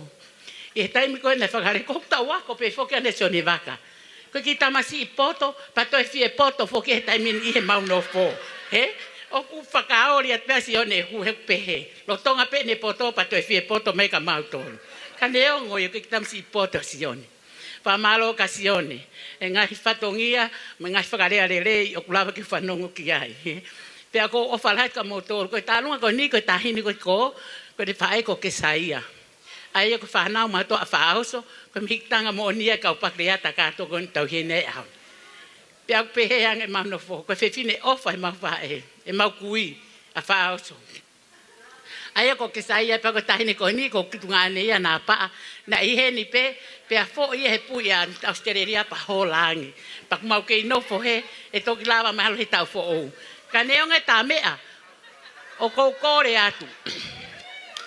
Mo tā i mai whasi. E tā tau mo i fo i kamata anga ko ia. O hiwa i ko tina. Mo ilo a tina. Na wala atu ka tina pe atu. Tina. Siomo tu wa are rea tina. Sio mai whanoko le o e whanau a sione tina. Nau pe atu tina. O ke manatu i pe a sione mo tina. Ka mo a tina. Ta tau pe a sio whamoni ki ai. Nau tō kuloi mata mo kuloi lue ki he. Neongo e mo pehe mo he atina. Ka wata mai rei pe atina ne ilo no kakai. Pa ne ilo e whanau me ngai hako. O mau kolo. Tukpaholo. Ko ia e tā mea ko kore ka paha tā mea fo i whasi te ke pehe. O whalau maari e mixi ai mo e whasi o ki wawe pa tā i mai. Ke tā mai. Ko ia e whamiri ko o whalahe ka moutoru. Ke kia whakarea whiunga. Na o he nei whakarea nei whako iau ke whakarea ki mea e whai sore iki. Pa taim na tua whakarea, ha te iho me he wheme. Pa ta mai ke whakarea ke ho iki. Ka taki pe ho iki hene au niko iro pia o mea i pe ko hinga wharea ka na mau nofu a motu pe. Nei whai ngā taa kau ke po aki au ia ke te whakapa au ka e iki. Loro tonga i ku ilo ako tungi ko e iki ia. Na aku fai pe ai whakina rei vai ka kai he ko hinga he da whakapoto pe. Na whakapa pe ke te whaako e whahu, pa whakapa pe ke te whaake taha. Kai tuku pe mua he ko hinga he ko whiun whenga e kula ingu tuke tonu. He ko wanga pe sio he o eki ho kolo. Pautang hange ko ngo ia ko mafasia ke te pu aka e ki hifo e ko ilok malunga e ko ha mi ai kai ke pa more more at peka motor ka ko mari anga ia ko atamai mo kunganga o pehe ko ofat ka motor ofat ke fa na wa fare aka e na mau tupe fa mot pe na to ki ar ki dot ki nu ka lofa mana tu ile pe motor mo ngas fofonga ka ta mai mo afasi ke si talunga tamai te ke ira punda talunga tota pe mohaka ona mo pas pe ma pe mohaka ko ia pe malo malo bage tau tarung tabu ni rasa aja for tonight malo ini mai tau re ko malo kau kaniera paketa nakalama ya e fao kwatu e Palestine Testimonials Church e tau closing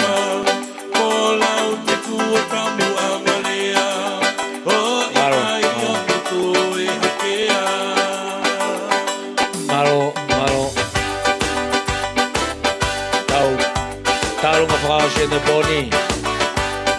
Talong fase de Boni. Malo.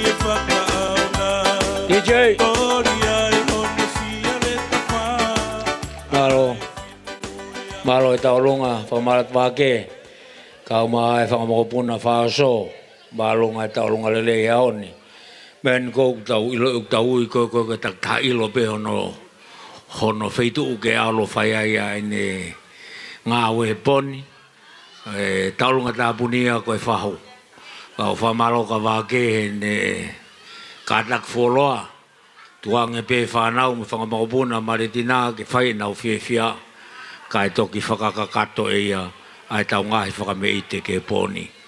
Koe tau au mai ke whakausinga ngahi whakameite e poni, pia o tau ki ovasi i pe tau taimi e poni, ka koe ia anga o whape wharene o maha tau ki taimi ke whakamao po opua e tau ngā oe kainga. Maro se mo pine fuoroa, i mo tolu ko toa pe, mo ke i mea heni, tuange ke he ulmotu o koe ni ke ne whakato atu rea whamalo. Pakalawa ia pa kore ke karisa ke ne whai loto koe tau ngā oe poni malo.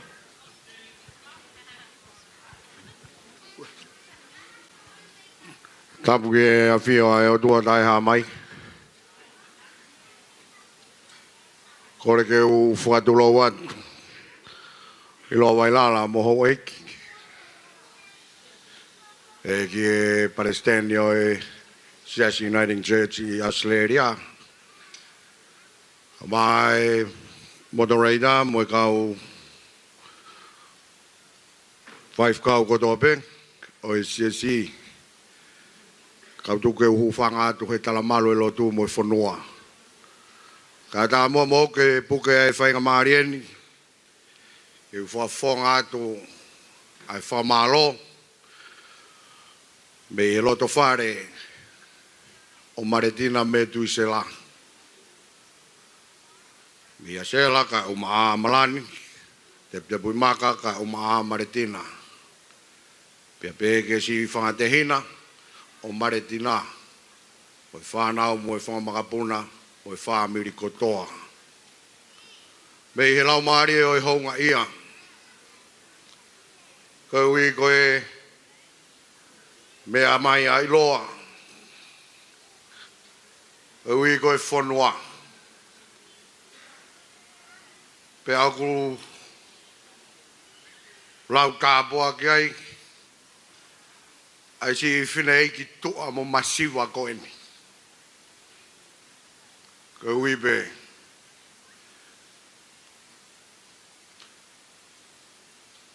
Ho mea mai ki whakato ai whonua. Pe koe ako whawhongai ai whamalo atu. Me he loto honga ia ka ke mea mai ke whakailonga ai au sia o e tau te au o si finei koen. Kawang peke o tua mafi ta boak. Whamonui e wheitona. He ngāhi whatongia kotoa o ke fuesia i e tau nofo e whanua mūri koen. O mālo woki e nei Palestini. Me e loto whare masiwa mo ta i loa koen. Ka aku hounga si o maurau mari e. Ai toko e timing ngāhi whatongia lahi o e si. Kai mao hawhainga maari e i lawa mai o tuku hata apuaki. Mai whae koen. O kui kai koha mea si en. Ai tuku hotai mi ka ke lawa mai o lotua e aho o Maletina. He kurawe i pe ia ko ngāhi whatongia o e Palestinia si e taimia ke mao. Ko hui ko ngā whatongia o si. Lawe ina ke he whakatonga. Pea whai pe lotu mo i huwhia ke au sia e ahoni. Pea iho rawa mai o maurau monu rau tāpua ki ai. Peki he moderator, wala motpalu, ka maa Jason Kioa, Maire, Moritika, Ivan Roberts, maa Ikan Waitohi, peki a Tevita, Holland. Neongo ko Tevita ia koe kupe ia o mautolu. Ka koe mau whakalangangi, ai au sia hakupu e whamiri, ai whamatala o tua ke wakai, ai kōsperi, Pek mahu inga maari e ia. Ko ia kou whawhonga tai whamalo lahi at. Kau taura iki. Palestine, kau maa e kau whaifkau hunu katoa. Kau wange o tua maaf mafi. Whai tāpo e kina ki moutolu. Mo tō whatongia ke whakahai i he kontinenit koen ai mo oni o kalaisi. Ke pikitai ki ai e tau mo uib. Ke ako ne kina ki tau tolu ki heanga whaka otua. Ko hui ka tau iku nai ai mo uita ngata.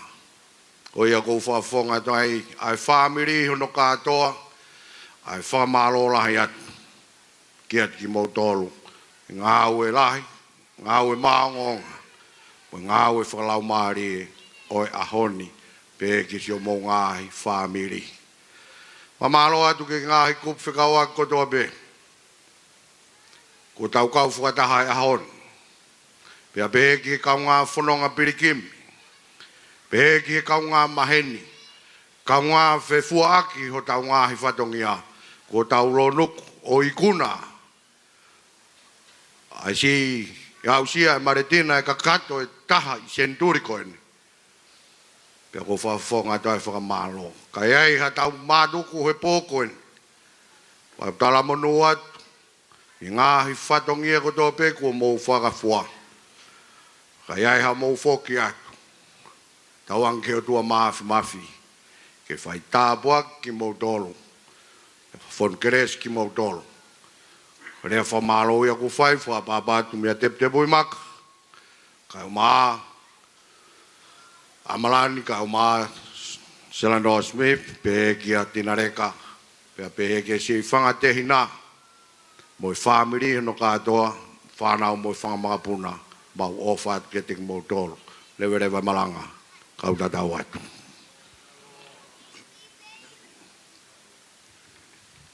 Alo, whaifkau Daniela Pakleata, e tatak mai tau ngāwe, tau au mai ke whakaosi, o whakawhi e Presteni o Uniting Church, whaifkau Karisa Suri, whaipe ai Lotu tuku tāpuak whaosi e tau ngāo e pōni. Whamaro atu mō kei mea he ni. So long and see you later.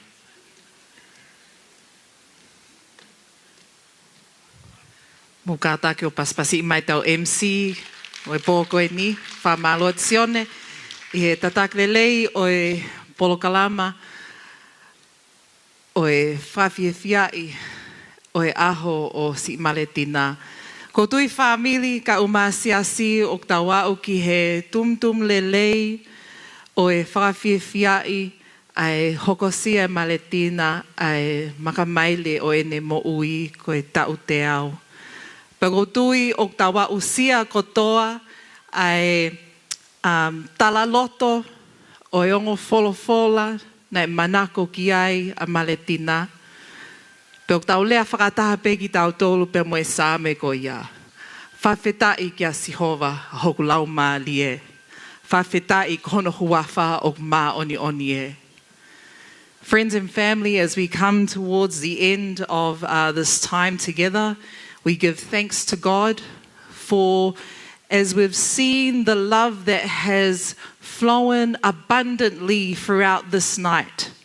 From the very beginning and up to this very moment now, I know many of us may feel tired and weary, but we give thanks to God because it is very difficult to try and contain 100 years of relationship, of love, of community, a lifelong of faith.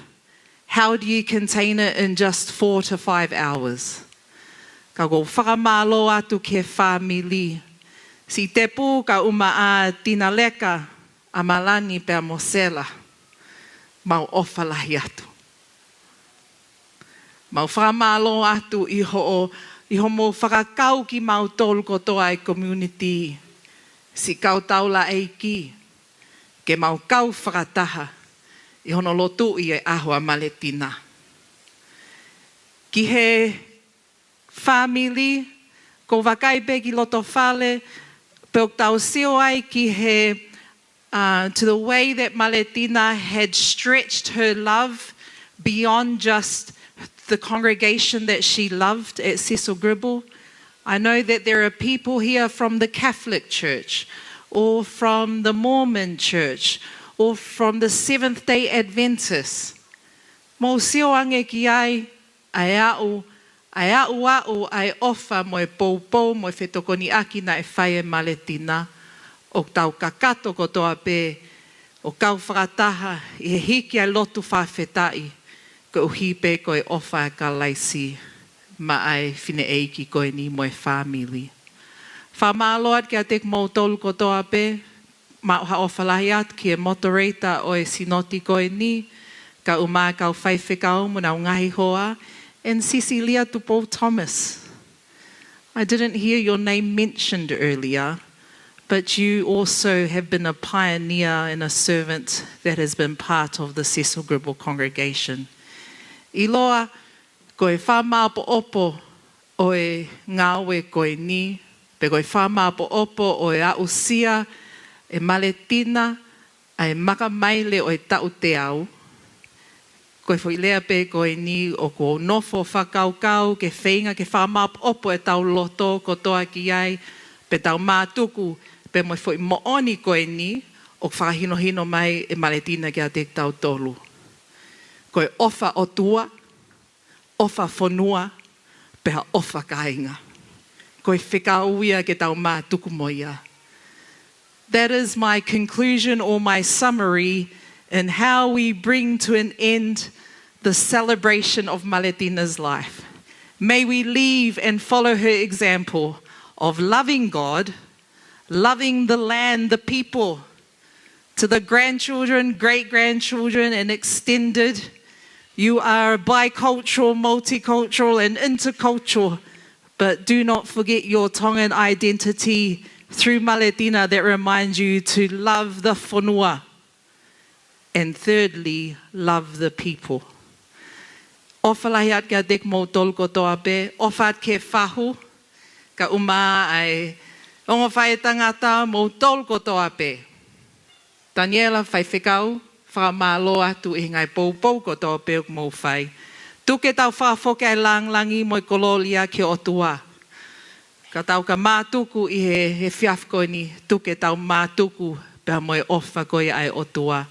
Ofa lahi at ka tek mo tolu, ofa atu Ivan, and also Margaret, thank you so much for your perseverance. You've shown how much years you spent with us Tongan people. You've persevered to the end, and you are still here at the end so that we can say the benediction together.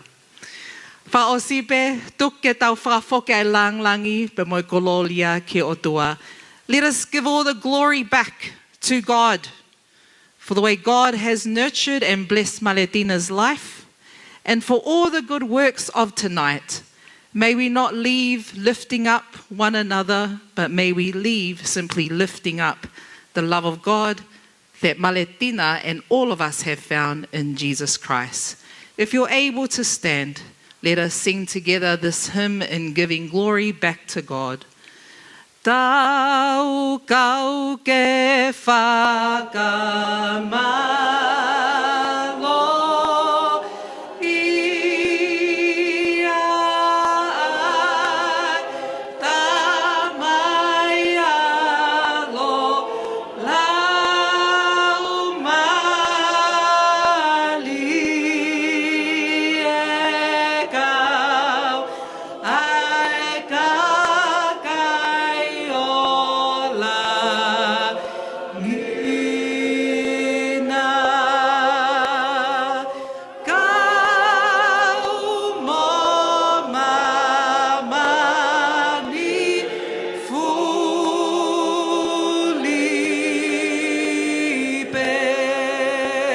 Praise God from whom all blessings flow.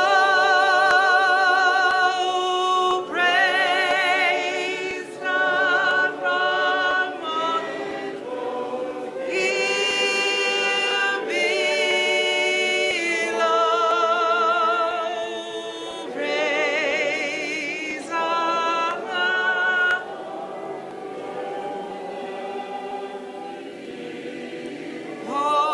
Hosts praise Father, Son, and Holy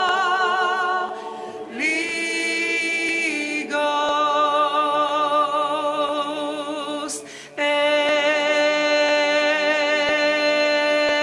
Amen. Pego ekelesi ho tau eiki moe ofa lahi ai o tua. Whio he ne lau mali e mani oni ke no whamau ia tek mou tol ko toa pe.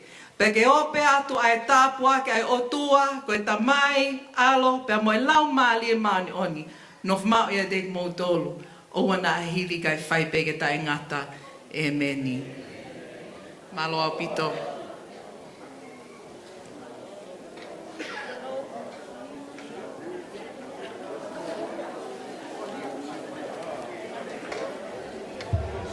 Malo, whamaro torisa, malo.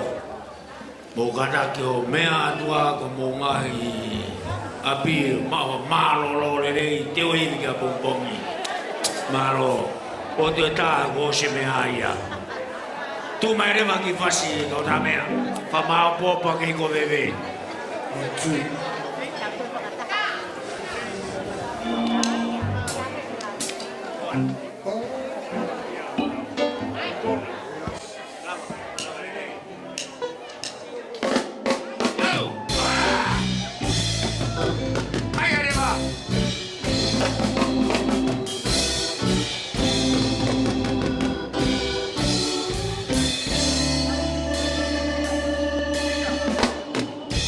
Wow,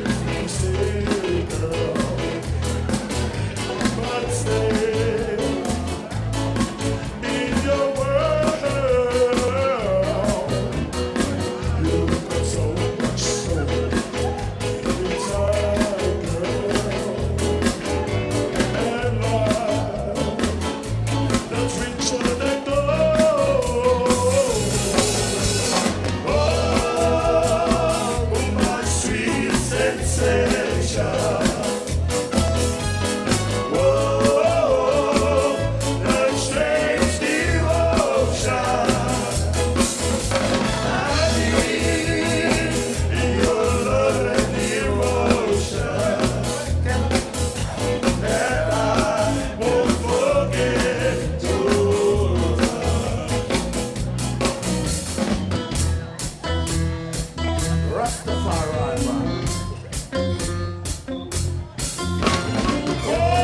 Oh, my sweet sensation. Oh, my strange emotion.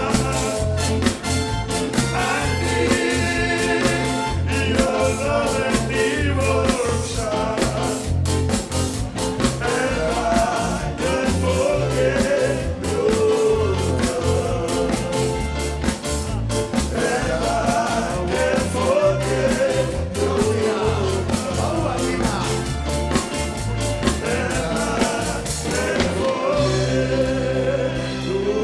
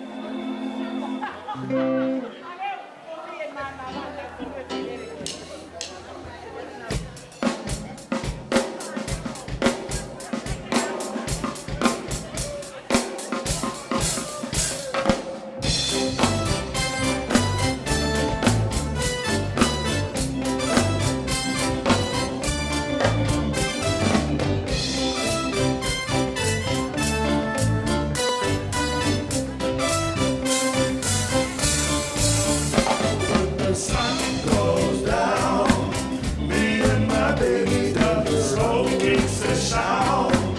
And then I'll take her on the night out of town. We'll have a good time tonight. Oh, when the sun goes down, me and my baby got the smoking session. And then I'll take her on the night out of town. We'll have a good time tonight. Oh, from the lonely till I met you there. Just a man who never found love. That what we wanted was to love someone. Now that you're here, this great London, the sun goes down. Me and my baby's gonna smoking session. And then I'll take her on the night out of town. We'll have a good time tonight. Oh, section.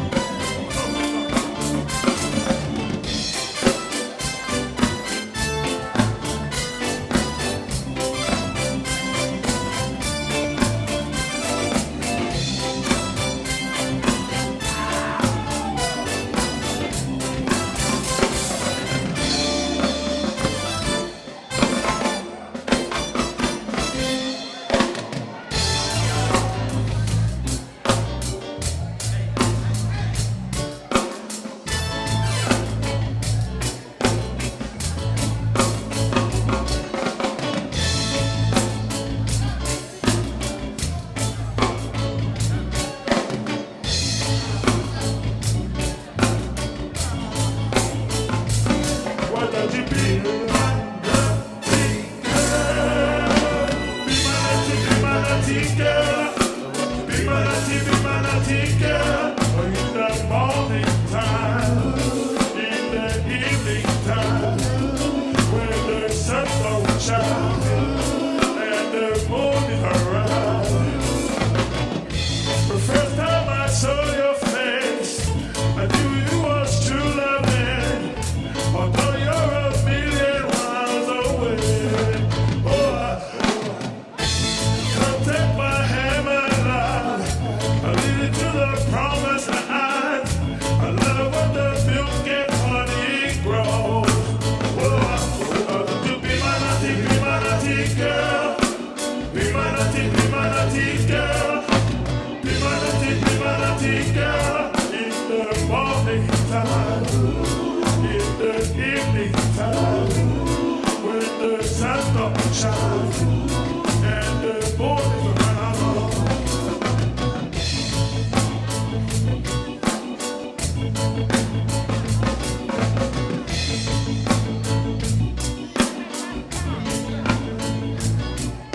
My little today, my little for the life is the least for the life.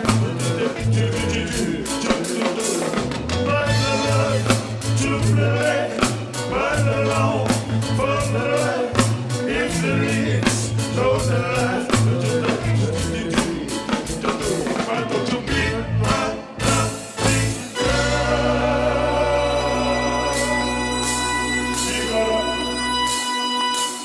You got a soft old brown.